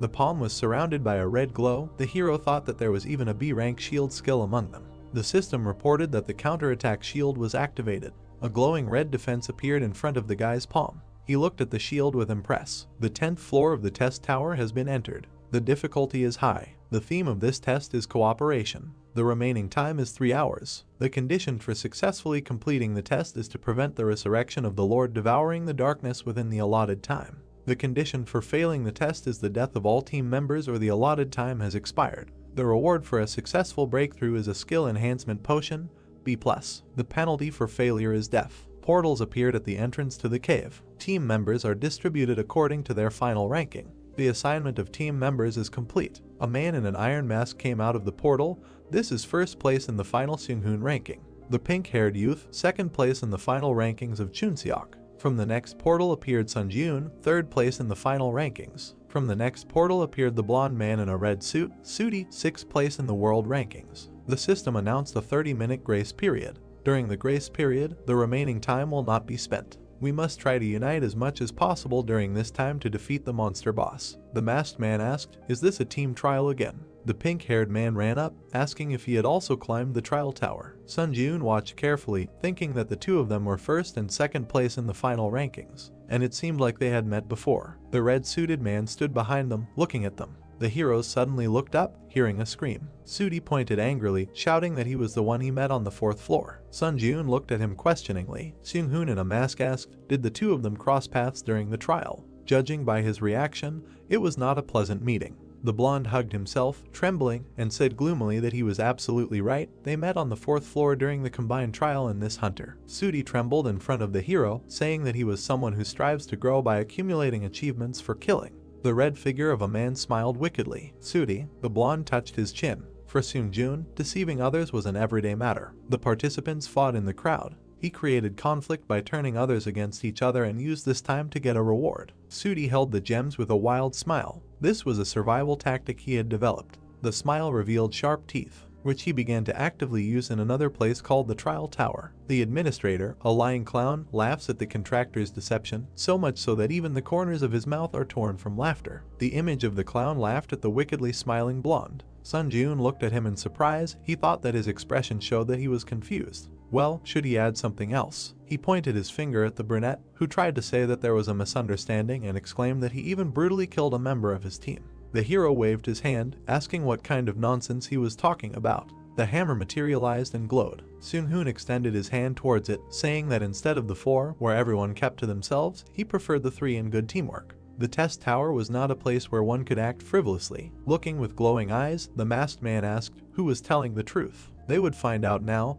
and the liar would be expelled from the team. The members stood opposite each other. The guy thought that if something went wrong, he would end up having to deal with all 3 at the same time. Sunjun frowned, thinking that this was the worst-case scenario. Chunseok raised his finger, suggesting that he calm down. With his hand raised, he said that earlier, the applicant Sudi said that he met Hunter on the 4th floor, right? He heard a confirmation. With his hands spread, he said that it turns out that he knows the real name of the applicant Hunter. The nickname system appeared in the waiting room of the 5th floor. Sudi tensely heard that if he said the real name, everything would immediately fall into place. He opened his mouth, awkwardly beginning that the real name is Hunter. One half of his face was with a sly smile. He said that his name is Cheolman. He thought, what does it matter? There is no way to prove his name anyway. Chunseok turned to the brunette, asking if he had anything to say. He replied that it wasn't even funny. He pulled the cord hanging around his neck. Holding a badge in his hand, the guy said that it was his hunter's license. He thought that during his return to Earth, he accidentally took it with him and it ended up being very useful to him. Showing the ID, which stated that he was a Hunter Sunjun, rank C, type close combat, and the date of registration, the guy said his name. Sudi looked at him in shock. Holding a hammer, Seung-hoon said that now it seemed to be clear who should be expelled. The hero thought that everything was very bad. Administrator Lying Clown clicked his tongue because of the clumsiness of his contractor. Administrator Expert in Dispute laughed at his abilities. Administrator Finder of Lies enjoyed the consequences of his stupidity. Administrator Dark Observer snorted, looking at his results. The blonde read the notifications tensely, thinking that he was in trouble. The guy extended his hand, blocking the masked man's way, and said that he would handle this matter himself. Sunjun clutched his sword, saying intimidatingly that because he was very angry right now. Seung-hoon looked at him, but then agreed. Sudi was surprised, thinking that he was attacking alone. He grinned wickedly, thinking that he was a fool. Even if they looked at him with hatred, there was hope if he killed him. The test was for 4 people, and if they excluded him as well, it would be extremely difficult for 2 to pass it. The brunette standing opposite said that he was talking about very funny things, so shouldn't he take responsibility for his words? The liar asked, responsibility? He has no idea what it is. A shining book appeared above the palm of the wicked guy. He said that he only cares about surviving. Putting forward his hand with a shining seal, he said that he was not the only one with power. The system reported that the stems of the swamp spirit were entwined around his legs. Green vines were entwined around the hero's legs. The notification said that the magic resistance skill was activated. The stems of the swamp spirit were completely destroyed. Surrounded by a green glow, Sunjun approached the enemy. He decisively swung his sword. Extending his hand with a barrier, Sudi said that he was annoying. He also had a magic resistance skill in his arsenal. A bright beam of attack collided with a magic shield. The ground broke from the impact. Seung-hoon said that he should move away.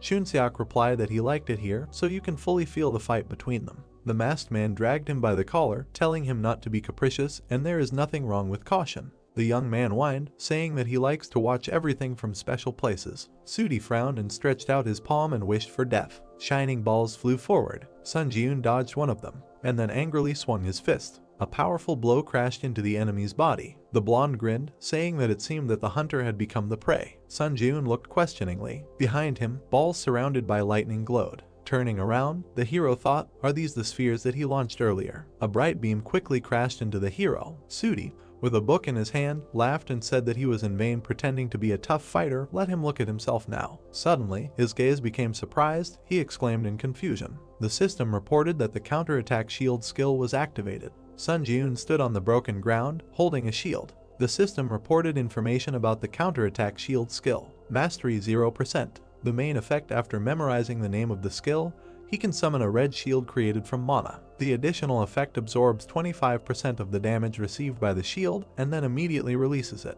The hero resolutely held the red magic defense, asking why he was so surprised. Everything was just beginning. Sudi's dissatisfied eyes glowed yellow. He wondered what it was, how he blocked his technique so easily. Sun Ji-eun abruptly took off, rushing to attack. The blonde gritted his teeth in dissatisfaction and stretched out his hand. Stone blocks appeared on the hero's path, blocking the way. Holding the shield, the guy swung his sword. A bright beam flashed between the stones. A voice was heard, addressing Seung-hoon. The brunette jumped, leaving bright traces. The voice asked if he knew who Hunter was, or rather, Sun Ji-eun's challenger. The masked man, watching from a distance, answered that no, he had never seen him among the high-ranking hunters. Chunseok said that since he didn't know him, there was a high probability that he was just a civilian. But was it really possible to become that strong? The masked man replied that unless he was a high-ranking hunter like them, it would be hard to achieve such results. Sun Ji-eun held the barrier, defending himself from the enemy's attacks. Seung-hoon said that the most surprising thing was that he wasn't fighting the enemy with all his strength right now. A glow could be seen through the slit of his mask. He continued that for some reason he felt like his level was comparable to his. Chunseok turned to the man, saying that he was so strong. After all, he was 2 steps lower in the final ranking.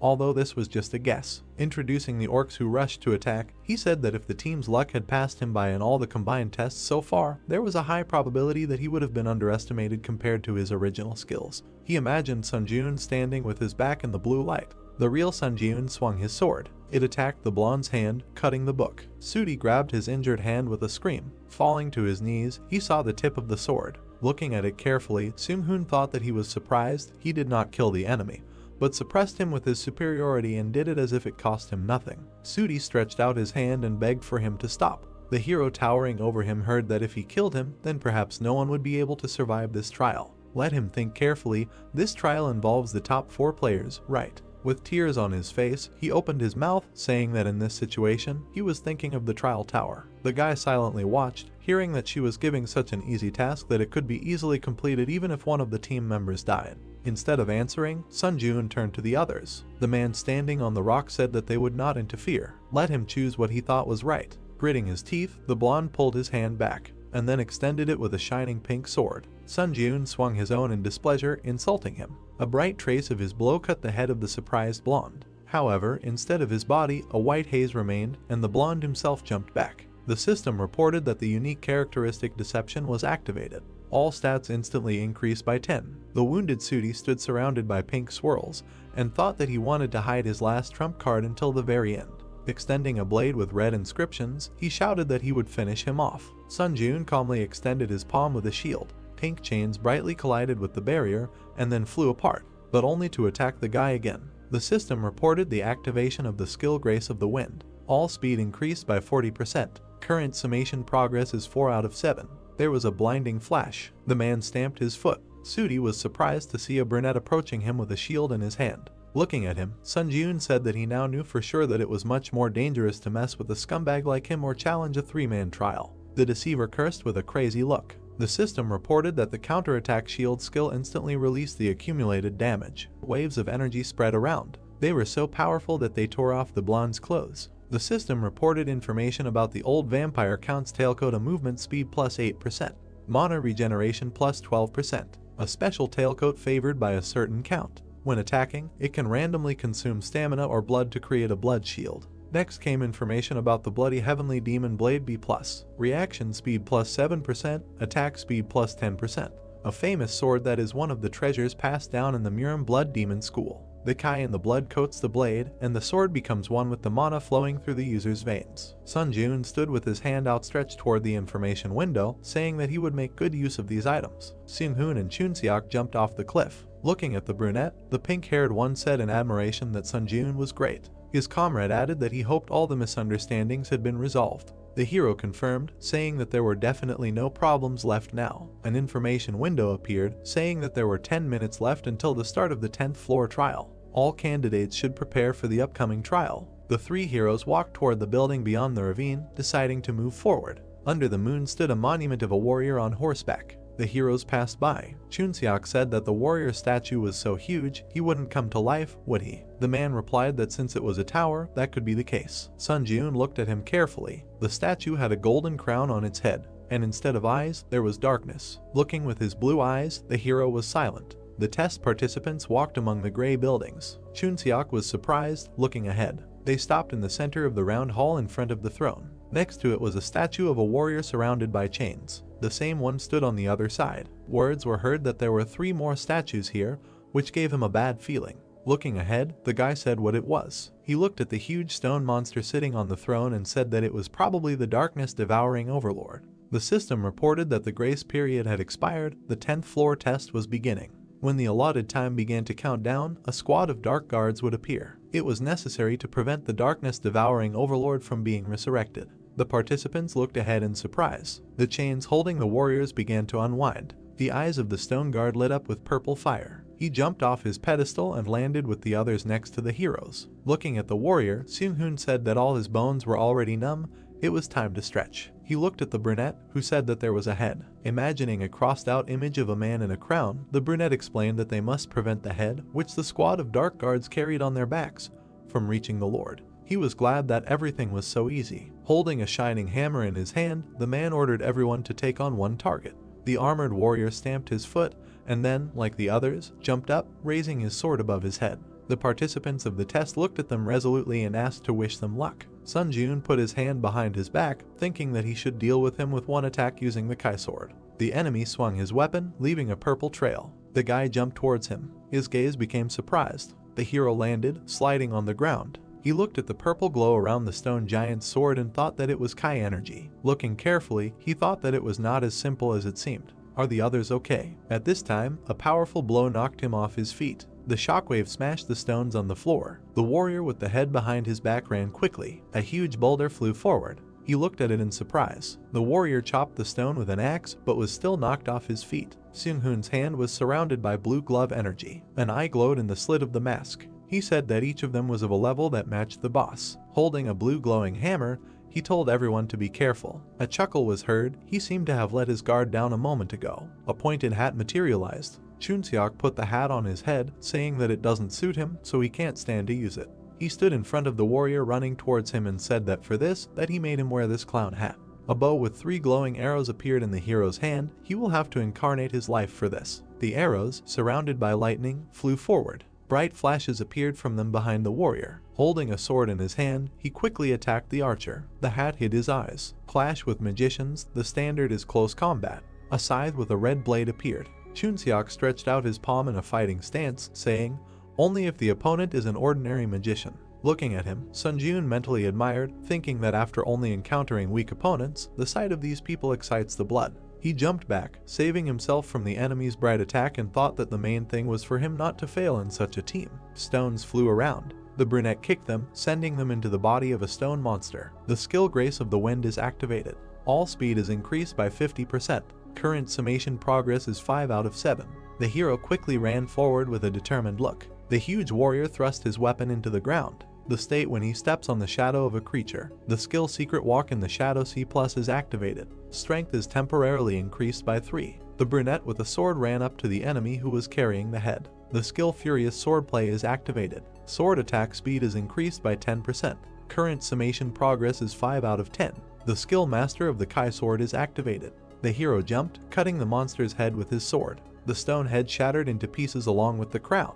The man in the mask talked about a depth charge. His opponent was surrounded by bright golden lightning. The stone man's face was distorted by the scream. The crowned head behind him was also smashed. A red whirlwind appeared in the air. It was the guy in the hat who attacked swiftly, twirling the weapon in his hand. He jumped high, holding a double-bladed scythe. The shining weapon struck the stone enemy. The third head of the boss was smashed into pieces. The stone monster opened its mouth, screaming loudly. The participants of the trial watched as they walked away. Chunseok asked if they were running away. Seung-hoon replied that now that there were no heads left, resurrecting the Lord was impossible. It was time to end. The three guys ran forward. They left the circular area following the monuments. The brunette running behind became alert, noticing something and wondering what that sound was. The huge stone monster stomped its foot. Sun Ji-yoon's eyes widened in surprise. The three stone opponents stood together, forming a pedestal. The horse quickly galloped over their bodies and jumped high with the cloaked rider. The guy looked at him in shock, thinking that it was the one from the entrance. The stone rider was rapidly approaching the headless body on the throne. The heroes quickly rushed after him. Gritting his teeth angrily, Sun Ji-yoon thought that it was too late to run after him. The rider held the Lord's head in his hands and jumped high. The brunette swung his sword as he ran. The guy's eyes shone brightly with anger. With a sharp movement, he threw the weapon forward. Meanwhile, the enemy had already brought the boss's head to his neck, but a bright blue beam smashed it right in his hands. The Lord's golden crown fell next to him. The stone warrior's eyes glowed red, and then he, like the others, screamed loudly. Chunseok made a joyful gesture with his hands and exclaimed that this was great. The brunette standing in a throwing pose breathed a sigh of relief. Suddenly, a stone hand picked up the fallen crown and placed it on its head. The fingers were clutching the handle of the weapon. The silhouette of the monster who cut off his own head appeared. The heroes looked at it in amazement. They rushed forward shouting that they had to stop him. The stone man held the head and the crown above himself. The guys jumped on him with weapons in their hands. When it was disconnected from the neck, there was a bright flash, and then a powerful red explosion through the hero's back. There were black flashes in the thick smoke. The system reported that the conditions were met. The stone monster in the crown rose from the throne. The system reported that the Lord who devoured the darkness had been resurrected. Looking at him in shock, Sun Ji-yoon cursed in his mind. He had received a special task to destroy the Lord who devoured the darkness. Red steam came out of the mouth of the huge stone man. The system reported that any damage would be nullified by the power of immunity. Challengers whose stats were higher than the darkness-devouring overlord would be able to deal damage. The brunette looked at him in surprise, mentally asking what kind of power. He had never heard of monsters being able to use power. The overlord raised his hand, and a sword surrounded by a red glow was approaching. The stone fingers closed on the hilt, and then the boss made a powerful slash with the sword on the ground. Sliding on the floor, Sun Ji-yoon thought about what kind of cheating ability this was. If dealing damage by itself was impossible, then they could do absolutely nothing. He froze. A huge stone warrior appeared behind him. The huge blade of the sword moved forward. Sun Ji-yoon flew back from the bright attack. The wound on his stomach glowed green, healing. The guy thought that he got a problem because they could not complete the mission. Suddenly, his gaze became surprised. He thought that this might work. Several stone guards were approaching with weapons. The hero's comrades ran up to him. Chunseok asked if Sun Ji-yoon was okay, and Seung-hoon added that they should come up with a plan and hit the overlord, but first, they needed to deal with his guards. Standing next to the participants, the brunette said that he had a request. Could the two of them delay the overlord for a while? The masked man noticed that they couldn't do any damage to him, so wouldn't it be more effective to clear out his guards first? Looking at him with determination, Sun Ji-yoon said that he had an idea. There was a way to kill the overlord. The face of the huge stone monster in the crown looked surprised. An eye glowed through the slit of the mask. Finally, Seung-hoon turned away, saying that they would trust him. Looking at the hero, he said that they would not be able to hold out for long, so he should hurry up. The guys quickly rushed to the overlord. Sun Ji-yoon decisively turned to the guard, saying that he was starting. He stood in front of the huge stone guards, saying that they would have to play with him for a while. The blue hammer was surrounded by golden lightning. They quickly hit the boss when the participant used a depth charge. Then any damage is nullified by the power of immunity. The man in the crown turned his red eyes. Seung-hoon landed, telling his comrade that as expected, there was no use. The system reported that the power of the overlord's greatness was activated. The eyes of the stone monster glowed. A notification appeared that everyone should show respect to the overlord. Any action that does not meet this requirement will be blocked. The heroes bent from the powerful energy bending them to the ground. The king struck with his sword, breaking the ground. A huge crack in the floor almost reached the heroes. The palm lying on the hilt glowed golden. The system reported the activation of the magic resistance skill. Golden flashes surrounded the body block was partially released. The guy in the hat screamed, seeing a flash nearby. The explosion that soared through the hero's back. Seung-hoon put his hands out to the sides, protecting the younger one. A powerful force hit him in the back. Blood dripped from under the mask. Chunseok grabbed his comrade by the arm and asked if he was okay. Then he turned around, covered in shadow. The huge stone boss pointed his sword at them. The guy closed his eyes as the tip quickly approached him. His foot slid along the ground. Sun Jun managed to protect his comrades with a red impenetrable shield. Chunseok looked at him in surprise, hearing an apology for being a little late. A red barrier was spreading from the shield on the guy's arm. He calmly said absorption. The system offered to increase stats using the spirits he had. Black and red swirls appeared in the air. The system reported that strength increased by 4, agility increased by 3, endurance increased by 3, mana increased by 6, tenacity increased by 4. Sun Jun clenched his fist, holding the red barrier. A notification appeared that the shield counterattack skill instantly released the accumulated damage. A bright beam threw the Overlord's sword away from the shield. The system reported that the power of the Kai Sword Master had been activated.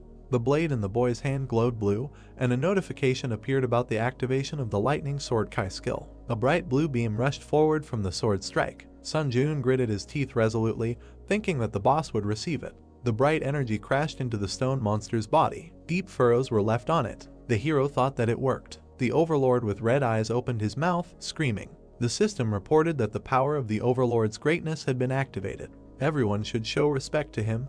Any action that does not meet this requirement will be blocked. Sun Jun fell to one knee, crushed by the red energy. He gritted his teeth, trying to resist. The system reported that the Force Breakthrough skill had been activated. The Magic Resistance skill had been activated. The ground around the brunette was covered in cracks. A notification appeared that all blockages on the body had been completely removed. A bright green ball of power surrounded the hero. A notification appeared that the proficiency of the skill Force Breakthrough had reached 100%. The proficiency of the skill Magic Circuit had reached 100%. The proficiency of the skill Magic Resistance had reached 100%.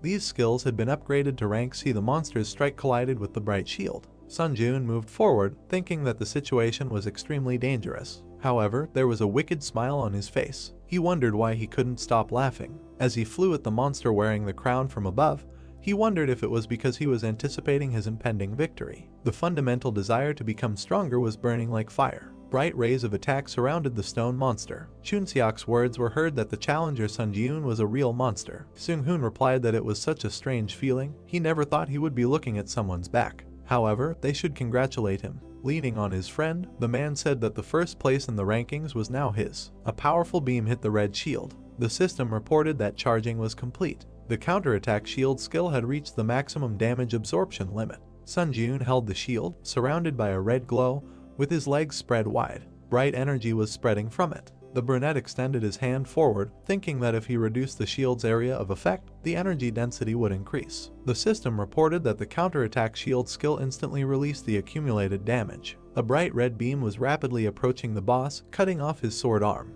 The Overlord looked at it in surprise. Gritting his teeth, the hero quickly approached him. The system reported that the Wind's Grace skill was activated. All speed increased by 70%. The current stacking progress is 7 of 7. Due to the maximum stacking, a 1-day cooldown was applied. The Furious Swordplay skill was activated. Sword attack speed increased by 10%.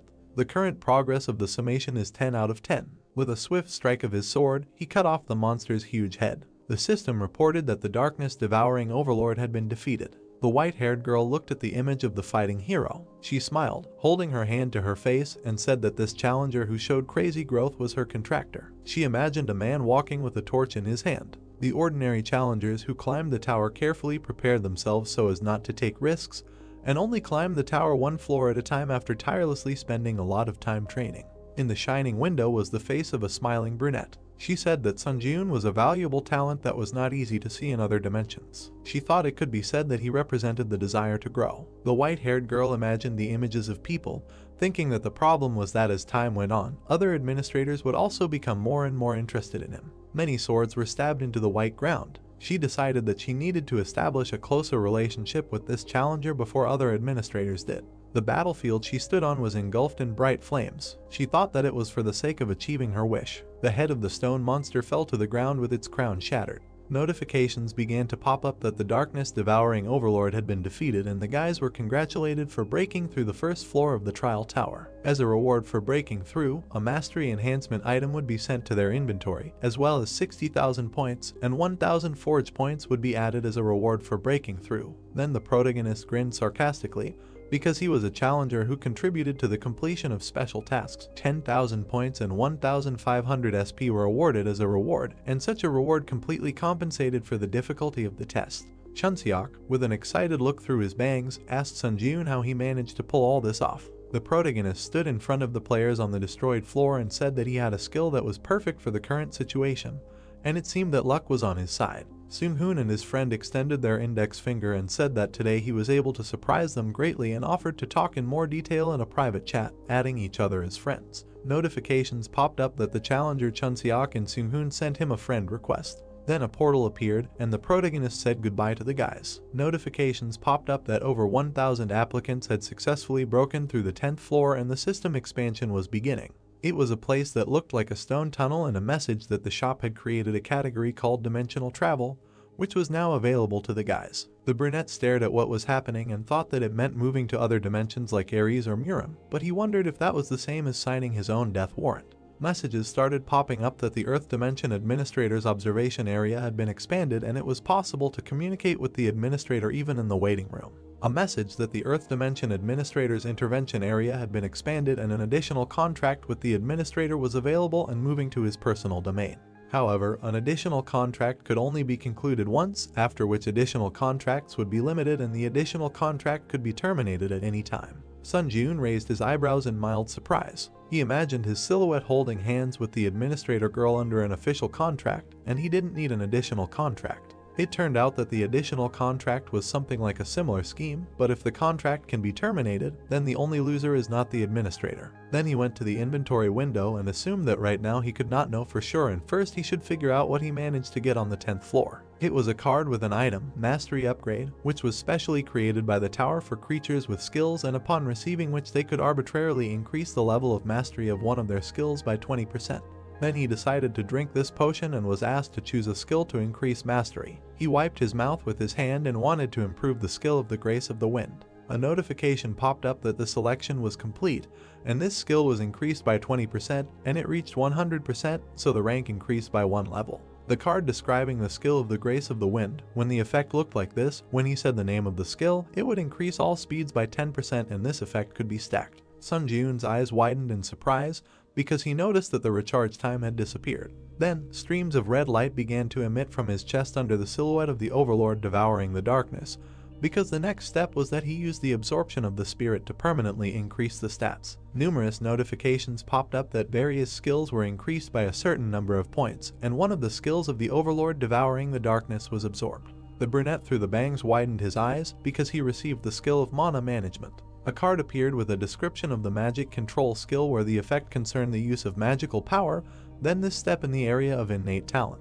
The main character looked at this card with a puzzled look and realized that now he could control mana like someone who has innate talent, but just standing and watching it did not make sense. He looked at the messages from the administrators who invited him to their domain. Sunjun looked up with a surprised look and did not understand why all the administrators were interested in him at the same time. The main character found himself in a snowy field where there was a cemetery of swords, because he was invited to the Lord of Steel Blood and he moved to this world. Then he saw a small house in front of him from which smoke was coming. A blonde in a towel came out from there and left. She went outside and stood in front of the main character because she joked that she already knew that he would choose her. Sunjun watched as the girl placed her hands on her waist and said that she had won the bet thanks to him, while he wondered why they had sent the invitation at the same time. The two of them then walked across the snowy field, and the receptionist became curious as to why he wasn't asking any questions. The brunette looked at the surprised girl and said that he had accidentally obtained a mana manipulation skill and asked if there was any information about it. The girl replied that he had obtained a very powerful skill. She placed her hand on her waist and stated that it was very fortunate, because before they returned to the hut, she would briefly explain everything to him. She said that he needed to use the newly acquired mana manipulation skill to maximize the magical power in his body. The protagonist placed his hands in front of him and began to emit glowing magic. He then frowned angrily and bared his teeth. He immediately spread his arms and began to emit powerful streams of discharges and aura from himself because he activated a skill that greatly affected the magic circuit in his body. He bent down and looked furious with his arms outstretched because this skill was forcibly increased with the help of the mana management skill. He lowered his head in sweat and looked at his hand because he had a feeling that his physical data had increased several times. Then he hit the ground with his hand and a powerful stream of wind rose around. The girl covered herself with her hands from such a powerful stream. Suddenly, the towel flew off her. The brunette looked in amazement at the girl's naked body. Then after a while they were sitting at home and having tea because the administrator did not believe that he looked like a person who was capable of pulling such a trick. The main character sipped tea and choked on such a statement and said that it was just a misunderstanding. The girl placed her hand on the table with a malicious smile, saying that he was at a loss, and in any case, he should try this skill from time to time later, namely activating skills that use manas with the mana management skill. She imagined how thin branches of skills were emitted from the bright sphere of energy. She said that no matter how the understanding of mana management changed, the skill would be able to stimulate the growth of each skill. Sun Ji-eun inquired about why he was called. The girl sat at the table opposite the guy and said that when he entered the waiting room on the 11th floor, he received a notification about the expansion of the system. He replied that thanks to this, he was able to come here without going through the tower. At this time, he was chewing on a cookie when the girl explained that only the expansion was not limited to such a function as the interference zone, and the real purpose was to convince that the administrator could seriously cultivate applicants. He became curious about what this meant. The girl immediately raised her hand, snapped her fingers in the discharge of aura. A message popped up that the administrator of the Blood Iron Lord was transferring power to the contractor using the interference zone, and the new power was engraved on the soul. Light began to emanate from the protagonist's chest and he was tense all over because it was the power of the Blood Iron Sword imprinted on the soul. He asked if she couldn't just give power before, to which he received a refusal. They sat opposite each other at the table, and the girl said that she had already paid the corresponding price of the tower. Sun Ji-eun, looking at her in surprise, realized that the additional contract function was also open, so maybe it would be better to find another applicant, and did not understand why him. He inquired about why she was so actively helping him. The girl sat opposite the protagonist and said that she saw a huge opportunity in him. Through her long hair, sitting on a chair, she said that administrators are rewarded by developing applicants, but this is by no means the end goal. Sun Ji-eun's eyes widened in surprise through his bangs when he heard that everyone was investing in one or another precedent to fulfill a long-standing wish. While Sun Ji-eun sat at the table with a confused look, notifications from various administrators began to pop up. The girl at this time smiled maliciously, leaning on the back of the chair, and said for those too impatient, she will end her story here. Then the protagonist found himself in a bamboo forest because he received an invitation to the administrator's domain. He walked along a green meadow and realized that it was ideal for training because he was just curious about his training method that the Steel Blood Lord taught him. He immediately swung his glowing blade and wanted to use mana control and hone his mastery of the skill 3 absolutes. He put out his magic shield with his hand and swung his sword again because he used several skills such as instant acceleration, and the skill rank was forcibly changed. He pulled out his magic blade to match the color of the rays and realized that now he needed to increase the power of the sword master. He stood in a fighting pose and looked at the magic blade in surprise. He looked at the blade with an angry grin and did not understand why this sword could not be activated by mana control, because he wanted to raise the rank of the lightning sword skill through the power of the sword master. He bared his teeth angrily in the sweat of his brow, and for him it was strange, because he assumed that this was all because the sword master is power. Notification that the administrator, the White Crane Sword, is waiting for his visit. He walked along a forest path among the bamboos, and messages popped up in front of him because he decided to postpone the issue of skill growth with energy for now. The administrator, the White Crane Sword, puffed out his cheeks and spoke well. It was the bamboo trees in the forest, and he realized that judging by the title of the administrator, he must be an old man like Baek Sunhak. He looked ahead in surprise. He saw a man on the Chinese veranda meditating and eagerly awaited. It was a white-haired girl, the administrator, the White Crane Sword, and she was eagerly awaiting the arrival of a challenger like him. The protagonist's eyes widened in surprise and he realized that the girl in front of him was actually a teenager. He was standing next to the girl, who asked if there was a problem. He replied that it was surprising to see the administrator in front of him, with whom he only corresponded. He was about to come closer when the girl extended her hand and said that she understood everything perfectly, but it was not very convenient to talk while standing, so she suggested that he go somewhere else. The protagonist looked dumbfounded with his hair disheveled, and he found this conversation very refreshing. He was meditating next to the receptionist girl who was smiling at him, and he thought he knew why she had abandoned the chairs and sat on this floor. The girl looked ahead with awe and said that she had always been watching the protagonist from here, and from the moment he had entered into a life or death fight with Sunhak on the 9th floor until now. The two of them were meditating on the platform, and the guy said that she had been watching him since the observation of the candidates was allowed, and asked if it wasn't a waste to sponsor a candidate she had only seen once. The girl said that she would not answer at all, he should be more aware of his own value. She recalled the image of the old man with the ball and said that he could not reach the highest rank of possession of energy release and he was still considered a fairly strong warrior of Murim, although he lost some of the strength he had after entering the tower, but maintaining victory over such a contender could rightfully be called a feat. The main character opened his mouth in amazement when the girl said that he should believe her, who was bound to this old man by a contract. Sun Ji-eun looked at her with alarm and sweat on his brow and realized that in this case, she could harbor a grudge against him. At this time, it was a watermill under the sun's rays, and the girl said that there was no need to escalate the situation because he was simply a good contender for points. The girl extended her finger, and a butterfly was about to land on it because she had managed to sign a contract with many applicants in her life but had never invited anyone into her domain. Sun Ji-eun stared at this butterfly, and the girl said that everything was until she saw him thanks to her previous applicant. Then she looked at the sleigh with slight malice and said that he should already guess what was what, and therefore decided to say it directly so that he would make an additional contract with her. The protagonist looked at her coolly through his bangs and asked if there were any benefits for him that he could get after this action. The two of them sat on the platform and looked at the forest when the administrator said that if he signed a contract with her, she could make him an apostle of the administrator of the White Crane Sword. He again became curious about what benefit he would get from becoming her apostle. She imagined a warrior in armor standing in front of the unique sign, and explained that in the tower, the term apostle refers to a candidate who enters into a special contractual relationship with the administrator, and the latter can only appoint one person as an apostle in his entire life, and only candidates who become apostles can acquire all the powers of the administrator. The protagonist thought about what was happening in surprise. He remembered the image of that very girl administrator of Steel Blood and realized that the patronage contract was so important, and realized that the girl then proposed to conclude a patronage contract, but did not bother to tell him about such important nuances. The white-haired girl was sitting on a pillow with a sword in her hands, and Sun Ji-eun said that in the test tower it was said that an additional contract is a contract that can be broken at any time, and asked why she was offering him patronage that can only be presented to a candidate once in a lifetime under such unfavorable conditions. She said that, like that woman, she chose him to fulfill her long-standing wish. She imagined a huge sharp sword and said that she wanted the sharpest sword in the world, the best sword that would never break or become dull. She imagined the protagonist in a demonic form with shining eyes and saw that it had the potential to be sharper than any sword. Sun Ji-eun stared through his bangs and realized that this was an old wish, and the Bloodlord had mentioned it earlier too,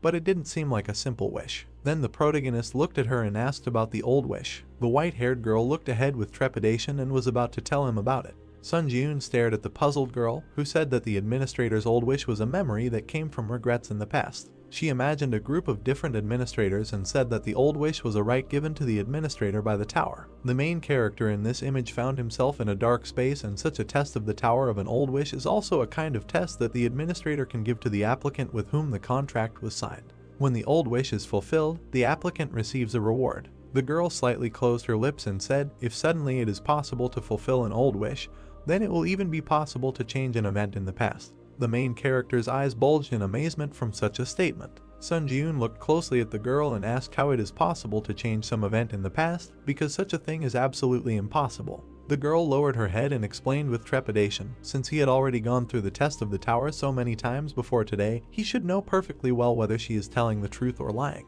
The brunette looked at her intently and understood that she was not lying. He remembered how he was trapped, tried to get out of it in his various moments from the past, because if we are talking about the tower, then it is definitely not lying. The guy frowned slightly from under his brows. The two of them were sitting under the roof and chatting when Sun Ji-eun asked if he could ask just one question. He looked at her warily and asked about fulfilling her long-standing wish.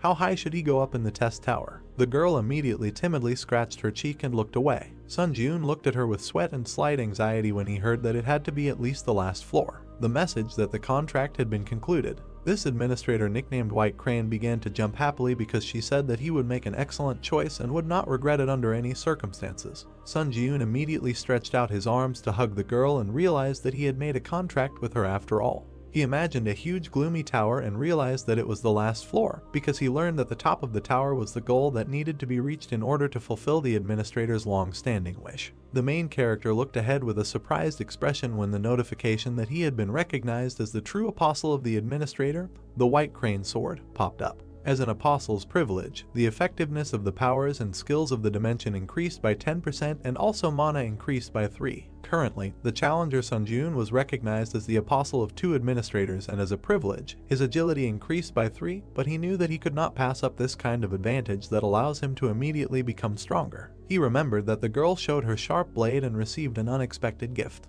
He he exclaimed and looked at the girl who asked if he had heard anything from that woman. Sun Jiun looked at her with a puzzled look when he heard about the creature that was looking for him. The white crane put her hand on her head and was indignant because the Steel Bloodlord did not tell her and completely believed in his strength. The white-haired girl looked through her bangs, which she was adjusting with her fingers, and said that she believed in him too, but still felt that she should tell him that she was going to use up his question tickets from now on because of such valuable information. Sun Jiun looked at her intently and agreed, because he didn't use them anyway, and they just accumulated in his inventory. A notification that all the question tickets belonging to this applicant would be used up. The protagonist realized with a dumbfounded look that this was a huge amount of tickets spent at once and tried to comprehend how serious a topic this was to discuss. It was a huge Chinese tower because in the Muram dimension there was a huge force called the Muram Union. It was a group of teachers led by Sukhan, who he killed on the 9th floor, but he held an important position as a commander in this union. The girl introduced the guy with the blade with a surprised look and said that because of his high position,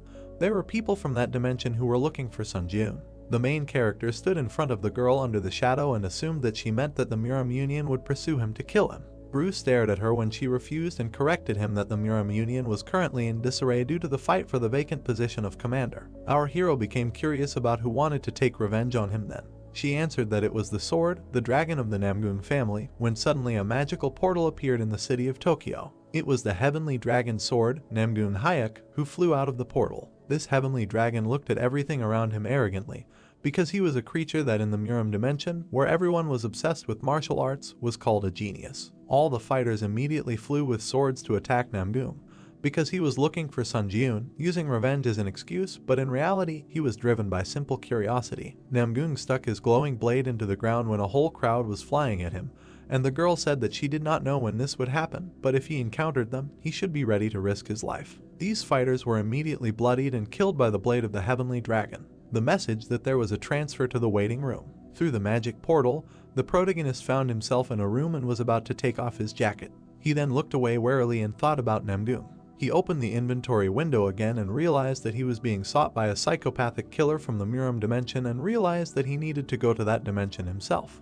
A notification that he had purchased the powers of the steel wings and spent 15 forge points and purchased the homecoming stone. He held a magic stone that emitted an aura in his hands, and now he had learned something new.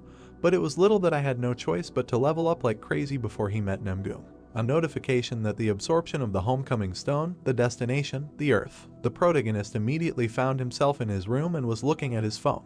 He stared at his phone. He saw a bunch of missed calls and messages from Heian. It was a brunette in a white shirt who was worried because once he read the message, he should immediately head to the Hunter Association. Sun Jiun stared at the phone and guessed that something might have happened. He activated the power of steel wings. Suddenly, magical wings appeared behind him. He immediately rushed to fly at high speed to the association. They were transported to the Hunter Association, where people were crowded. The hunters walked in a crowd and looked at each other when one of them said that he was glad that this was not a forced mobilization. And judging by the video, he really is ruthless and bloodthirsty. They were trying to figure out what will happen to Japan from Namgung now. Then the hunters began to look up in surprise. They saw the protagonist quickly land on the ground. He waved his hand at the guys, apologized for such an appearance. Then he ran inside while being watched. A crowd of people looked at the guy who had left in surprise and realized that he had just flown. The protagonist was met by Heian and her boss, who were happy to see him and assumed that he had gone through a lot of trouble in the tower. The protagonist stood in front of the guys and extended his hand, saying that they hadn't seen each other for a long time and asked why he was urgently ordered to come. Heian smiled and put her hand to her chest, saying that a serious incident had just happened in Japan. She was worried that he would go to Japan alone if he found out about this incident, so she urgently contacted him. The director of the association took the remote control in his hands and wanted to turn on the news on TV, because he assumed that talking was not very effective. It was better to see everything with your own eyes. He showed what the hunters were watching, the black portal in space, and it was a video from the body cameras of the Japanese hunters. Suddenly, purple rays started to emit from that black portal. Because this place was Tokyo, and feeling the strong wave of the gate generation, the Japanese Hunter Association formed a response team and sent 7 rank hunters to the scene. At that moment, Namgung was standing on the street after killing all the hunters. Because he was the person who appeared from the portal, shocked everyone with his appearance. Because he killed 6 hunters in just a few seconds, and it is assumed that this is the first time that a challenger from another world invaded the Earth's dimension. The main character exclaimed slightly and realized that it might be about Namgung. All the guys were standing opposite each other in a large hall, and Sun Ji-yoon inquired about the hunters who had just left and asked if they were trying to recruit a team to support Japan. The brunette in the suit slightly inclined his head and said that in such an unprecedented situation, almost all countries focused on protecting their hunters, preventing the outflow of hunting resources to Japan, and the same applied to Korea because they did not recommend supporting Japan.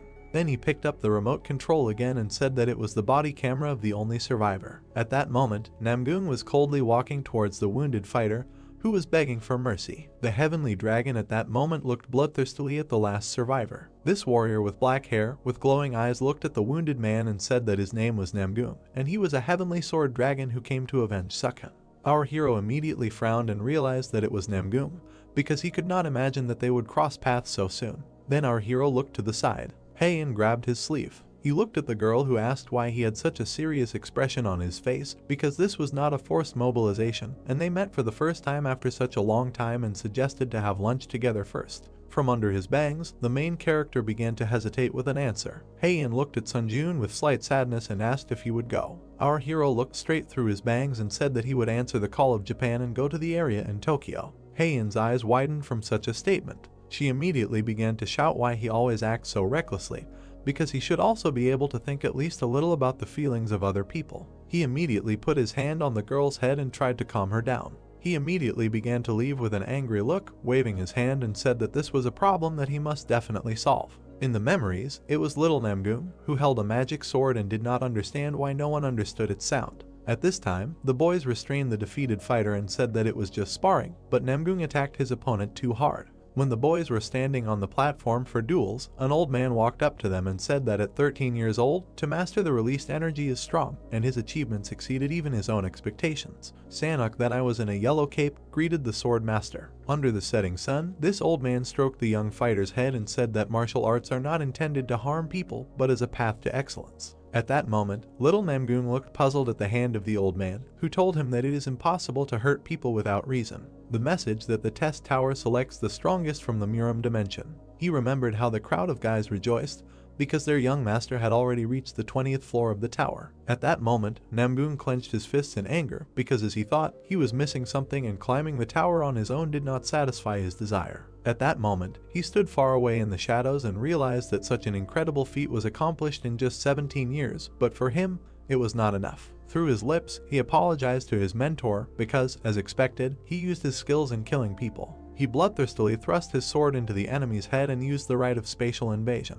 His silhouette stood on the ruined remains of the city burning in flames and declared that he was no longer satisfied with death from fools, and in Muram, he could not kill whenever he wanted. He frowned maliciously and realized that he thought that this scoundrel named Sun Ji-yoon would be able to dispel his boredom. At this time, the main character walked out of the airport under the rays of the sun. He was met by a girl in a suit and pointed to the car. He was driving a black car under a police motorcade. Then the protagonist followed a girl in a suit who pointed him inside because other hunters were waiting for him there. Seung-hoon and Chun-seok at this time noticed the presence of the protagonist and looked at him sarcastically because after the test on the 10th floor, fate brought them together again.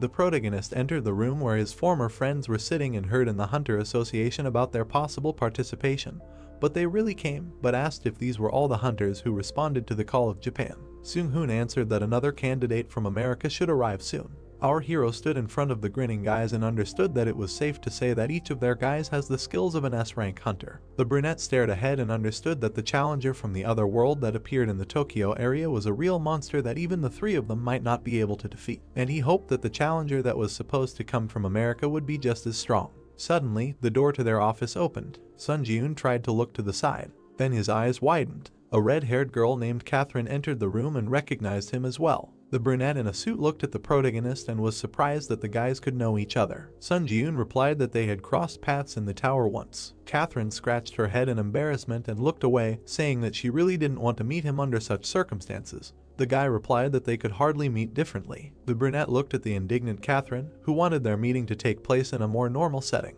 He explained that they had initially met in a less than normal setting and asked how she planned to make the meeting a normal life. She pointed out that he was right about this and asked if he couldn't have said the same thing in a softer way. Seung-hoon watched through his mask and realized that it looked like a lover's quarrel. All the guys looked at the couple who were talking to each other, and Sun Ji-yoon replied that it was not like that. The girl in the suit put her hand on her chest and was glad that all the candidates had finally gathered and apologized for the late introduction because she was the president of the Japanese Hunters Association named Eri Chika. The protagonist's eyes widened in surprise because this was the president of the Japanese Hunters Association, and when she came to meet him at the airport, he thought that this was a staff member, and this must mean that Japan is currently in despair. Alina spread her arms out to the hunters and said that no other support was expected and the situation was more serious than expected, so other countries carefully monitor the dispatch of their hunters. Chunseok and Catherine looked around in confusion and realized that even if it was a strict control, how could only 4 people come from all over the world when the situation was even worse than they thought? Alina's hand shook convulsively, clenching her fists, and said that no one wanted to help them at the moment. Alina immediately bowed to the hunters and said that they were all who came to the situation. She was sincerely grateful to them. Catherine watched as the protagonist helped Eri stand up and said that now was not the time to bend her back. Catherine continued to look at the protagonist in surprise, who was about to help the president, and realized that he looked so emotionless on the outside, but there was still something in him. The protagonist at this time replied that instead of bending her back, Eri should better give them a higher reward. Sun Ji-yoon put his hand to his chest and cried out that he asked for the promised reward to be double, and then they would actively support Japan to solve the problem that had arisen. The main character smiled maliciously through his bangs and realized that growth was waiting for him, because he was not here to be a hero or to show humanism, because he was only interested in the rewards and growth that he would receive by killing Namgung.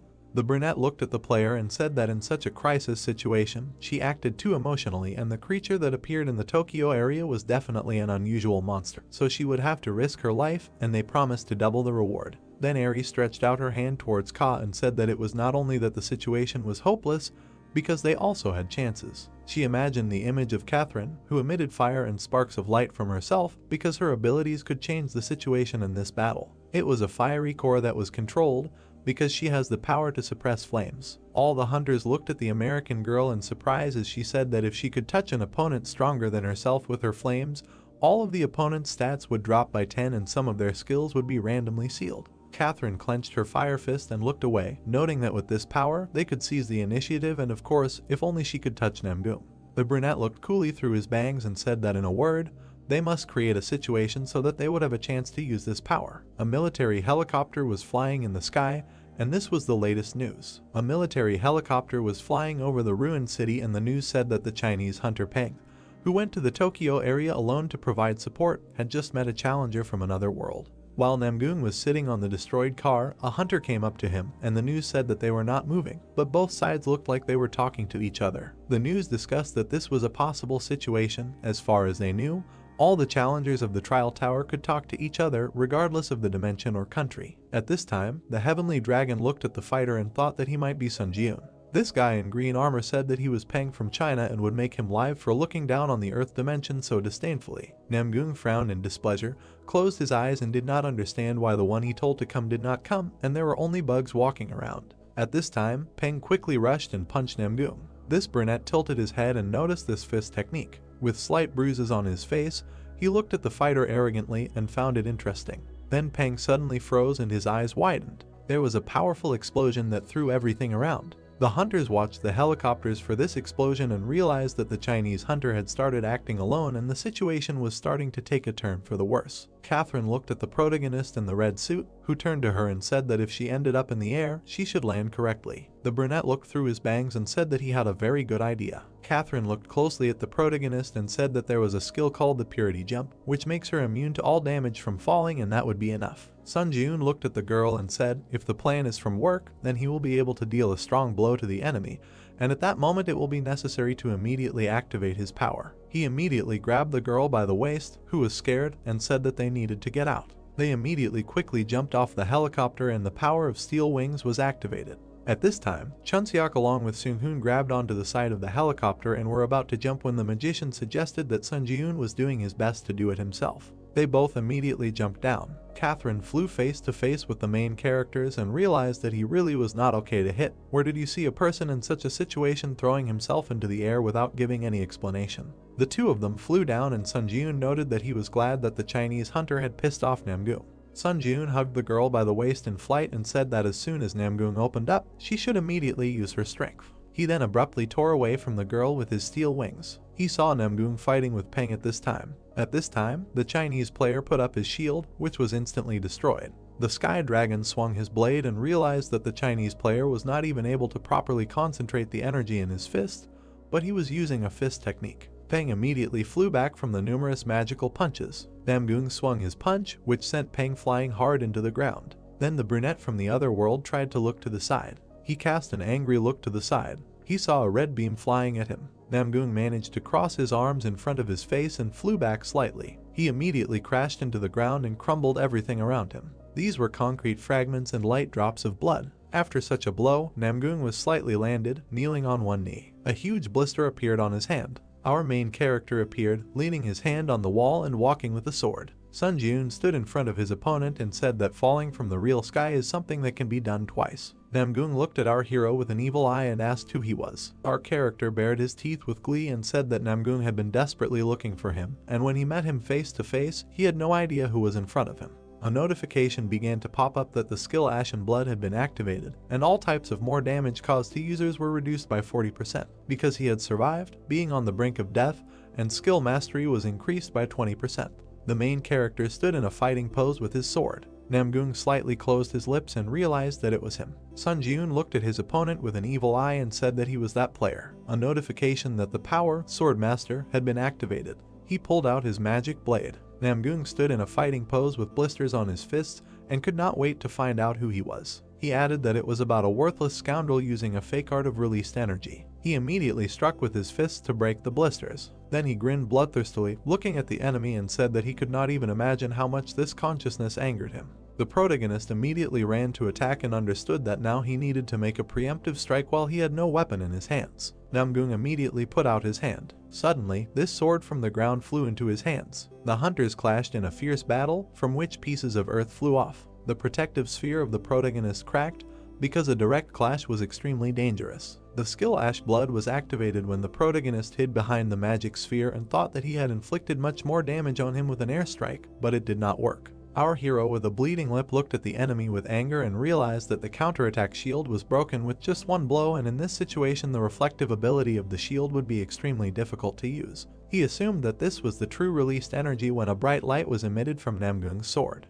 He assumed that his opponent had time to spread out and saw that he relied entirely on the magic techniques obtained in the tower. The main character immediately swung his blade, but his attack did not reach the target because he activated the lightning sword skill. Namgung looked at the light strikes flying past in bewilderment. Then he waved his hand and sent a fiery explosion towards Sun Jun. At this time, Seung-hoon and Chunseok flew to help their friend. They tried to get close to the enemy from all sides. Suddenly, Catherine appeared behind Nikolai, who was about to use her magic. She immediately released a fireball from behind under the flame suppression skill. The description is that this skill reduces his skills when it hits the target. A powerful fire explosion occurred. Catherine looked at what was happening in surprise and thought that the power was not activated. Chunseok ran past in a hat and extended his index finger. The guys saw Namgung rise on a lamppost and use his magic, calling everyone bugs, and they really provoked him. He pulled out his magic blade, because it was said that even despite the instinct of a hunter who has gone through many fights not for life, but for death,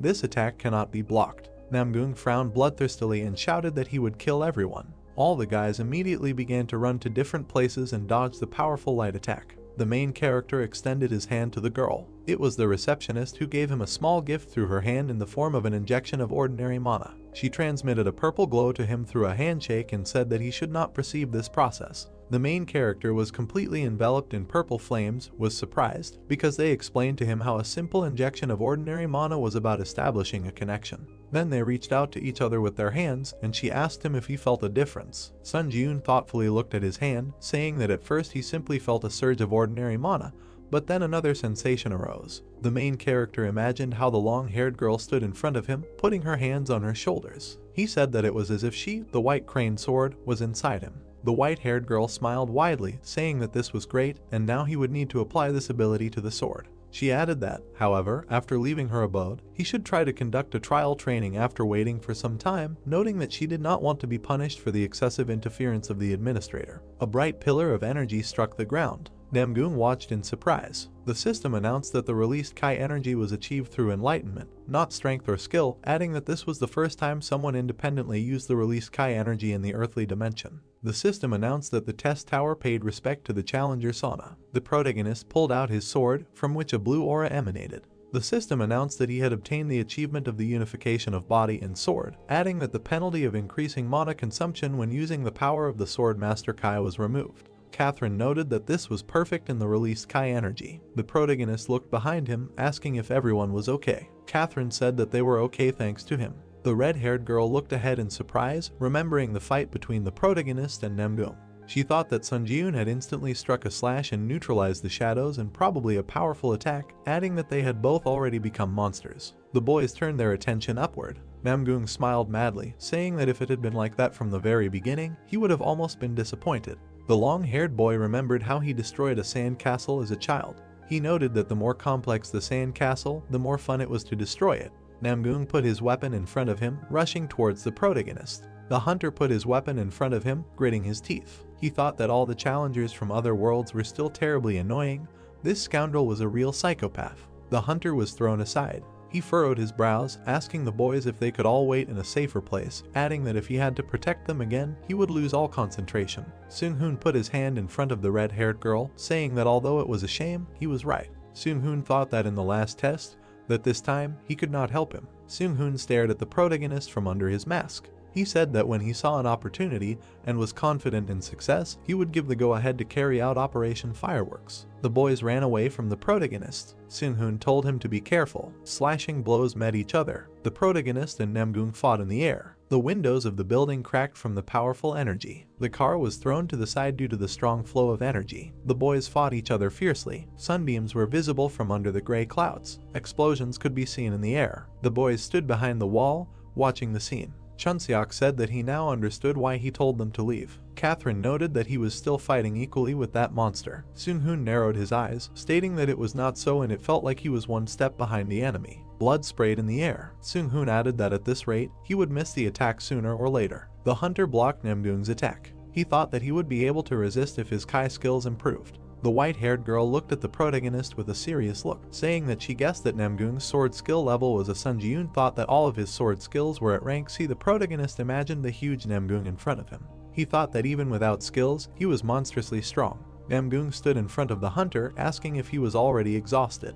The hunter looked at the guy with an exhausted look, thinking that he used too much stamina to recover and if he spent more stamina, it would affect his fight. Catherine threw a bottle towards the protagonist, telling him to catch it. The protagonist grabbed the bottle and said that it was great. He removed the cap from the bottle, looking away. Namgung kicked the protagonist with his foot. The long-haired guy grabbed the bottle, pouring it into his mouth. He said that he would enjoy drinking it.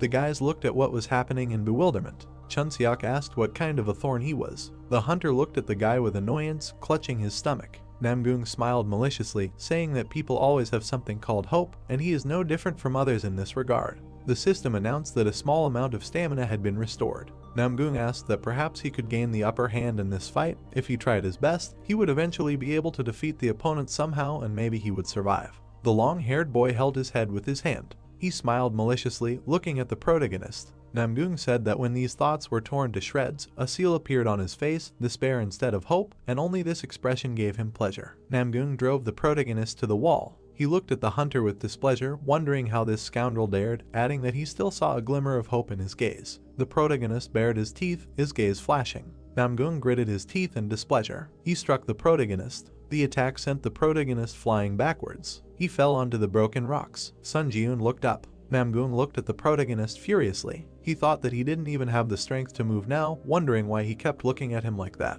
The long-haired guy swung his blade in front of the hunter's face. He told him to taste despair as much as possible. Blood gushed out from the protagonist's eyes. The hunter gritted his teeth, noting that the stamina that was the fuel for recovery had also reached its limit, and if he gathered all his strength, he would only be able to attack once. Namgung exuded a malicious aura. The protagonist thought that he couldn't see a thing, so even attacking him just once wouldn't work. The protagonist bared his teeth in annoyance, wondering what he should do. The guys ran towards the protagonist. The red-haired girl called out to the hunter. The protagonist sat with his eyes closed, his mouth slightly open. He thought that if they came closer now, they would just die a miserable death. The hunter put his hand in front of him, telling them not to come closer. Namgung slightly opened his mouth. He looked at the guys with a bloodthirsty smile, saying that these were his comrades, and that was why he had this annoying expression on his face. Catherine shot a fireball towards the enemy. Suddenly, Namgung unexpectedly appeared in front of the girl. The long-haired guy attacked the girl with his sword, drawing it across her back. Seung-hoon looked to the side, calling out to Catherine.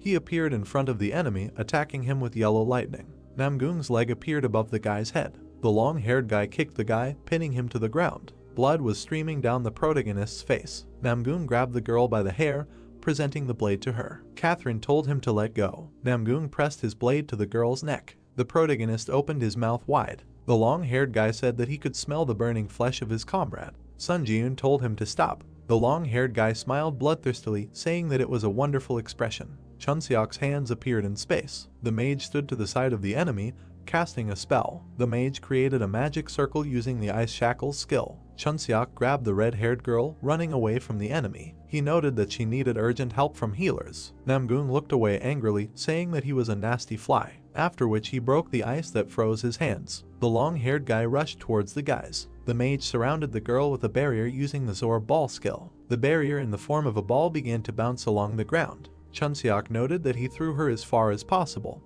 and this is the most he can do, adding that now he needs to open up again. Chun Seok looked behind him, using the concealment skill. Suddenly, Namgung grabbed the mage by the head. The long-haired boy attacked the mage with his blade. Seung-hoon was lying on the ground. The protagonist thought that everything was exactly the same as that day 7 years ago, and now he was also unable to protect anyone. The protagonist gritted his teeth, raising his hand to his face. A rat with red eyes was running along the ground. Not far from the protagonist, a crowd of rats was visible. The rats were shining with their red eyes. Sun Ji-eun noted that this was a disaster and acknowledged his battle of disaster, and tens of thousands of rats ran out to the surface to survive, and he reproduced the only attack he had left. A blue pillar of energy appeared from the protagonist as the rats flew into the air. A red aura was gathering in the protagonist's chest. The system announced that he had recovered his stamina by using up all the souls in his possession. Namgung held Seung-hoon's severed arm, looking behind him. Sun Ji-eun told him to know when to stop. The main character was emitting a dark aura. He said that he was a Muram crazy scoundrel. The long-haired guy smiled bloodthirstily, saying that he did not want it and he liked to watch his reaction, as it amused him. Pang swung his fist, emitting a golden aura. He used the dash skill. Pang struck the opponent's stomach. Namgung bared his teeth. The system notified that the ability of the person who touched the fire was greatly reduced by the effect of the fire suppression power. Fencing and flame sword are sealed for 10 minutes. The system notified that everyone except Namgung of the specified user is immune to this flame. Peng looked at the opponent angrily, saying that he is the Chinese hero Peng and he is not dead yet. After which the brown-haired man abruptly ran to the side, saying that he delivered the flame to Catherine and now dares to take his leave. Namgung looked ahead with displeasure, saying that this little fly was trying to do something until the very end. The system announced that he couldn't use swordsmanship because the fire suppression skill had been sealed. The long-haired boy bared his teeth in anger. He raised his blade above his head when swords appeared in the air. He used the skill battle of the strongest. The swords began to fall to the ground around the guys. The protagonist and Namgung were in the center of the barrier. The system announced that a duel zone was formed within a radius of 30 meters by the unique characteristic battle of the strongest. With the exception of Sun Ji-eun and Namgung, everyone else was prohibited from the duel zone. The protagonist looked ahead with confusion. Namgung smiled bloodthirstily, swinging his fist. He thought that if swordsmanship was sealed, then he could use fist techniques. The long-haired boy appeared above the protagonist's head. He wondered what someone who could not see anything could do to him. The protagonist stood motionless, wondering since when did this happen. Sun Ji-eun dodged his opponent's attack. He noted that the spiritual eye was a skill that allowed him to see things that were outside his line of sight, and this was what he thought about this ability. The protagonist jumped to the side, away from his opponent. He noted that he could not only see the wall that was spread out in a radius of 30 meters. Green light spread across the ground. Sun Ji-eun noted that he could feel every pebble in this area. The hunter kept his eyes closed. He thought that he had seen more than just his sightlessness, and until now he had never used the spiritual eye correctly. An eye appeared on the protagonist's forehead. Sun Ji-eun noted that it felt like the opening of a third eye. a purple aura appeared in the space. The system announced that he had realized the true nature of the spiritual eye, and the spiritual eye skill had been upgraded to rank B. The system announced that there was a battle going on in which he had put his life on the line by relying on his senses, and the sixth sense skill had been upgraded to rank B. The protagonist noted that the sixth sense skill, which he had completely forgotten about after acquiring, had developed and his senses had become clearer. A dark aura was visible in the space. The system announced that he had managed to put up a mortal fight with a sword master, and the demon slayer skill had been upgraded to rank B. The system announced that in a short period of time, he had experienced countless crises and a reincarnation beyond his capabilities. The Ashen Blood skill had been upgraded to rank B+. Namgoong watched the scene in bewilderment. The protagonist swung his blade as Namgoong jumped aside. The protagonist opened his eyes, flashing a red light. He noted that he could now fight equally with the weakened Namgoong. The protagonist ran towards his opponent. Namgoong wondered what kind of situation this was. He looked at the protagonist with annoyance, wondering why he was moving better and better with each step and why each subsequent thrust of his sword, or rather the previous one. The protagonist moved his hand with the blade to the side. The system notified that the skill Secret Walk in the Shadow was activated, and he was moving by stepping on the shadowed space, adding that the user's movement speed was increased by 30%. The protagonist bounced off the ground. The system notified that the skill Instant Acceleration and Grace of the Wind was activated. All speed increased by 70%. The current stacking progress is 7 out of 7. The hunter collided with his opponent. The system notified that the skill Furious Swordplay was activated. The sword attack speed was increased by 20%.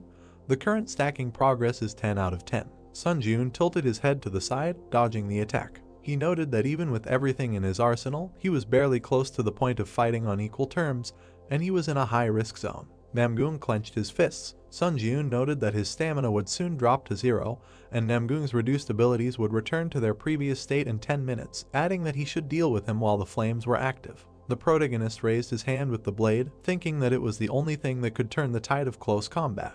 The hunter threw his blade towards his opponent. He noted that this was a sudden change. Namgoong dodged the blade with a malicious smile, saying that he made a stupid choice because he was cornered. The long-haired guy swung his fist, saying that he was a fool. The hunter leaned to the side, dodging the attack. He looked ahead with a cold gaze, using the Blood Steel Sword skill. A blade appeared in front of the protagonist's foot.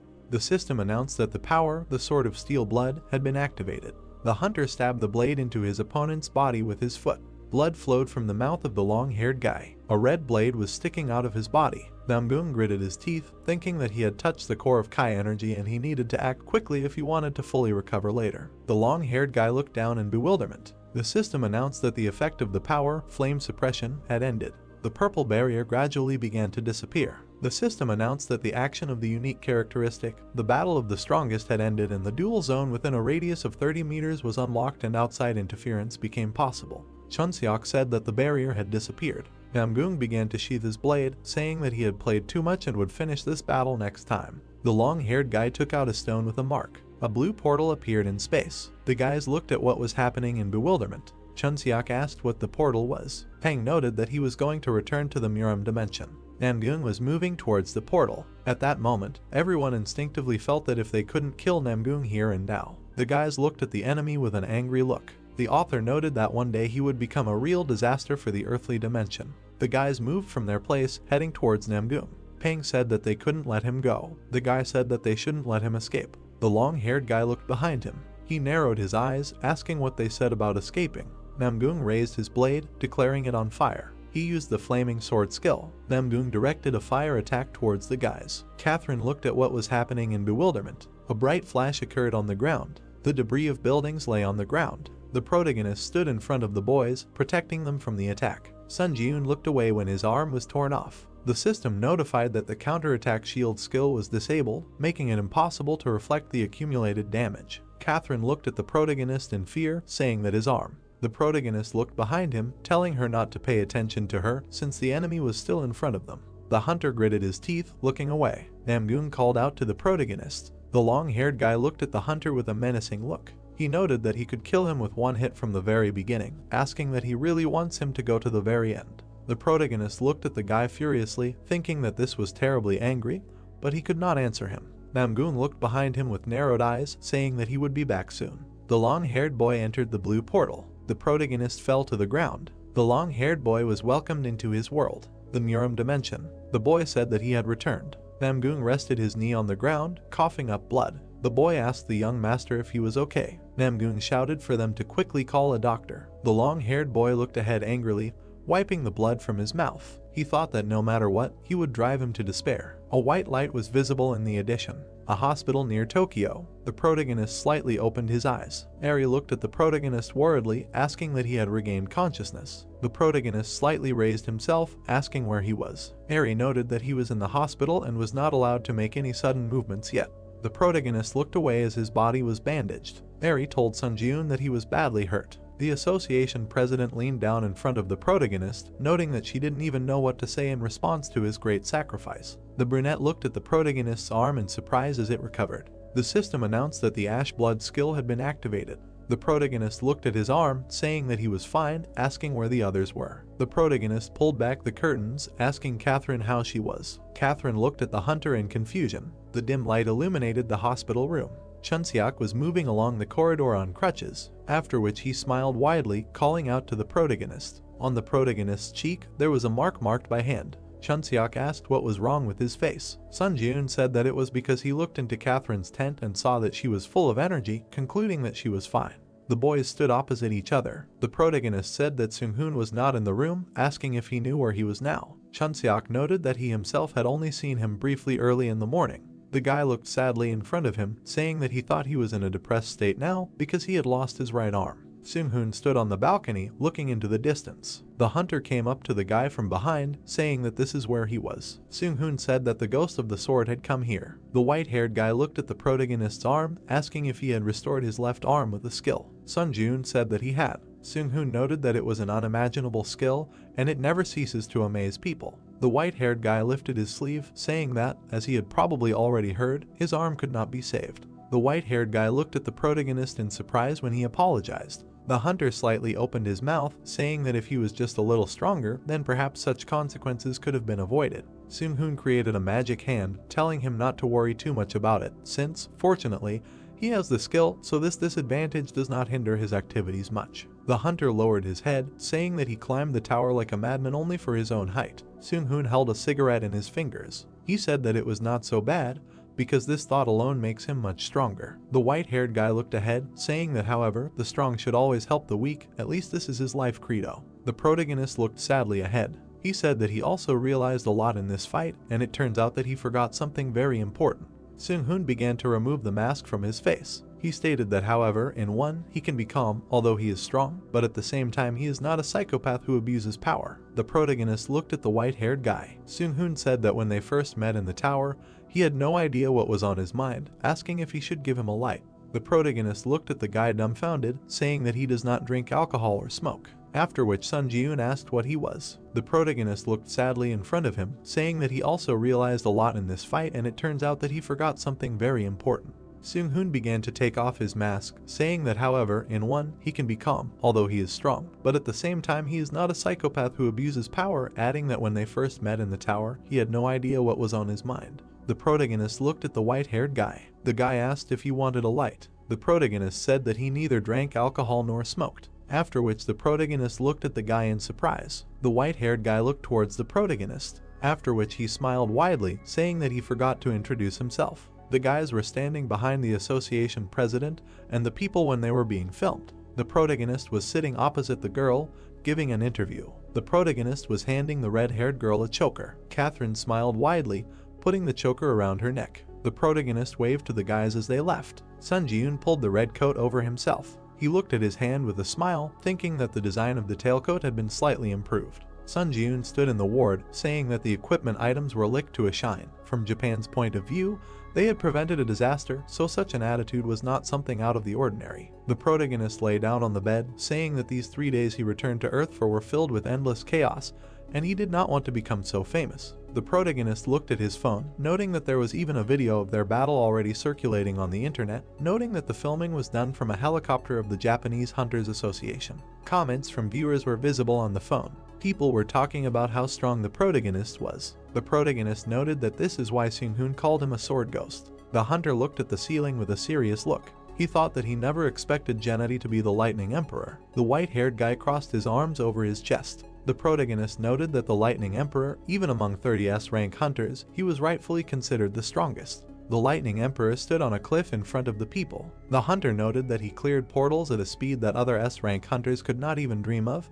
and he was a true hero of Korea. Sung-hoon handed his business card to the protagonist. He said that if he needed his help in the future, he could call him anytime, noting that he would be honest and he would not mind recruiting him, adding that he could contact him for any personal matter or for any other reason. The protagonist thought about recruiting. The system announced that the time was up. The protagonist rose from the bed, saying that he needed to become stronger to deserve the nickname of the Ghost of the Sword. The hunter grinned maliciously, saying that it was time to return to the tower. The system announced that he was returning to the test tower. The protagonist sat on the bed. The system announced that the waiting room on the 11th floor had been entered. The protagonist looked ahead with a serious look. He noted that he had learned some lessons from the fight with Namgoong. The protagonist opened a store. He imagined himself running fast on the ground. Sun Ji-yoon noted that it was about endurance. He remembered his arm being torn off. Sun Ji-yoon noted that Ashen Blood is a recovery skill that boasts excellent efficiency among his current skills, but it will not activate if his stamina is at 0. The protagonist looked ahead with a serious look. He noted that it was time to acquire a new skill that would instantly restore stamina. The protagonist browsed the store, saying that all the skills looked pretty good and the best way to deal with doubts while shopping was to buy everything that was available. A huge number of system notifications appeared. The system notified that he had purchased the skill Automatic Stamina Recovery, Moonlight Absorption, Sunlight Absorption, Excessive Growth, and Blood Call. The protagonist looked at the system notification with a smirk, noting that he had accumulated enough points to afford all the necessary skills. System notifications appeared. Skill Synthesis Power activated. The system notified that he should look at the list of skills and select a material for synthesis from the currently available skills. 2 yellow plates were reunited into one. The protagonist noted that he would first synthesize the most compatible skills. The system notified that the synthesis of skills was complete and the photosynthesis skill was created. A card appeared with a description of the photosynthesis skill, which, when exposed to moonlight or sunlight, the basic ability to restore health increases by 200%. The protagonist thought that this was an excellent rank, grew, and the strengths of the two skills were well intertwined into a single whole. The photosynthesis and Call of Blood skill plates appeared, merging together. The protagonist noted that now he needed to add Call of Blood there for a greater effect. The system notified that the synthesis of skills was complete and the Blood Contract skill was created. An image with a red sphere appeared. A system window appeared with a description of the skill. Vitality, stamina, and mana can be extracted from the blood of a creature, and this only applies to creatures and directly killed users. The protagonist looked at the window in confusion. He said that this time he failed, the rank did not increase, and the benefits of photosynthesis disappeared. The protagonist looked at the system window. The system notified that he bought the skill Blood Call and 20,000 points would be deducted from his account. Sun Ji-yoon said that he would buy another skill of the same kind and that would be the end of it. The skill plates began to connect. The protagonist noted that he would now try to combine the Blood Contract with the Call of Blood. The system notified that the synthesis of skills was complete and a new skill was created.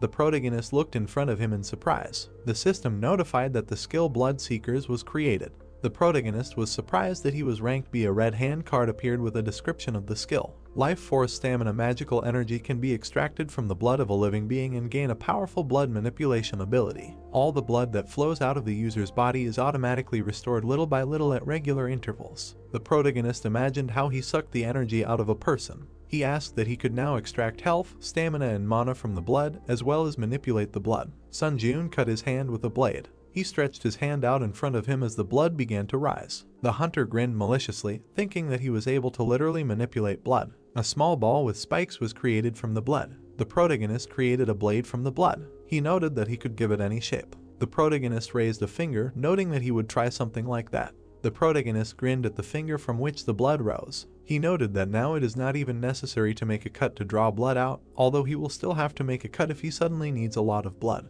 The protagonist grinned contentedly, thinking that Blood Seekers would be very useful. The skill plates began to shine. The hunter noted that now all that was left was to improve the Eye of Truth. The system notified that the synthesis of skills was complete and a new skill was created. A new Eye of the Fire Dragon was created. A picture with an eye of the dragon and a description of the skill appeared. The power of the fire dragon lives in the eyes, allowing one to see invisible things. It can see information about things and it becomes possible to determine the lie of another person. Blue light began to emanate from the eyes of the protagonist. The system notified that the skill of the Eye of the Fire Dragon was activated. The protagonist looked at his tailcoat. The system notified that this was an old frag of the vampire count and the user can temporarily create a blood shield by consuming stamina or blood. The protagonist looked at his black boots. The system announced that these were speed boots and that the acceleration period would be increased when filled with mana. The protagonist stared ahead, noting that this was a phrase he had not seen before. The protagonist turned his attention to his weapon. The system announced that this was a bloody heavenly demon blade and that when a user who had reached the flame sword stage fully activated, the blade's exclusive ability would be unlocked. The protagonist recalled the huge flash on the battlefield. He noted that the flame sword was what Namgun had used to destroy the entire Shinjuku district. The protagonist imagined an image of a sword emitting a blue aura. He noted that only those who had reached the flame sword stage could awaken the bloody heavenly demon blade's true ability, and he simply thought that it was a pretty good sword, but he could not even imagine that such an ability was locked in it.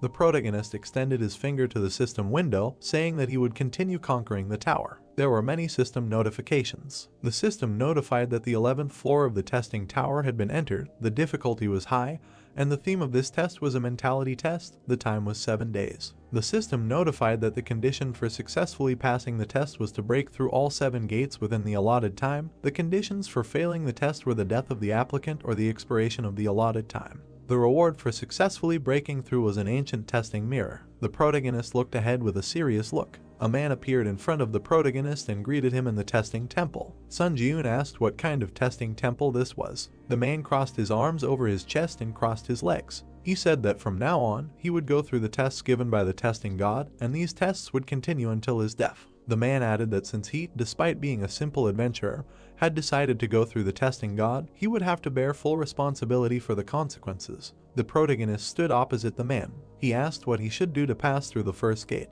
The man asked that he didn't know the rules of the Ares family of Supreme God's trials. Sun Ji-yoon said that he didn't know, thinking that this must be the same or dimension from which the Black Knight came, invading his trial on the 5th floor. The man sighed heavily, saying that he had no idea what kind of wind had brought such a stupid adventurer there and nothing could be done. He would have to explain. The man imagined 3 images of men. He said that the trial and the temple of the tests are simple. It is a test of the body, faith, and spirit. The protagonist stood with his back, looking at the man. The long-haired man said that at the beginning there is the body, and at the very end they reach the most difficult one, the test of mentality, and breaking through the gate is very easy. The protagonist looked at the man with a serious look. The man said that in each test room, a high priest would be waiting for him, and he had to convince them or kill them. All he had to do was move on to the next room. The man grinned wickedly, saying that he had given him enough information, so he thought he could draw his own conclusions. The protagonist slightly opened his mouth and said that in one word, he just needed to break through the gate, no matter what. The man planted his foot on the ground, saying that they would begin the first test. The long-haired man bounced off the ground, heading towards the protagonist. The long-haired man and the protagonist began to grapple. The hunter slightly narrowed his eyes, thinking that such strength was enough to become a contender who had received the qualification of a pioneer who had passed all the tests in high difficulty. The protagonist pulled his hand back, releasing blood from his finger. The system notified that the blood seeker skill had been activated. The protagonist shot blood towards the man. The blood bullet hit the long-haired man's forehead. The man fell to the ground. The protagonist thought that, as expected, this was a mind-blowing skill. Sun Ji-yoon thanked the man for explaining what was going on. The red aura was directed towards the protagonist. The system notified that he had absorbed the spirit of the priest Johan, mastery increased by 5.8%. Many system notifications appeared in front of the protagonist. The administrator priest of the 7 gods was shocked and outrageous by his behavior when he accidentally saw this scene. The administrator godslayer swordsman nods approvingly at his inhumane and cruel actions. The administrator hero of the ruined world looks at him and praises him for demonstrating an interesting spectacle. The administrator seeker of divinity says that he has nothing to worry about because he is flawlessly coping with the test. The protagonist frowned, looking at the notification. He thought that if he took into account the nicknames of the administrators, he believes that he attracted their attention because these tests are related to the god. The protagonist looked ahead in bewilderment. The system notified that the administrator of the Steel Blood Lord was shocked by his actions. The administrator of the White Crane Sword was upset that he went to the test without saying a word about it. The protagonist said that he did not even know how to contact the administrators. The protagonist approached the priest lying on the floor. The protagonist picked up the mirror, saying that there was an item here. System notifications appeared. The administrator of the priest of the 7 gods is watching his actions. The administrator of the hero of the ruined world admires his greed. The administrator of the godslayer swordsman nods as if he completely understands him. The eyes of the protagonist began to emit a blue aura. The system notified that the fire dragon's eye was activated. System windows appeared. Divine mirror of the high priest, The user can use this divinity to create a divine shield only once, the creation of which can shake his mentality. Perhaps the divine power of the god of verification contained in the mirror can motivate the user to prove their destiny. The protagonist noted that the main information ends there, and after that a phrase is revealed that can only be seen through the eye of the fire dragon. The protagonist looked at the mirror curiously, asking what can motivate the user to prove their destiny and what it means, adding that he thinks it can simply be considered a one-time protective barrier. The protagonist began to head to the side. He put his hand on the wall, thinking that he would like to receive more of these things during the body check. The protagonist opened the door. The girl said that she never expected that an adventurer whose name is unknown to him would get to this place so quickly. A girl with red eyes was sitting in the chair. The blonde said that, apparently, Johan's glory days are already in the past. The protagonist stood in front of the girl, asking if she is the priestess in charge of the second trial. The blonde grinned maliciously, saying that she is. The blonde placed her hand on the armrest, saying that she was the priestess in charge of the second trial, Jane. Jane threw the chair towards the protagonist, saying that it was nice to meet him. The protagonist stopped the chair with his hand, saying that since she was using violence, it was indeed a body test. Sun Ji-eun glared at the blonde. Jane jumped off the ground. She swung her weapon at the protagonist, saying that he hit the bullseye. The blonde threw a chair at him and said that it was nice to meet him, and the young man caught it and replied that since he was using violence, it really was a body check. Then he raised his eyes and looked straight at her. At that moment, the girl jumped up and ran towards him. She swung and shouted that she had hit the bullseye. Then she struck with her sword. The guy managed to bend over and said that this energy was familiar to him, similar to the one he had used earlier. Then he turned around and saw something else. Notifications appeared in front of him. The power of the sword master was activated, and the lightning sword skill. The girl saw this and was very surprised. Then blood began to flow. After some time, she leaned against the wall and said that she knew this aura more than an ordinary adventurer and owned a complete aura. And the brunette came closer and replied that since he was able to use it, then what prevents him from doing the same? Then the blonde frowned and explained that the divine power granted by the god of verification belongs only to the priests who receive this power and use it. However, she was just a little surprised that the guy who does not even have a hint of divine power owns such a powerful fencing technique. At that moment, he was wondering what is meant by divine power, and the priestess extended her hand and activated her energy. Then the woman ran towards him, trying to attack, and the young man thought that perhaps it should have been a fatal blow, because divine power always reaches its target. Their swords were zero, when the young man extended his hand and said that according to the first priest, in order to break through the gate, there is no need to kill the priest. Do you think it is enough to convince in your actions? The priestess smiled at him and said that she did not even know. Most likely it would be possible if she acted as if she was not inferior to God in anything. And the log turned around and answered that after checking the body, how much more time will remain to pass? The woman's eyes lit up with a bright light. She once said that the more she listens, the more impudent this man seems to her, quite relaxed, even too much. Do they really think that she has already won? Then she jumped up and shouted that it is better to ask such questions after defeating her. However, the young man did not even move from the spot. He threw her sword back with one blow, activated the skill instant acceleration, and a moment later grabbed her hand and pressed it to the wall. Then he came closer and said that now he has definitely won. And the girl looked up and answered that this is not so. How did he manage to do it so quickly? And the young man replied that as promised, now we need to talk about the verification process. At that moment, the priest had no choice but to tell and ask if he is really going to take her powers or something like that.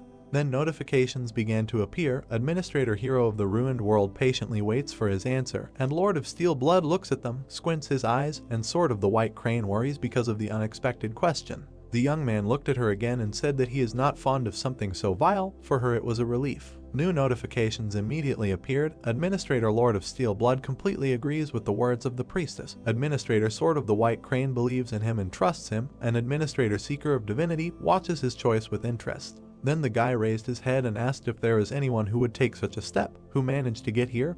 The answer was surprise and the question whether he really thinks so. For a lawyer too naive, one way or another, she will have to fulfill her promise and share information about the check. After the girl introduced several players, said that now there are 2 body checks left. The faith check will begin at the 5th gate and end with the eared ones. It turns out that the mentality check is carried out only at the 7th gate. Then she folded her hands and said that before challenging the 7th brother, she would advise him to think once about giving up. Then she smiled sarcastically and said that no one had ever managed to pass the 7th gate. Everyone who entered there went crazy or died in agony, bleeding. The guy's eyes lit up after that. The Fire Dragon Eye skill determined that there was no lie in the enemy's words. Then the blonde smiled and said that her end had come. As a last word they would say that for the first time in a long time she enjoyed the battle. And most importantly, the hero answered that if there was a way to pass the gate without killing her, it would be better to tell him about it. But in response, he only heard that with his current abilities this was impossible and decided to ask her if she was afraid of death. The woman began to laugh and replied that she was not afraid at all. In any case, even if she died, she would only end up next to God. The young man immediately struck with his sword and thought the longer he delayed it, the more disgusting he would feel. Then he absorbed the priestess's soul and his skill was increased by 8.8%. While the guy was leaving there, he thought about what to do. His mood was now spoiled. After some time, he reached his brother and opened them. A man with a sword appeared in front of him. A huge muscular man raised his weapon and looked straight at him. Then he came closer and said that his name was Lucilian, the man who would become the sword that the god of testing would wield. He pointed the sword at the young man and said that from now on he would test his martial arts. He had to prove that he was worthy of entering the next gate. Then he raised it above himself and the sword began to blaze with fire. It was an aura blade. The guy saw this and was very surprised, although the stage was unstable, but it was clearly a flaming sword. He frowned and thought that things were not very good. Right in front of him was a blade blazing with fire. Then he took out his weapon and thought that already on the third test he should deal with the flaming sword. Here finally the guys clashed in a duel. Most likely, now the main character will have to risk his life. Although the young man dodged, something still seemed strange to him. When he looked up, he thought that not only the statistics associated with his physical abilities, but also the strength emanating from the sword was clearly inferior to his own power. The enemy was already approaching him at that moment. The young man was able to reflect this blow as well, while he was thinking about the fact that it was his energy that was losing now. At that moment, it was as if another person was in front of his eyes. Seeing how Namgoong Hayek used the flaming sword earlier, of course he thought that this was about high-level sword skills. Perhaps the whole point is that that person, a crazy bastard, was simply too strong, and the so-called flame skill may not be easy high-level sword skill. Suddenly it dawned on him. At the same moment, the man struck again. But the blade remained intact. It was expected for him. The guy frowned and thought that no matter how much he attacked, only his energy suffered. The fight continued for some time. The brunette actively dodged the blows. Then the man came closer and said that no matter how strong his aura, it would not be able to break his sword, only the one who could break it. He looked up and explained that this could be done by the one who could cope with what is invisible to the eye. After that, the young man lowered his head and thought that this man was weaker than him, but owned a flame sword. It was like that. Then he smiled and said how when the one who studies worse than him passes the exam with a much better result. Then he took the sword more firmly and thought if he really said that he needed to cope with what is invisible to the eye, in that case he would certainly break his sword, and immediately ran to his opponent. Their swords clashed again in a duel. The man continued to fight and shouted that only the one who knows how to handle the invisible creates a sword that pierces all existence. The brunette at that moment continued to think that no matter what he could break him, and continued to listen that in this way a magic blade called aura with absolute powers is born. And finally the young man swung and again thought that the only goal was to break it. He managed to cut the sword in half. This greatly surprised his opponent. And the guy landed on the ground and thought that now he understood what the difference was between released energy and a flaming sword. The principle of activating a flaming sword is willpower, dense enough to be expressed in real physical strength. At that moment, his sword blazed brighter than ever, and blood dripped onto the ground. The man lowered his head and began to laugh. He realized that he was defeated. Afterwards, he raised his hand and laughed even louder, saying that it was not that imperfect flaming sword borrowed from the god of verification, but the real thing, and this guy really did it. The main character couldn't understand whether this man was really happy now. He turned to him and thought that he was more interested in the achievements of others than his own death, like he had his own mission, but he did not understand whether it was time or madness. Finally, Lucilian raised a trembling hand and said that this man had learned the whole essence at once. This fact makes his heart ache 3 times from bliss, passed the test of his martial arts. Then he smiled and with tears in his eyes said that it was better to continue in the same spirit, to go forward, like this. Literally a moment later, this man lost his head, and the young man said that now he would not feel pain. And while the guy was accumulating energy, he received a notification that he had absorbed the spirit of the priest Lucilian and his skill was increased by 14%. A bright light also appeared. The skill of the unique characteristic necromancy reached 100%. The rank of the unique characteristic necromancy increases by 1 level. The brunette looked at this and thought, what ability will his arsenal be replenished this time? Then a notification appeared where it was written that these are additional effects 6. When absorbing the soul of a stronger opponent, after evaluation, you can get the ability to extract power. The guy looked at it and was surprised. The ability to extract the enemy's power is something interesting. Every time a necromancer raises a level, it never disappoints. Besides, it's only a B rank and already revealed such huge opportunities. Then he took a step forward and thought about how curious it is to know what awaits him at rank NS. Then another notification appeared where his characteristics appeared in the status window. Ruler area, strength 86, agility 85, stamina 81, endurance 84, mana 79, unique characteristic, necromancy, unique power, synthesis of skills, strength, more details, skills, more details. The young man raised his head and thought that even the statuses have already come close to 3-star numbers. When he studied, wanting to become a hunter, he considered it something unattainable. Then he tilted his head and began to receive notifications that he had absorbed the spirit of a priest, thereby increasing his stats, absorbed the spirit of a priestess, thereby increasing his stats, absorbed the spirit of another priest, thereby increasing his stats. Strength was increased by 8, agility was increased by 6, endurance by 7, mana was increased by 8, and stamina was increased by 9. Several more notifications also appeared that one of the skills that the last priest had was absorbed. He received the skill Indomitable Will Mastery 27%. Description: a symbol of those who challenge the impossible to the end without giving in to despair. The main effect: when faced with an opponent stronger than the user, physical ability and concentration are significantly increased. Additional effects: when activating the skill, it becomes easier to achieve enlightenment, and the ability to mental defense is enhanced. After the guy went forward, he walked along some corridor. There were broken glasses around. He finally reached the door. He opened it and looked forward. At that moment, a large room appeared in front of him. The young man tensed up because there was no one, but it turns out that a person was flying above his head all this time, who noted that he was watching. The previous priest had left this mortal world. It was a blonde man, similar to an angel, who said that the situation was contrary to his expectations. Notifications immediately began to appear that the administrator of the God Slayer, the swordsman, asks him to be careful. The administrator of the hero of the destructive world advises not to realize, since a real enemy has appeared. The administrator of the Sword of the White Crane says that he uses real skills of mastering the released energy, and not fake ones. And the administrator of the Lord of Steel Blood admires the powerful energy and iron which the god of verification serves. At the same moment, the young man raised his sword and struck the first blow. The blonde then landed and replied that he was watching. He did not really want to waste time talking. He looked at him and added that then, we must immediately begin the test of the fourth kind.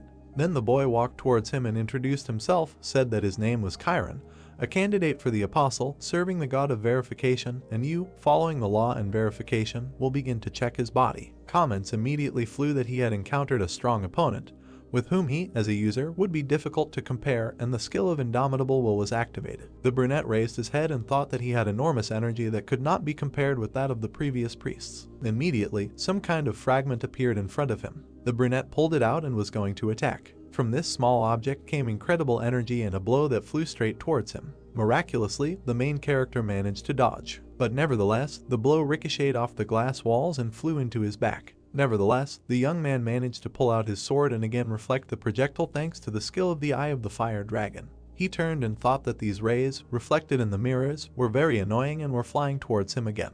Then he tried to attack and thought that he should attack him before he started attacking him endlessly with these beams. After that, the guy swung and flew straight towards the enemy. He did not lose his head and immediately took off into the air. At the same time, he threw the boy back with his wings. Literally a moment later, the candidate for apostles raised his mini dagger and began to accumulate energy. Immediately, he flew up to the main character and tried to attack, and then he thought that now he could feel the flaming sword. After some time, the blonde flew up again, and the brunette looked at him and thought that this was most likely his guaranteed method of detection by victory. If he thinks like that, then they attack with a beam from a distance. Even if he penetrates and dodges the beam, mirrors installed around the perimeter reflect the beam at an angle where the enemy has a blind spot. In close combat, he uses his wings to create a gust of wind to disrupt the opponent's sense of balance, after which he counterattacks with a flaming sword. Because of this, the young man flew down. As soon as he landed, he thought that this was a very shitty template, and immediately after that, he flew away again because of the wingspan. The protagonist decided to act, so he took out his sword and thought that despite the stupidity of the scheme, it would also be quite difficult to deal with the mirrors in a hurry.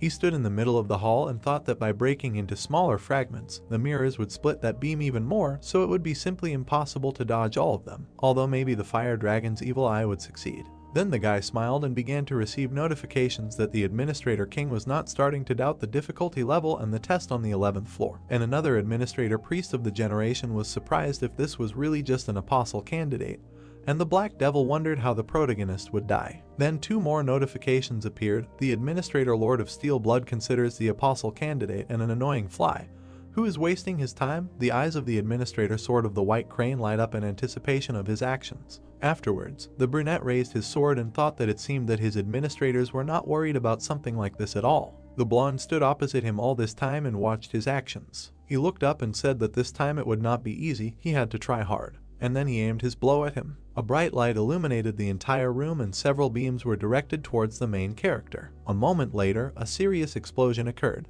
A notification appeared that the charging was complete. The blonde was surprised by what he saw. In front of him stood an opponent, completely intact, who activated the counterattack shield skill and reached the maximum damage absorption limit. The young man raised his head and said that he had used release. He immediately struck, released the accumulated damage and reflected it back. This beam immediately pierced his opponent. The Apostle candidate began to bleed and did not understand what had happened. Then he bit his teeth and said, "What the hell was this?" There were clearly no traces of magic training on him. And she added, "Do they really use the power of a god?" The brunette was surprised again and said that he had no idea what the power of a god is. At this moment, the Apostle candidate flew closer, said that he did not flee the battlefield and did not lose the battle. In accordance with the law of verification, they announced that all physical checks are complete. Then he flew to the ground and added that he acknowledged that this person passed the check. Notifications began to pop up that the young man absorbed the spirit of the same person. The skill was increased by 8.8%. When absorbing a spirit stronger than the user, an assessment is made for the disappearance of power. The guy was surprised when he saw after the completion of the assessment that it was confirmed that the spirit of the person has power, and this power will be extracted. A bright light appeared in front of him, and information that the divine power is now engraved on his soul. The protagonist watched this and thought that it turns out that it is about the power that the local priests use like him. Then he raised his hand and thought that he felt some energy penetrated his heart, but did not circulate at all, said that the methods of managing divine power and mana, apparently, are very different. Notifications appeared that the administrator between the White Crane asks why the divine power penetrated his core and energy, and the administrator Lord of Steel Blood is perplexed when he feels that in the divine power of his heart there is no trace of battle. The young man alive at that moment only thought about the possession of divine power and something extremely significant, and received information that he absorbed the spirit of the priest, thereby increasing his statistics. Strength was increased by 4, agility increased by 3, endurance increased by 3, mana increased by 4, stamina increased by 5. Suddenly, the next door opened in front of him. The guy raised his head and heard someone greet him. An old man stood there who said that this was the one who was overcome by the madness of martial arts. These people stood opposite each other. At first the heroes did not understand what his words meant and asked what they meant. And the old man lowered his head and said that victories, victories, more victories, isn't his goal to grow endlessly to become the strongest. At that moment, it dawned on the brunette that it was true that he wanted to become stronger, continued to grow, but wasn't this man exaggerating too much when he said that he wanted to become the strongest? Suddenly the elder appeared behind him and added that he was not exaggerating, but simply voicing the conclusion that the young man would come to in the end. This surprised him very much. The guy immediately turned around and tried to strike, but there was no one in front, and the old man immediately appeared on his head and said that he shouldn't talk like that and get excited. While he was trying to find him, the elder moved from place to place and said that these gates do not check his body. Here is a test of faith. However, the main character continued to swing his sword and did not understand what was happening. He clenched his teeth and thought that his movements were beyond imagination. Then several elders appeared behind him at once. How did this man penetrate his mind? At that moment, hands reached out to him from all sides. These hands grabbed the guy, while here he thought that the strength left his body. He raised his head and tried to get out, but nothing worked. Suddenly, a huge face appeared in front of him. It was an old man who literally began to suck in all his clones. And then he looked at him and said, "This is what this taste means." Finally, the guy turned around and realized that there was no one around him. He heard that he passed from the old man. After that, he turned and asked again, also asked what they were talking about. In response, he heard that he said that the 5th gate was passed by him. Then the elder came closer and said that he could go to the next gate. The young man said that he did not agree. How did this happen at all? The man explained that initially the 5th gate begins with the contemplation of mental images. In other words, only those who have an unshakable will have the right to look into their own world of images. Then he raised his head and added that he felt this unshakable will in him. Oh, this frantic will to cut the throat of anyone to become stronger. He raised his hand and said that he very clearly feels the desire to kill anyone and become even stronger. All these feelings are hidden in the depths of his consciousness. The protagonist listened attentively while he said that if he wants to kill him, a feeble old man, then he must do it faster. Fortunately, he will be able to learn a little in the arms of God before his parasite senile dementia. But then the old man heard something that surprised him. The young man said that he will not do this. Then he raised his head and asked why, and the guy came closer to him and explained that they had already said that the tests had been passed, so he saw no point in killing a person without any reason. Why ask about something so obvious? The elder listened to him and thought about it, said that this was indeed an unexpected turn for him. Then he came even closer and said that he thought he would have coped, even if he had officially given him the tests of the fifth to lie, but he repeated again, the tests had already been passed. Then he patted him on the shoulder and added that his friend could go further, wished him to successfully pass all the stages of the test. The guy looked at him and did so, went forward, but suddenly it dawned on him. It was as if the main character found himself in some kind of emptiness. There was darkness around him, and the surface of the mirror was swallowed by the darkness, and soon he found himself in a void where there was not a glimmer of light. Then a woman appeared near his ear, who greeted him. The young man did not hesitate and immediately took out his weapon, but there was no one around.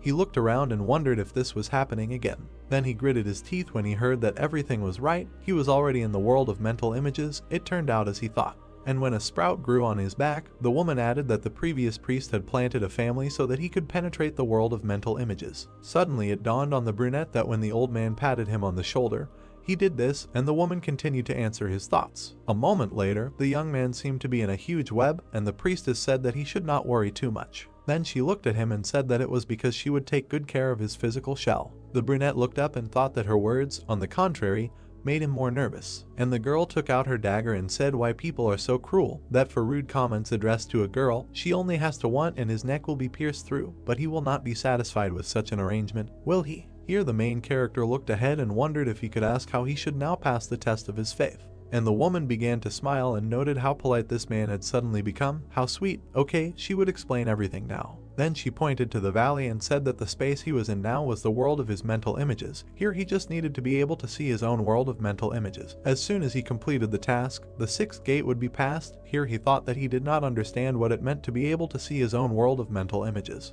And the girl bandaged his eyes and explained that the world of a person's mental images largely depended on his beliefs, and was created on their basis. But no one was able to contemplate this spectacle. The world of mental images was like when you close your eyes and see only a solid black curtain. Then the young man was left alone in the middle of this place and thought that in this way they wanted to tell him that he needed to be able to see the essence of this world of mental images, where there is nothing. A moment later, a woman appeared above his head and answered that this was again on point, and introduced herself, said that she was a priestess of Alien, serving the god of verification, announcing the beginning of the sixth test. And then the ground fell under him, as if all this time he had been standing on the surface of the water and began to drown. After some time, the young man landed on the bottom of the reservoir. Only these were thoughts. In reality, the girl held his hand and asked if the guy was really surprised, because the pain would be similar to real pain and he needed to quickly find a solution to this problem. Otherwise, she smiled and explained that he would drown without any water around. But suddenly the power of the serene mind was activated. This surprised her. At the same time, the guy was underwater, and thanks to the power of a serene mind, he did not lose his composure, and the limitation of mental images weakened. He also thought that this was great. It was much better until he was subject to panic, able to hold his breath underwater. Then the wasp looked there and thought that much more importantly, that for a moment he seemed to feel a tingling in his fingertips. The young man frowned when he heard that his willpower was really impressive. She did not expect that not only would he break out of mental images, but he would also be able to move his body. The woman raised her hand and thought that this guy was able to protect himself even at an unconscious level. What kind of monster was this man? Then she came closer and thought that it was better to keep a secret that his actions almost left her without a head on her shoulders. And the young man, meanwhile, was still underwater and thought that he was gradually beginning to feel his body. The brunette was very surprised by this, asked again and said that in the world of mental images he should not feel anything. How in just 2 hours he was able to completely regain control over his body. What kind of monster is this? The brunette was surprised to hear about 2 hours, but after all, no more than a minute had passed since he got here. In response, he heard that in reality time moves much faster than in the world of mental images. This news also surprised him and made him think that it was very dangerous. If he spent more than part of the remaining time from the allotted 7 days in this sixth gate, he could die from the penalty for failing the test. Immediately after, he tried to surface and thought that he needed to see the world of mental images as soon as possible. His eyes at that moment began to change color, and his thoughts were such that if he could again feel his body through the use of the power of the serene mind, then it meant that activating this skill was also possible. Then the guy spread his hands and activated the skill of the eyes of the fire dragon. He raised his head and thought that he finally saw. There was something on him that looked like a huge whirlpool. The water at that very second began to diverge in different directions, freeing up space for him to pass, while the brunette was thinking whether he should call what he saw a sea of blood. The priestess watched all this and did not understand what was happening. It was some kind of nonsense for her. How is this even possible? Why did the world of mental images open up to him? At the same time, his body in the real world was also moving. A sword appeared in his hands. After that, the girl stepped back and answered that she had a question. Is this really a person? Why did steel wings appear behind his back? He needed these steel wings in order to fly up in a parallel world, so he had to activate this skill. The young man literally flew up into the sky in a split second and found himself at the top. Some time passed, the guy flew over the world of mental images and thought that he saw it with the help of the eye of the fire dragon. Although he did not have a single guess what this means at all, but the surrounding environment looks extremely ominous and alarming. Finally, some circles with a large number of swords appeared in front of him, and the young man looked at them and tried to understand what it was. But it was also decided not to waste time and stretch out his hand forward. A moment later, he grabbed one of the swords, and immediately after, he landed on the ground with a loud roar. Everything around him began to collapse. The young man raised his head and looked ahead. In front of him was a priestess, to whom the guy immediately asked if this was all his doing. That's what he heard. Why does her world look like this? Notifications from the administrator also began to appear. The sword of the white crane is glad that the main character woke up. The administrator Lord of Steel Blood choked with relief that he came to his senses, and the administrator hero of the destroyed world, and the task is that he woke up faster than he thought. Therefore, the young man went forward and said that it turns out he was able to pass the test of faith. How is this even connected with faith? And the woman looked at him and answered that the test of faith is the path to recognizing oneself. Of course, the brunette immediately asked again. So the girl led him to the mirror and answered that it was amazing that people themselves did not really understand what they believed in, and never even tried to think about what exactly they believed in. The purpose of testing this gate was to encounter the world of mental images created through the processes of faith, thinking, and action. And as he walked down the corridor, she added that he would overcome his miserable past and become stronger without losing his humanity. That's what she read in his world of mental images. Everything is very simple and clear, isn't it? Then she added to the woman that even having such simple desires and thoughts, remaining faithful to them at the same time is a different story. When the guy finally opened the next door, she wished him luck and said that this adventurer did not look like a person at all. The brunette meanwhile had practically moved into a new room. Something like space appeared through the front and a notification that he had reached the 7th gate. There was some kind of core filled with energy and electricity in front of him. It was so incredible that the young man could not take his eyes off it.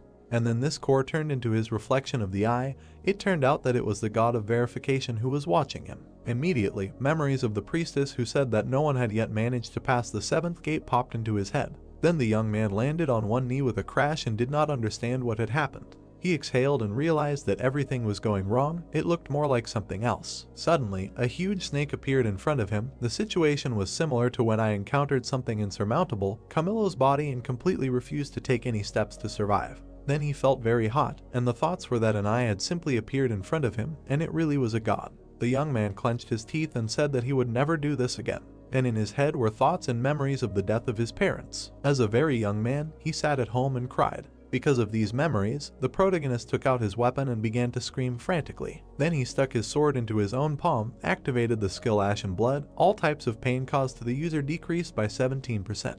And the young man continued to mutilate himself and screamed that he was not going to helplessly stand and watch as he was trampled here. And as soon as he pulled the dagger out of his palm, he thought that he lived to break through any trials that fell to his lot. After he looked around and thought that he was sure that this training place was built exactly on this principle. New snowy teeth and decided that although they do not know whether he will be able to wake up that pupil at all, however, if there is at least a small chance, then he must try it. And immediately jumped up from the spot, running towards it. If he can get at least another 1 centimeter closer to it, then the blow will be delivered. Complete confidence was read in the eyes of the young man. And finally he reached the target, swung and struck, thought that this god was so-so. The blast wave went to the side. Only it flew to him and stopped nearby, and even the smallest impulse could not reach the retina. The young man raised his head then and thought that this was some kind of look. Any such nonsense bothers him. and the eye still continued to watch him, and a notification appeared that the god of verification appreciates the spirit of the applicant. The god of verification is glad to see the applicant with such high spiritual strength after a long time and tells him to prove himself, looking into his confident eyes. The guy was very surprised when he saw another notification that the god of verification remembers the existence of the applicant and announces the beginning of the test of the 7th gate. Suddenly the eye began to move and change color. Everything around began to collapse and the god of verification himself disappeared. The brunette lowered his head and tiredly thought, does this god really exist? At that very second, a huge mirror appeared in front of him. The young man saw it and jumped back. It was that very mirror. It reflected the main character, slightly modified, and it was necessary to establish contact with himself in the future and begin synchronization.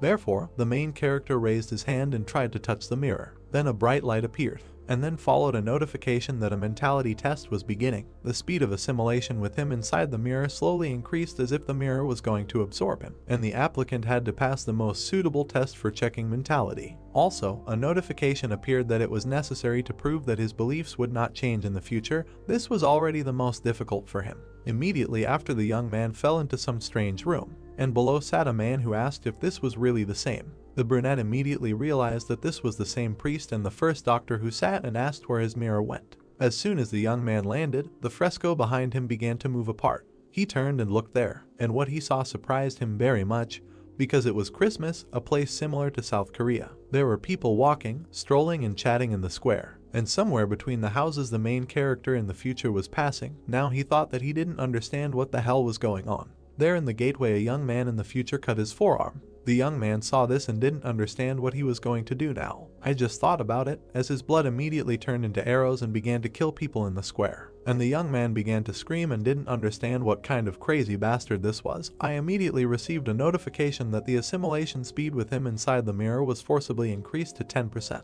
As if it caused him great pain, his chest literally burst with pain, as if someone was tearing off pieces of flesh from him alive. The boy clenched his teeth and thought that this disgusting whirlwind of mixed hair irritated him. The feeling of guilt grew into madness and anger. Then a priest appeared behind him, who recognized him, and asked if this man really took his mirror. Immediately after this, the man grabbed him by the head and began to cause incredible pain. Strange energy fetters appeared around the protagonist's head, accompanied by a notification that from now on all skills and powers that interfere with the applicant's spirit would be sealed. Of course, the protagonist tried to attack the tenant and almost immediately deprived him of his head. But he seemed to be mad. He was only worried about the mirror. The guy then grabbed his head and thought that during the mentality check, where the psychic defense was released, the power of the serene mind was blocked. Then he looked around and saw that the magic was still working. His future incarnation smiled and said that if he had known about this, he would have crossed the line from the very beginning, and the simulation speed with him inside the mirror suddenly increased forcibly by 20%.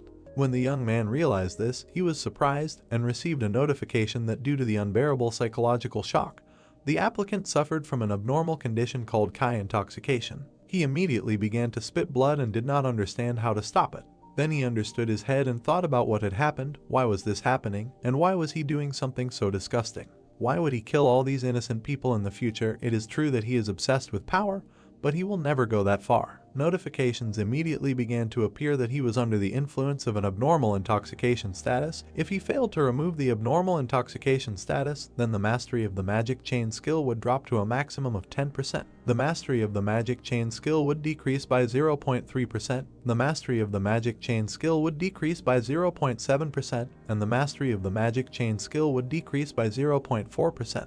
The young man saw this and thought that the magic chain was now working at its limit. Then another person appeared before his eyes. It turned out that this was the world of Muram, where the man approached the soldiers and ordered them to immediately bring the head of the Union here. After that, the brunette looked at them and said that in this case, at least he would save the lives of those who were here now. But a man came out to meet him and said that he had heard that a madman called the Sword Ghost had recently appeared there, and now that he had seen him in person, he could say that he was worthy of his nickname. A middle-aged man approached him and said that he was pleased to meet him, introduced himself as Lee Jinwon, the head of the Union, and asked what the child's name was. But he did not answer and immediately ran towards him, and the man saw this from the group. Literally a moment later, the two began to fight. All the people around were already dead, and the head was bleeding after a while and said that he simply had no words. Then he raised his head and said that this guy had killed all the members of the Union. Although he himself had said that he would not touch anyone, was he not ashamed at all? But the brunette came closer and said that he felt no shame at all. Then he lowered his eyes and added that these ragged, worthless things were just his fighting resources. Resources that did not make him tired, did not get sick, and were no longer of any value.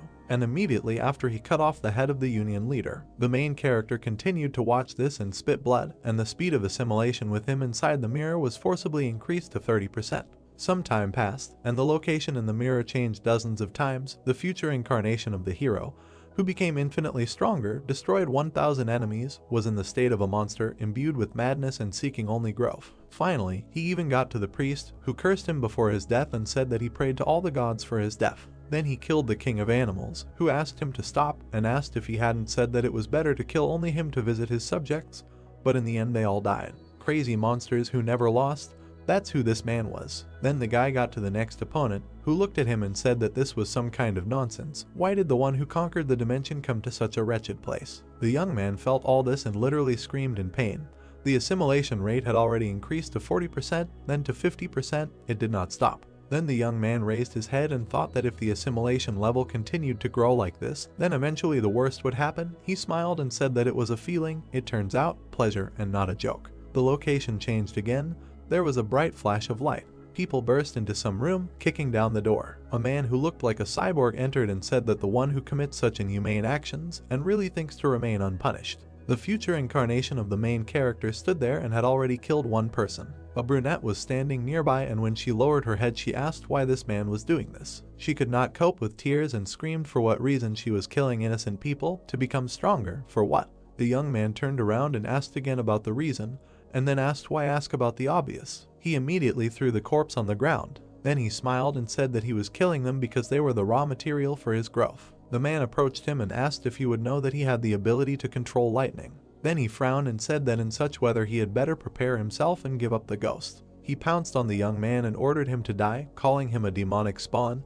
In response he heard that it was true, even he should reckon with him. After that, the brunette smiled and said that it was more accurate to say that it was like that when he was a previous incarnation of himself. And a moment later he cut this man in half. The girl who was sitting next to him continued to cry and began to beg him to stop. Then she screamed that she was asking him to come to his senses. Song-yoon himself continued to fight, although it was very difficult for him. The guy gritted his teeth and thought that one wrong move and this crazy entity would simply absorb him. It felt like even 50% assimilation was capable of completely destroying his mind. Before it was too late, he needed to find a solution. Then notifications began to appear that the simulation speed had been forcibly increased to 60%. The mastery of the magic chain skill had decreased by 0.1%. The mastery of the magic chain skill had decreased by another 0.5%, and then by another 0.2%. Blood was literally flowing even from the eyes. But the young man was not going to give up and continued to strike the eye of the god. Then the stimulation speed increased to 70%, and the brunette fell to his knees and thought that he could no longer stand it. Psychologically the silk was too big, and he could not even say whether it hurt or pleased him. Then he fell into this seething liquid and thought that he felt good. Almost immediately the liquid began to absorb him and completely sucked him into itself. However, the consciousness of the protagonist was still functioning and a memory of the priest's question appeared, who took his mirror. Finally, it dawned on him that something had appeared in him during the murder. The young man was able to pull his hand out and held a small mirror in his hands. It was the divine mirror of the high priest, a mirror that the high priest imbued with his divinity daily. The user can use this divinity to create a divine shield only once, and creating a divine account can restore his mentality. The protagonist was also able to remove these fetters from his head and activated the effect of the divine mirror. A divine shield surrounded him, dispelling all levels of clouding of the mind. A notification also appeared that the abnormal status of spiritual instability was cancelled, and the future incarnation suddenly woke up and stopped. Suddenly, his head was torn apart and came apart at the seams. From there, as if from a suit, Sunjun climbed out and began to scream loudly. He looked around and asked if this monster thought that he would allow himself to be absorbed. The light was so bright that it was visible even from below the building. Then the protagonist received the achievement of Steel Spirit and endurance was increased by 1. Finally, the mirror broke and shattered into pieces. The young man proved that his beliefs remained unchanged. The mentality check was completed. He was surprised and thought that he had been standing here all this time. Comments from the administrator began to appear. For example, the Lord of Steel Blood felt a sense of relief that the contractor had overcome a critical obstacle. The administrator of the hero of the destroyed world laughed. They say that he could not even think of the method he used, and the administrator of the White Crane Sword was very glad that the guy's condition had stabilized. And while the brunette was falling down, the god of verification was satisfied with the results of the applicant's check. The god wanted to see him personally and forcibly summoned him to his land. The adventurer raised his head and thought, "What kind of holy land is this, and a forced summoning?" Then there were notifications that the god of verification temporarily concentrated power in his hands. Using divine power in the test tower, all administrators associated with the applicant will be forced to stop monitoring the tests. And also, while the main character continued to climb up, the test tower allowed him to be called on the condition that his personal safety would be ensured. Then he entered the sacred abode of the god of verification. For some time, the brunette did not understand what was happening and just screamed. Finally, he found himself in some strange place and did not understand what it was. A bright light appeared ahead, and from there a human silhouette flew out. This image approached him and asked who it was, why divine power was felt from him. Apparently it was the god of verification. The man flew even closer and said that it was not necessary to drill him with a look. In any case, now he will not see anything except foggy outlines. Now that they met him in person, he sees that this person is extremely heterogeneous. It turns out this pseudo deity was created by the tower. The brunette looked at him and said that he had no idea what the term pseudo deity meant. The god of verification then lowered his head and explained that in the tower they are also called administrators. Asks if this guy is a being who received quasi-divine status under a contract with the tower. In response, he heard that the young men are not an administrator, just a candidate, disassembling the tower. Then the god said something that surprised the main character very much, or rather that in fact, it differs from other pseudo-deities, has its own divine power. The man also added that he had not looked into the tower for a long time, and it turns out that a lot of interesting things happened in it. Asked if the main character realizes that it is impossible to create something real with the power of a pseudo deity. And then he added that being an apostle of a pseudo deity, he created a real thing. It is clear, the candidate is clearly an unusual creature. The brunette still did not understand what was happening. He remembered one of the priests and thought that it sounded like he had done something great. But in reality he had just accidentally obtained divine power after killing that man, and asked if it was true or if divine power was that important. God told him that he had extracted divinity himself and didn't know it had he done the extraction process, completely removing the traces of God. Not because he knew everything, the man became wary and said that he could see from his face that he had no idea what divine power was. Finally, the boy raised his head and said that he had just accidentally obtained it. God continued to fly in the sky and replied that even if it was a fake, a reproduced tower, then such a result could only be obtained from the divine power given to the future apostle by God. But how did this boy manage to stroke this power, completely erase the traces of God? He also said that even if his actions were unconscious, it was not by chance that he extracted Chiron's divine power. I feel that there is a reason here, therefore a connection. Now the boy was very surprised. And when God added that it was absolutely clear that the testing tower expected a lot from him, he immediately understood everything and thought that the testing tower was pinning its hopes on the average president. For some time, the two looked at each other. Then God turned away and said that he had made a mistake. Seeing the anger of the tower, one could safely say that this information cannot be disclosed, so it was time to say goodbye. He would definitely watch him from heaven. The brunette immediately raised his hand and began to shout that he still had many questions. Why did he become such a monster in the future? What else is divinity? And what did he mean by causality? But it was too late and his body began to fall down. Nevertheless, God lowered his head and said that it seemed that this man had looked too deeply into his future. When he peers into the void also peers into him. The same thing happened when the boy tore apart his future incarnation. The void is always looking for a gap through which it can penetrate his mind. This is what he should beware of. Immediately after what was said, the young man grabbed his head and heard that he would soon return to where he came from. Then he listened to him attentively and raised his head. Then he shouted if the god could talk to him a little more. But the man looked at him and replied that unfortunately, this was the end of their conversation. No matter what god was in front of him, the tower was a creature that was not easy to deal with, so nothing could be done about it. If he visited the temple of testing in the future, then perhaps he could shed light on his questions. But at parting he would give him one last piece of advice, not to trust other gods, now they would consider him an enemy. Congratulations notifications immediately began to appear. They had overcome the 11th floor of the test tower. As a reward for breaking through, an ancient mirror about testing would be sent to his inventory. As a reward for breaking through, 70,000 points were awarded. As a reward for breaking through, 3,000 were awarded, and another 1,500. The movement to the waiting room was started. The young man landed there and for some time tried to comprehend what was happening. He thought about it, thought about God and about the creature that happened to her before him, told him more than everything he had heard so far, especially the words about how even if his actions were unconscious, that he had extracted divine power, not by chance. I feel that there is a reason here, therefore a connection. Then the protagonist imagined the tower and thought that it was by the will of the tower that divine power was extracted and acquired as power. He assumes that this is the reason. Besides, he said that the tower has high hopes for him, an ordinary applicant, and that he concluded a contract as an administrator in an apostolic agreement, and that divine power was extracted as power from the spirit. Let's assume that everything was done with the submission of the tower. Immediately, priests began to emerge in his memories, and the question is, what are the intentions of the tower that does all this? The guy frowned and began to list all this in his head: the apostolic agreement, divinity, and also the creation of the present, and the words of the God of verification that you should not trust other gods. He sat down on the bed and said that he didn't understand a thing. He lowered his head and thought that what consoled him a little was the fact that even if the gods were hostile, they couldn't touch him as long as he was protected by the tower. Notifications began to appear that the system had expanded.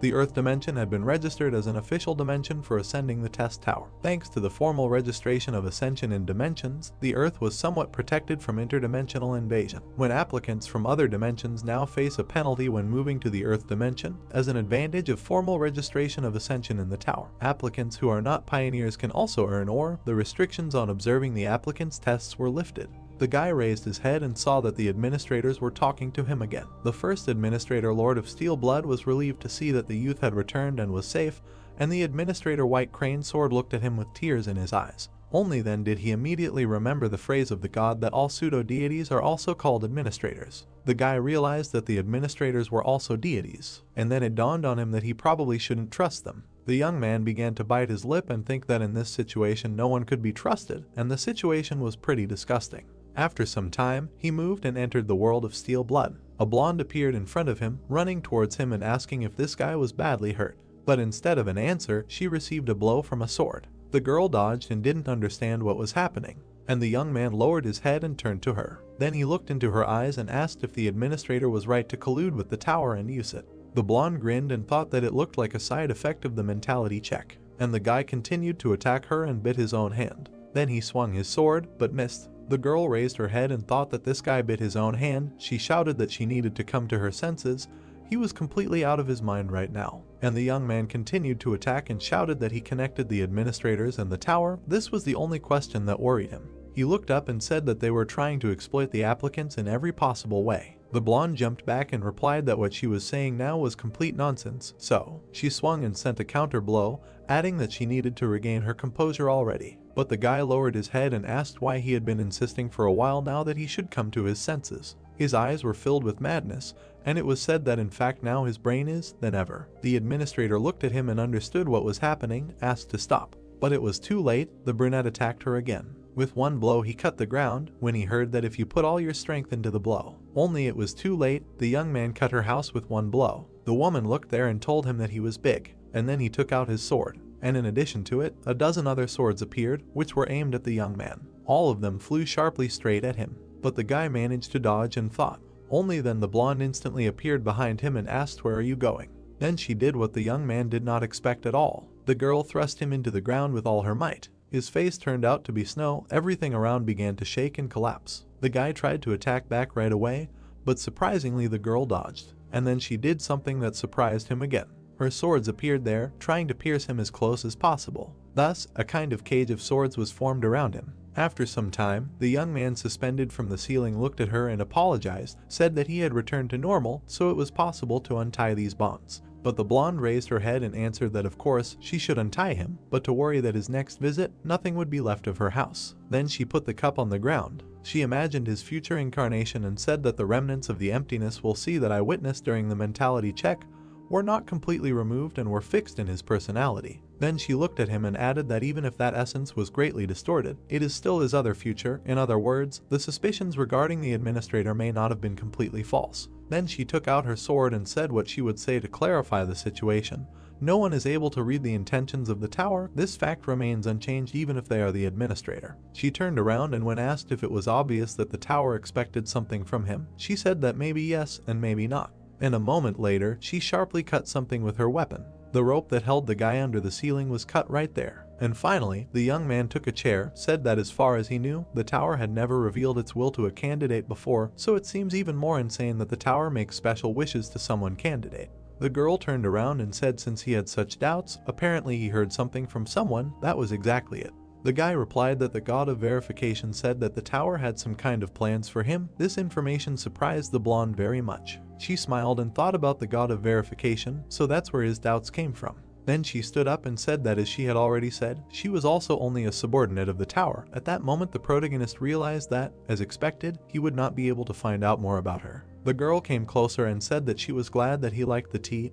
It was based on the urine of a black dragon, so you can drink as much as you like. It is a very valuable thing. The brunette was very surprised and immediately spat out this horror. Then he wiped his mouth and said that he remembered something. The god of verification said something else. Having concluded a contract with the tower, the administrators received the status of a quasi-deity. Then the woman put the sweets on the table and answered that as for the status of a pseudo-deity, she cannot answer him this question right now. But if we are talking about him, then even if he did not want to know this wow, he will find out everything in the very near future. The young man looked at her and said that now he had one last question for her. Immediately a question came up, and the guy asked, didn't they say earlier that she had a long-standing wish that she wanted to fulfill? In fact, it was so. The protagonist came closer and said that the administrator of the White Crane Sword said that a long-standing wish is a right granted by the tower to the administrator, and that it is possible to achieve the fulfillment of this wish with the help of a candidate with whom an apostolic contract was signed. The girl immediately asked again and said that it seems that she has already told him everything about her long-standing wish. Sun Ji-eun looked at her and asked why she still hasn't told him about her long-standing wish. The girl thought about it. Then she stood up and said that it was all about the feeling of fear. Of course, the guy did not understand what was meant.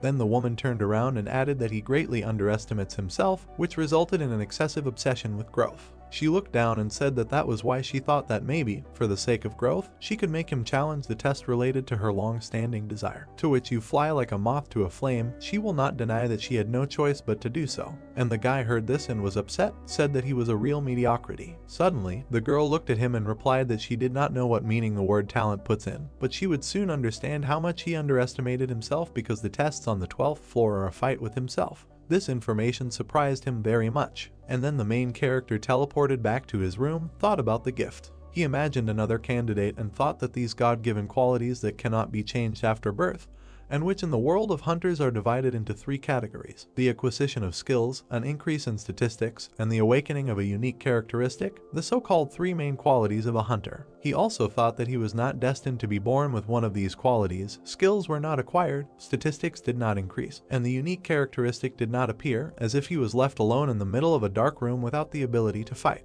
The guy also thought that many things in his life had changed since he entered the testing tower, but this fact does not change the fact that a talentless guy who demonstrated growth only thanks to unique characteristics. And when he imagined the sword, he thought that the Lord of Steel Blood was clearly mistaken, saying that he has talent.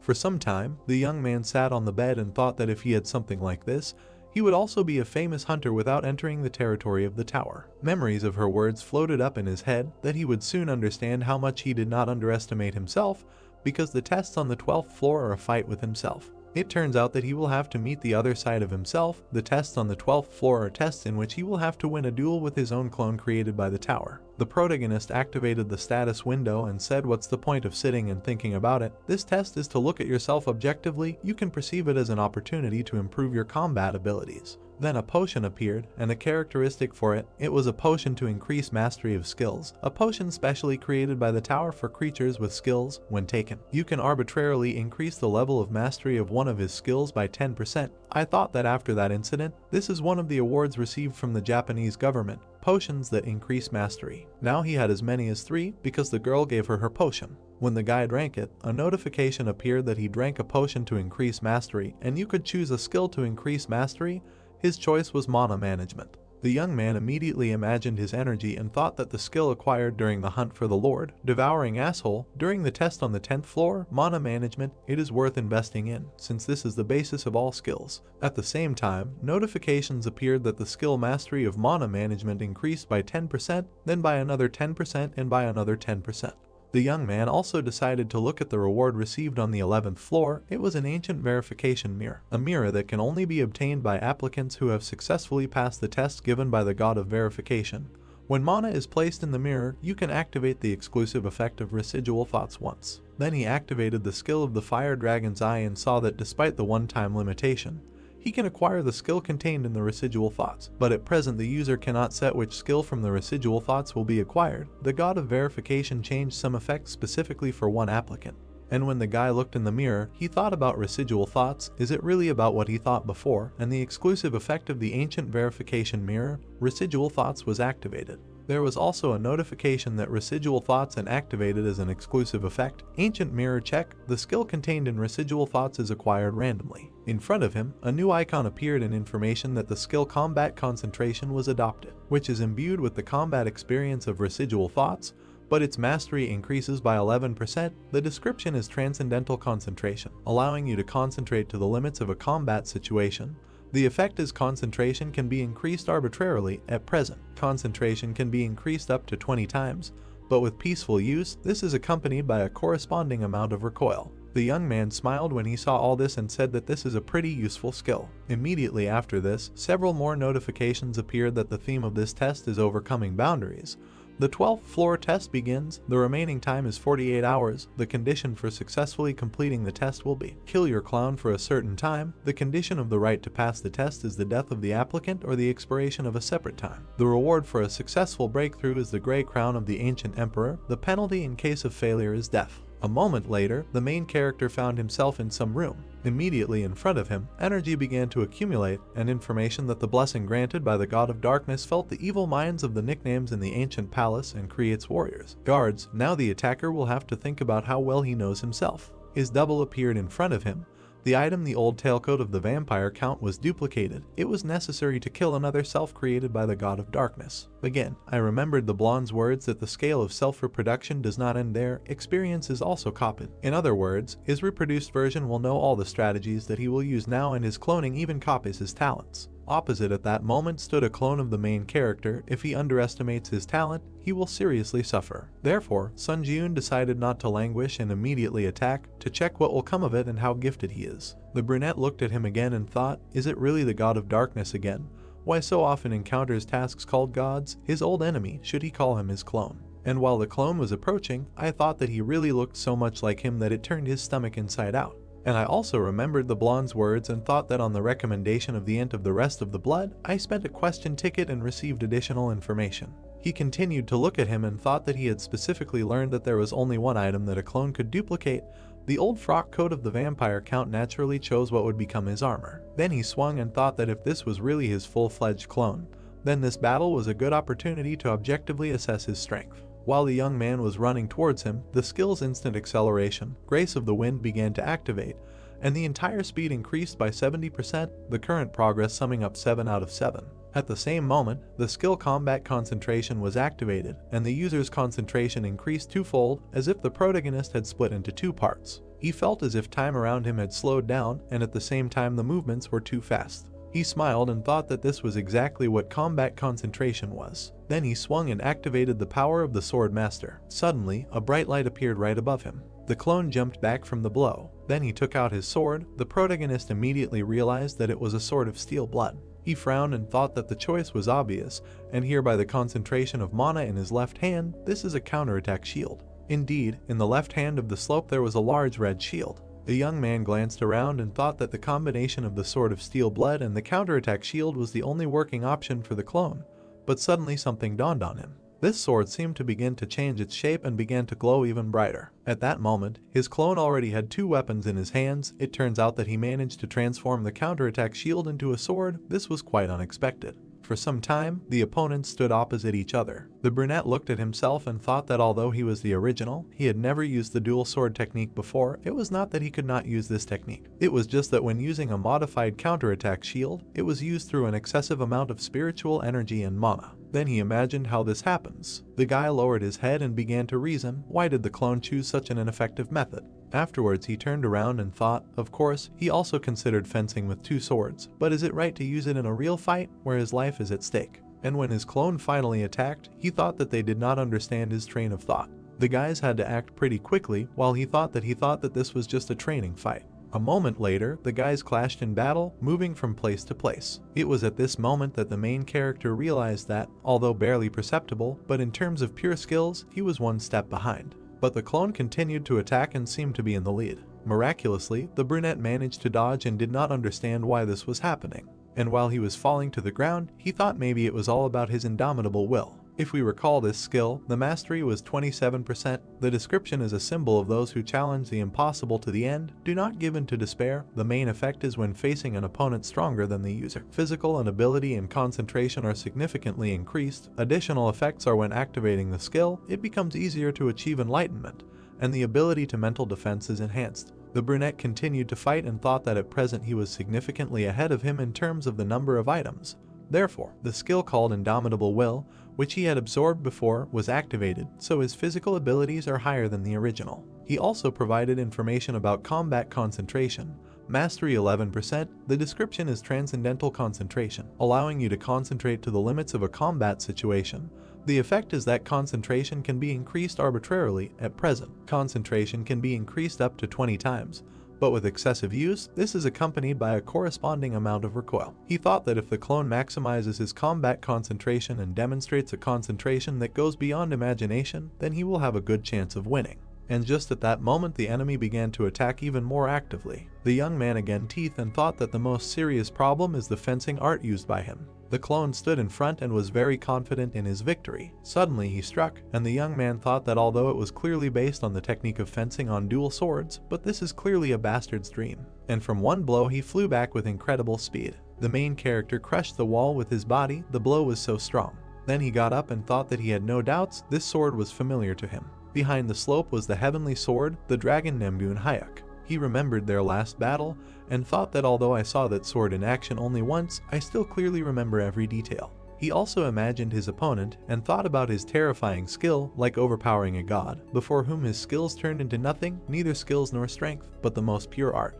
He also imagined a bright flash of light and thought that these techniques made him really think about whether they could exceed skills in general, as his teacher had told him before. Then he stood in a stance and thought since fencing and art are not skills, he believed that he would not be able to learn this. He also remembered the blonde's words that he would soon understand how much he underestimated himself. Then he lowered his head and thought that this was the very real talent that the steel-blooded lord had spoken of. While the clone was running towards him, a notification appeared that the user had encountered a strong opponent that he was having a hard time dealing with. So the Indomitable Will skill was activated. He thought that now the system determines that he is at a disadvantage, even though he is far ahead of him in terms of items.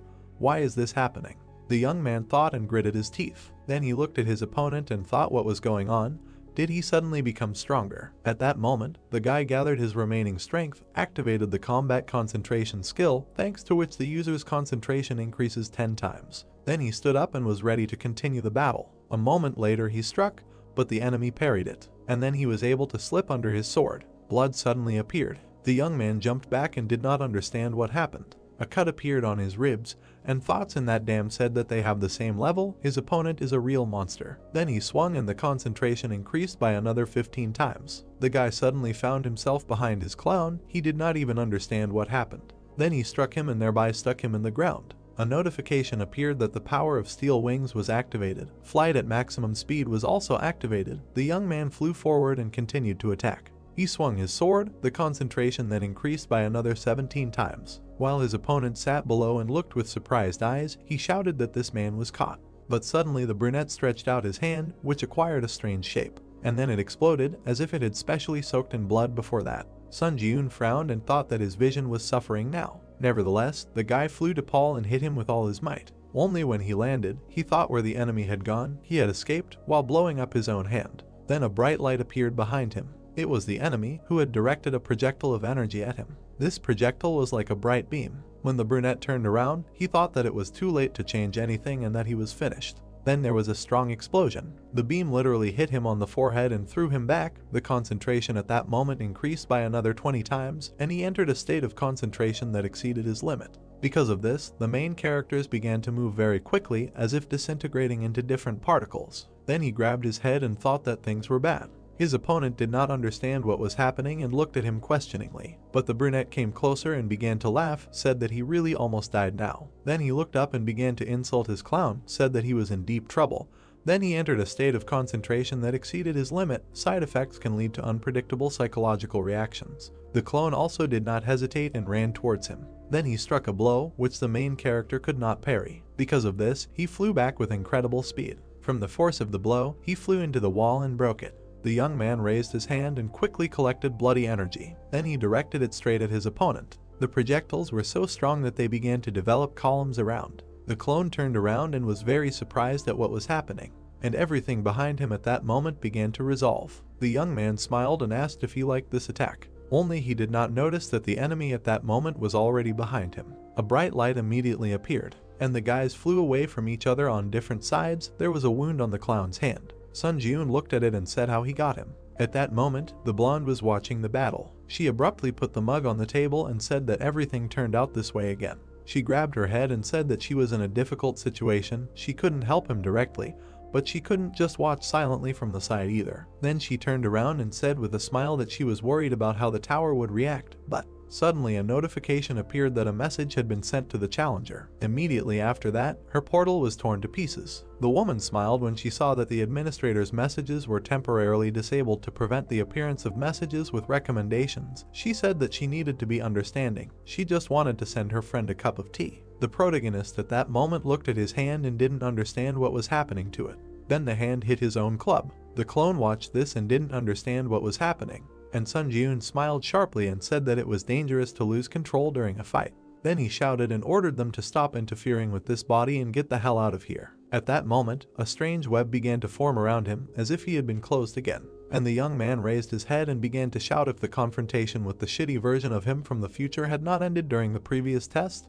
It also infuriated him. Opposite then, some strange monster began to appear, and immediately the young man heard the words that he fought for him because he was on the verge of death, and in his eyes there was not a drop of gratitude. It was surprising for him to hear this. It turns out that then his future version appeared there. Sun Jiun tried to attack him and began to order him to quickly get out of his body, called him a damned creature. But he got even more angry when he heard that this stupid bastard still did not understand. It is better to look at what was happening. The future, he came closer and said something: you trained for so long, but even now, having risen to the 12th floor of the tower, you are not able to objectively look at yourself. It is a pity for wretchedness. The main character was unpleasant to listen to all this, so he swung and asked what's wrong, immediately after he tried to hit. But the man raised his hand, and in a moment, bloody bars formed between them. Then the brunette turned around and just silently left. And the main character continued to beat this great and asked where he was going. They need to go back, but he heard in response that he was just an annoying bug. Sun Jiun was surprised when he offered to tell him something, said that if you do not get rid of the habit of relying on skills, then you will not be able to use true art, then asked did you get it. The man walked forward and said that you just need to continue to sit here until the end of his days and watch what is happening. And when he almost went underwater, he added that from that moment on he will take control of this body. For some time, the main character tried to break the grate and get out of there, but it was useless. But the battle continued on the surface at that moment. Now the new main character smiled and said that it seems that he is slowly beginning to understand what's what. He just caught the right wave. He was surprised when he saw that the administrator of the Lord of Steel Blood sent him an item, a product of the Black Dragon, a potion prepared by specially processing the bodily fluids of the Black Dragon. When consumed, mental strength and immunity are increased, and the mind becomes clearer. And then something dawned on him. The soul of the real hero was then able to still spread his chest and get out of the shackles. Because of this, his body again stopped obeying the captured demon. Sun Jiun reached into the status window. Then he took out a potion from there and stretched it out to himself. Only something happened. The clone did not lose his head and immediately cut off his hand so that he could not drink the potion. The main character was not going to give up. With all his might he pushed off the liquid that did not allow him to get out, and he flew up. Then he opened his mouth well, and with his teeth on the fly he grabbed the potion, breaking the bottle. The enemy looked at all this and did not understand how this was possible. He could not do anything, he just watched what was happening. Sun Jiun himself drank the potion and spat out the rest of the glass. Then he wiped his mouth and smiled, saying that he had finally returned to his body. And while he was watching his clone, he thought that earlier, when another version of him was fighting, he had clearly felt this feeling of liberation from dependence and skills. So now he decided to do the same. He grabbed his sword and thought that if the clone was capable of this, then he would be able to do it too. Then he stood in a stance and increased his concentration by 20 times. The young man fell asleep with his teeth and thought that the flow of thoughts had accelerated, and his crazy ego was waking up again. Then he exhaled and thought that now he himself was finally able to feel how his thoughts had accelerated. Enlightenment had happened in an instant, which seemed to last forever. At that moment, his opponent was already running at him and was about to strike. Only when he was about to strike, with incredible speed, Sun Jiun was able to return and thought that he needed to abandon all his dependence on the skills he had accumulated so far. After dodging again and thought that the only thing he needed to do was empty everything and adapt to something new. When the guy stopped, he thought that he was giving up common sense, and thanks to self-enlightenment, the skill of mana management increased by 10%. Literally with one glance, the main characters were able to cut off part of his opponent's hair, eventually decided to clear his mind of stupid stubbornness, received the achievement of enlightenment, and stamina was increased by 1. Sun Jiun was very determined, received the achievement of the state of absence of oneself, and mana was increased by 4. The user is dealing with an opponent with whom he is able to cope, so the skill of Indomitable Will was deactivated. This fact did not anger his clone. The young man himself was approaching him at that moment and swung again, thinking that from that moment everything would change by 180 degrees. While he was running, he calculated the trajectory of the attack, and with one blow he was able to split several stones at once and around. Then he smiled and thought that he was now able to use the fencing art of the master, who had previously suppressed him with his power, a strange feeling. Then he continued to strike blow after blow. He frowned and thought that the highest speed, using the grace of the wind and instant acceleration, it was now felt. Then he pushed off the ground and tried to attack, only the enemy was faster this time. He turned around and began to create some kind of field behind Sun Jiun. The young man at that moment lost his balance and did not realize what was happening. But nevertheless, he quickly gathered his thoughts and landed on the ground. The clone saw this and tensed up even more. He did not understand why it did not work. The member broke off for a moment and tried to strike again. But again a miss. Sun Jiun parried his blow and thought that as the battle continued on the slope, it was becoming easier and easier for him to understand what was happening. Now he looked at the fight from the point of view of skills and from the point of view of technique, and began to understand the principles of the technique itself. Besides, with this incredible speed it was much easier for him. Therefore, he smiled and continued to fight. He dealt blow after blow. The enemy was already having a hard time coping, but he continued to hold on with all his might. Some time passed, the brunette still tried to attack again. Only here he missed again. The main character thought that he had realized the principle of the technique itself, and thanks to this he felt safe using 2 swords. And this clone, instead of completely mastering the art of fencing, pays a lot of attention to imitating that master. Indeed, behind his back, as if a portrait of this man was emerging, Sun Jiun decided to get another sword, activated the power of the Iron Blood Sword, thought that in this situation,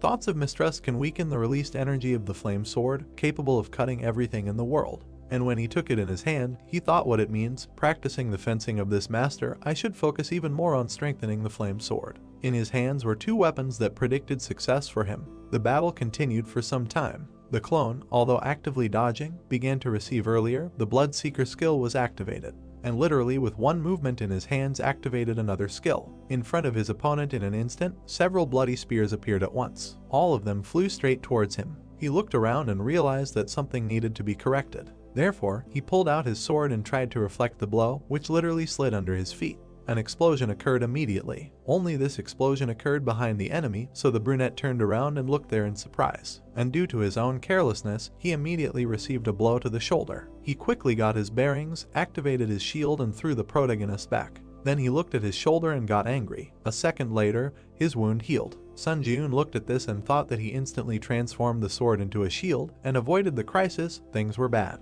Then the enemy decided to create a whirlwind of 2 swords, which surprised the protagonist very much. The young man struck again, tried to stop him. Their swords touched and a spark appeared. Then Sun Jiun swung and thought what it was. Just a second ago it was about rough and aggressive swordplay, but now the clone switched to soft swordplay with smooth and measured movements. He stood opposite and seemed to be waiting for his next blow. At that moment, the boy raised his sword and thought about soft sword mastery.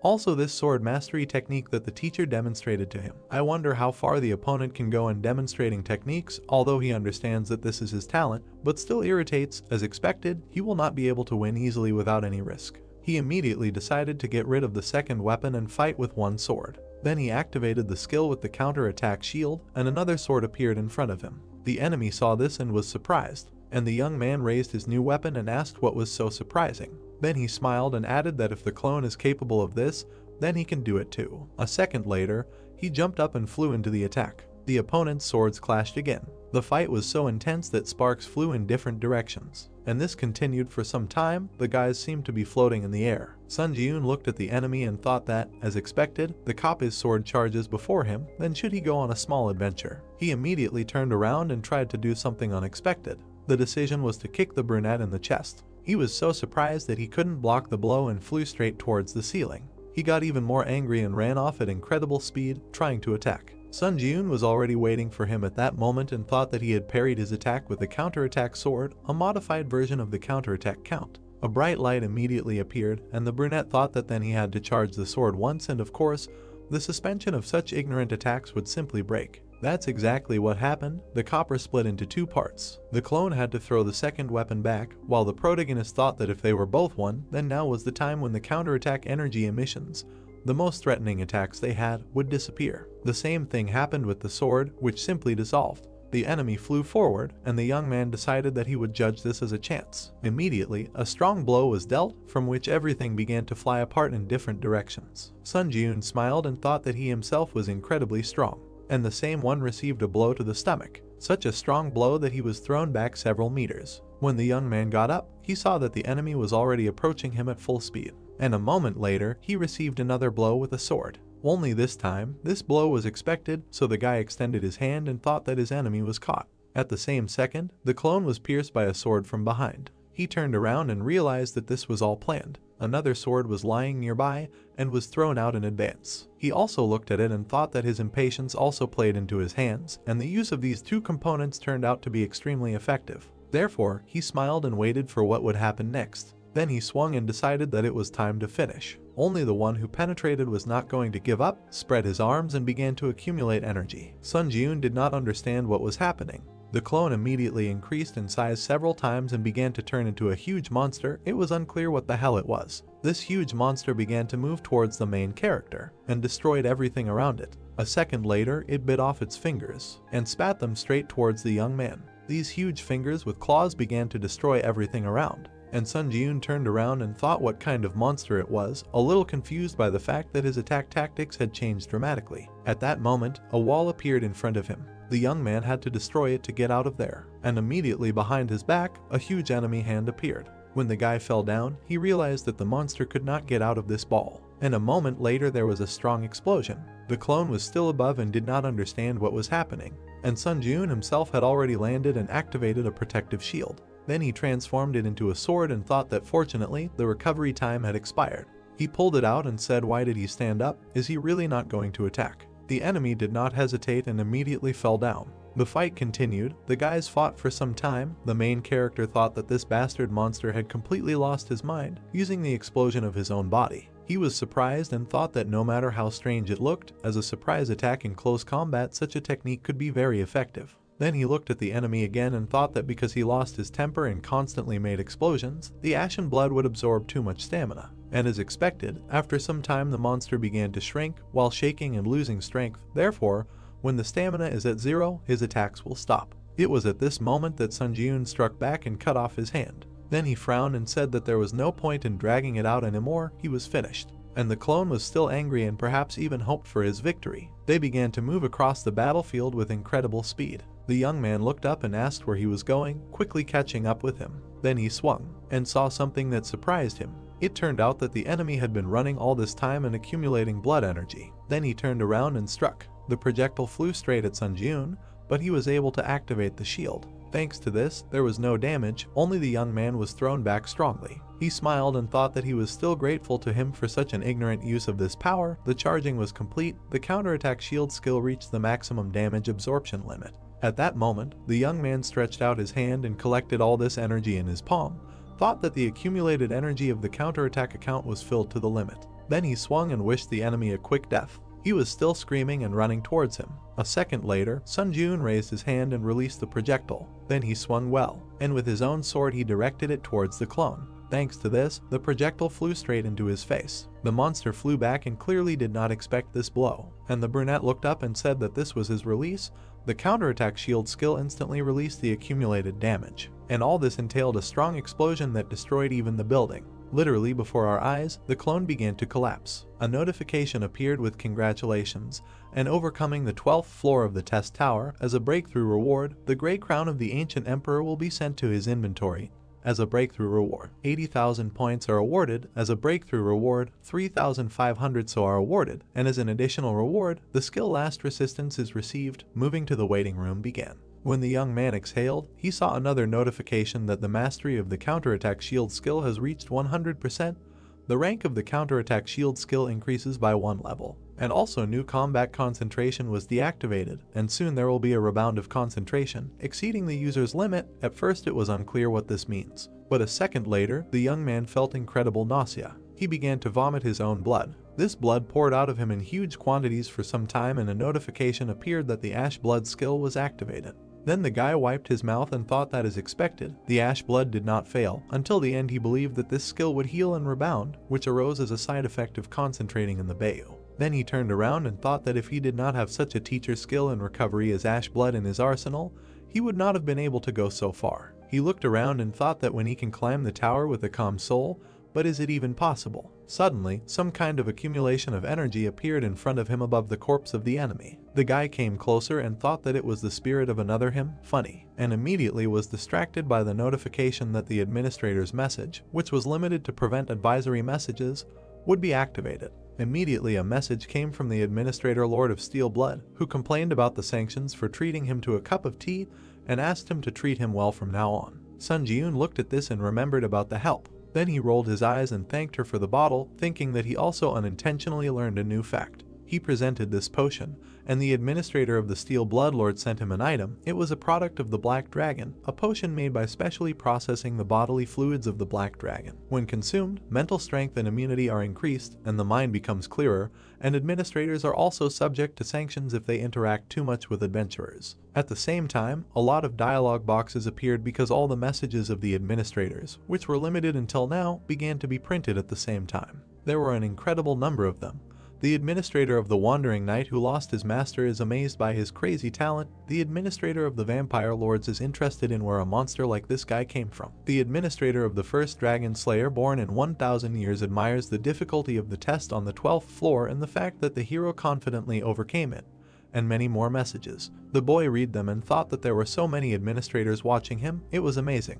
The messages kept coming and coming. The boy thought that some administrators were shocked by his talent and the difficulty level of the trial, saying that he looked like a monster, while others were reacting as if they were bored, asking if the challenger who was still only on the 12th floor was really there. Then something happened that surprised the protagonist. Notifications started appearing that the administrator servant of the Soul Holy Knight was looking at him. The administrator fallen heir of the Blood Demon Church was staring at you, and the administrator seeker of divinity was looking at him as if she was expecting something from him, but they began to dissolve. Sun Ji-yoon came closer and thought that the administrator who only said what they wanted and then disappeared when they lost interest were sending messages without any purpose. Then he raised his head and asked why everyone was acting like this. What was the matter? He frowned and thought, of all people, why would there be so much interest in him? Besides, his contract was already concluded, but why were they trying to get his attention? Then he imagined this entire communication system and thought maybe there was an expansion of the system that gives administrators the opportunity to contact him with a request.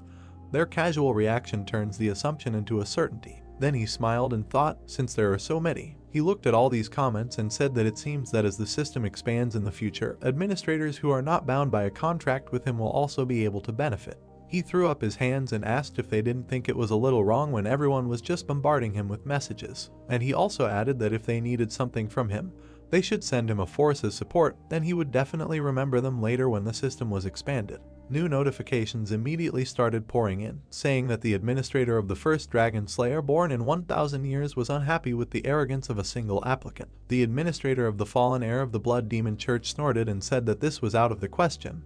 The administrator of the hero of the ruined world asked him to hold his horses, saying that perhaps this man was very vain. The brunette smiled and said that he was informing them that this offer was only valid for 3 people in order of priority. At that moment, there were even more notifications. Various administrators began to contact him. For example, the administrator of the heir of the Blood Demon Church would like to add power to a store intended only for his contractor. The administrator of the hero of the ruined world would like to add power to a store intended only for a contractor. And the administrator of the first Dragon Slayer born in 1,000 years would like to add power to a store intended only for a contractor. At that moment, the guy thought about it. Then he turned around and thought that what was really important now was that the enemy not only had the same statistics as him, but also skills and powers. The enemy's corpse was still emitting energy and was nearby. The guy looked at it and thought what he would get when he absorbed his soul. A moment later, he did just that, absorbed the spirit of the false challenger. The skill increased by 28%. Then a bright light appeared, and information that the composition of the soul was completely identical to the soul of the challenger Sun Jiun. The power of the divine power is activated when the conditions are met, and an attempt was made to extract divinity. The young man looked at this and was very surprised. What kind of extraction of divinity is this? A notification also appeared that the protagonist used spirit absorption to permanently increase his statistics. Strength increased by 10, agility increased by 10, endurance increased by 10, mana increased by 10, tenacity increased by 10. His body was still lying on the ground, and the spirit was still evaporating in energy. A notification began to appear that one of the enemy's skills had been absorbed. The young man had received the lightning sword skill, and errors also appeared that these were already acquired crushes. Skill mastery was being combined. Lightning sword skill mastery had reached 100%. The skill rank was increasing by 1 level. The brunette looked at this and smiled. He was clearly pleased with what was happening. But suddenly a bright light appeared. Something else happened. A status window appeared where it was written that the composition of the enemy's soul was completely identical to the composition of the protagonist's soul. The divine power was activated when the conditions were met. Another attempt to extract divinity had occurred. The young man was surprised. He did not understand what it was. And then a notification appeared that the extraction of divinity had been successfully completed. The divine power rank was increasing by 1 level. And thanks to this power, the transformation of divinity and the accumulation of altered divinity became possible. He looked up and thought what was happening. Some kind of transformation, accumulation, all these words were an empty sound for him, really. Immediately after, another notification appeared that the power of divinity was engraved on his soul. He did not know how to use it, so he just gave up, but it turns out that now he can use divine power. Some symbol appeared on his chest, and a bright light appeared. And immediately after, comments poured in that the waiting room of the 13th floor was entered. The expansion of the system was beginning. The community, which was divided by country at the global level, was fully integrated, and communities of different difficulty levels were now available. Team members assigned to combined trials were no longer tied to a specific country. Individual rankings by country at the county level would also be fully integrated. Now the young man would also be able to view the final rankings of other difficulty levels. He stretched out his hand and thought that it turns out that now he will encounter foreigners in combined trials, but this is a largely meaningless expansion of the system. Then he lowered his head and thought that if this goes on, the community will eventually be integrated with other dimensions, which will allow travel to different planets. Suddenly, another screen appeared. The young man raised his head and paid attention to it. It was written about the results of the 12th floor test. First place Hunter, second place Great Shaman, third place Kim Seung-hoon, fourth place Catherine Bennett, fifth place Bloodlight Sword, sixth place Clock Tower Wizard, and seventh place Tarkovsky. While the main character was walking to the tower, he thought that he was the strongest. This was the main reason why he was climbing the tower. This was exactly what he was striving for. Then he approached the stairs and thought that now he was one step closer to this goal, at least at the moment the strongest contender on Earth. He also imagined the others and thought that they say that the test tower has long existed in dimensions such as Ares, Callian, and Murim. He also imagined space and thought that compared to these dimensions, the Earth is an extremely weak dimension, which literally the other day was officially registered as a dimension for ascent. Then he remembered his opponent and thought if he didn't increase the power of the Earth, he could leave the target of another dimension, as happened that day. He frowned and thought that whether it was before or now, he needed a powerful force that could defeat anyone. He immediately raised his hand and activated the inventory. It was written about the gray crown of the emperor, charisma plus 30%, the gray crown used in the ritual of the ancient emperor who served the god of darkness. Wearing the crown, he rules as the king of spirits. After using the item's durability ends, and it disappears. Sun Jiun studied this and thought since the class is high, the performance seems powerful, but the explanation is somewhat ambiguous. Then he flipped through the skill and thought that he needed to move on to the additional reward for the breakthrough. There was the skill Last Resistance, 0% Mastery, and the main effect is Fatal Injuries. Hello Sheik to Death can be considered invalid. But when activating the Last Resistance, 88% of the available stamina is spent, and the recovery time is 1 week. An additional effect is when the skill is activated, his feelings are momentarily enhanced, and the effects of using all skills are adjusted. The guy was surprised when he saw this and thought that this is a skill that prevents 1 death. Then he lowered his head and thought that although the recovery time is a week, but given the effectiveness of the skill, this can't even be called a penalty. He smiled and said that during this test, in addition to receiving rewards, he managed to shake the administrators of the forces from the bins. A notification immediately appeared that he needed to select a list of forces that he wanted to see. The first was the Lord of Steel Blood, the second was the White Crane Sword, the third was the Support Forces, the selected ones were the Support Forces. There is information about the bloody heavenly energy. The price is 31 so. The description is a spirit technique that only the successors of the Blood Demon Church can learn. It can replace the internal energy of mana, and the magical characteristics will be inherited. Entering into battle, his combat senses are enhanced by the energy and blood of the whole body. There is also information about the protection of the warrior. The price is 3000 so. The description is the power given to God's chosen one, and those who have gained this protection have acted as saviors for centuries, without concluding a contract with God. The only effects that can be obtained are control over the divine and an increase in luck. After there was information about the power of instant magic charging. The price is also 3000 so. The description is when the existing mana falls to less than half of the total magic power. It can be recharged by absorbing the mana remaining in nature. However, if used excessively, the main energy points such as the chain of magic power or the 8 meridians can be damaged. The guy looked at all of this and thought that all 3 were very effective for a C+ rank power. Then he tapped the screen and said to just buy them all. Notifications about purchases and expenses came. Then messages from the administrators appeared. The fallen heir of the Blood Demon Church urged him not to forget his support, and the first dragon slayer born in 1000 years urged him not to forget his support. Sun Ji-yoon raised his hand and said that he would remember them all well. Then he thought that when he absorbed his own spirit before entering the waiting room, as if out of nowhere, the extraction of divinity was activated. The extraction was completed, the rank was raised by 1 level, and with this power, divinity transformations and accumulations of altered divinities become possible. He remembered how a bright light appeared on his chest and thought that it was obvious that after the healing of divinity was activated, he felt the energy heavily settle in his heart. Unlike before, it must be a divine power. Now the guy swung. He stretched out his hand and thought that something would happen now. Only some time passed, nothing changed ahead. Sun Ji-yoon lowered his hands and said that what happened was what was expected. The result is the same as during his check before going out to the waiting room. The body just shines and no special abilities or anything like that appear. Then he imagined all the killed priests and thought that he cannot use any of those restoration or strengthening techniques that were used by the residents during the test on the 11th floor. He frowned and thought that this pissed him off, was full of expectations, only now it is not clear whether there will be any sense from this at all or not. Immediately after that, he sat down on the floor and thought that he needed to calm down, meditated and decided that otherwise this shitty person would crawl out again. Then the administrators started writing to him, saying that for example the Great Crane Sword said that it would teach him divine power, that it could teach him better than the Lord of Steel Blood, and invited him to its domain. The guy closed his eyes and said that he did not want to. But the White Crane administrator did not give up and began to cry because of the shock he received from refusing the invitation, and asked why he was refusing, saying that if he came and learned, he would be able to use divine power. The guy raised his head and said that he could learn later if necessary. Then he smiled and said that he wanted to do everything on his own without relying on others. A notification appeared that the White Crane administrator was lowering his shoulders and saying that so be it, if that was his will. Sun Ji-yoon raised his head and thought that right now it was not the divine power that was important, but something else. Immediately imagined his opponent, who said that he would return soon and thought that he needed to focus on what he could do to become stronger right now, at least until he killed this man. Then he imagined him again and thought that Namgoon would definitely return to Earth again. Then he thought that now, of the powers that he had shaken out of the administrator's storage, he was most curious to try the bloody heavenly energy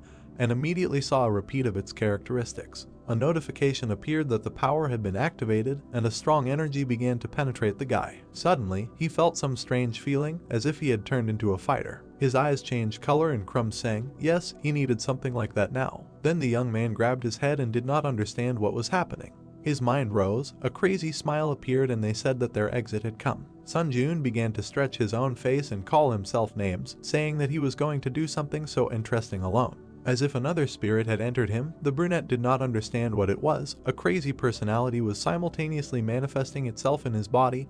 At least this had never happened before. Suddenly a sword appeared in his hands. The new personality looked at him and wished a pity on the offspring to die. At the same time, another weapon appeared in the other hand, and both of these swords began to fight each other. Sun Ji-yoon said to the spirit, does he not understand that if he dies, then this will also die? And the demon smiled and called him a fool, said that he was just going to get rid of what he could not get. At this moment, Sun Ji-yoon continued to resist and thought that this was a situation that he could not foresee. This fight between the two hands continued for some time. The young man looked at the sword and thought that it was absorbing blood energy generated by the blood heavenly energy. At the same time, a notification appeared that the heavenly demonic blood sword appeared. The guy looked there and read that when the user who has reached the level of the flame sword activates the exclusive effect to the maximum, the true ability is revealed. Then he grabbed the blades with his bare hand. Then he threw away the second weapon.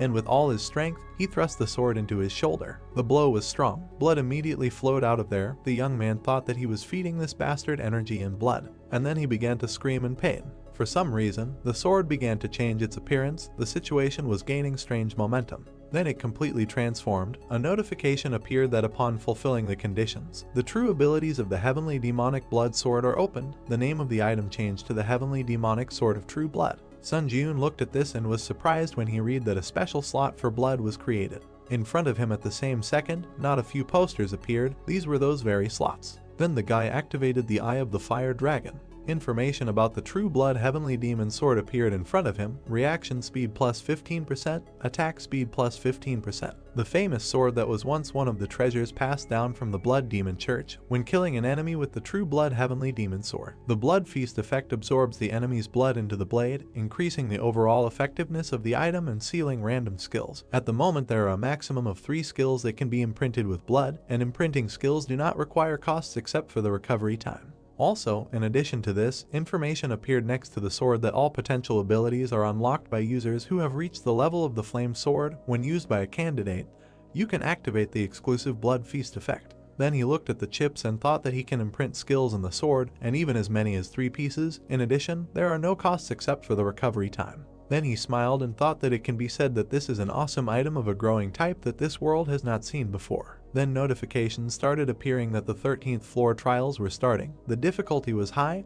The theme of this trial was a strategic battle. The allotted time was 14 days. The conditions for passing the trial were to work together with your comrades to kill the vampire count in a certain amount of time. The condition for failing to pass was the death of a team member or the allotted time had expired. The reward for a successful breakthrough was a random skill book, and the penalty for failure was death. And Anoshu was surprised. Was there really some kind of combined trial? He imagined other hunters and thought that combined trials were associated with his extra most pleasant memories. However, a random skill book was a good win. He imagined this book and thought that if it brought a plus-rated rewards, his mood improved slightly. There was also a notification that the map of the 13th floor is only available in trial mode, now open, showing cities occupied by vampires, showing hiding priests in cities occupied by vampires, marking the location of the vampire count in a city occupied by vampires, and the selection of team members begins. 4 portals suddenly appeared in the room. The main character came out of one of them, thought that instead of wasting time searching for priests, could he just invade the city and kill everyone there? He lowered his head and thought that with the abilities he now has, he is capable of destroying at least one city.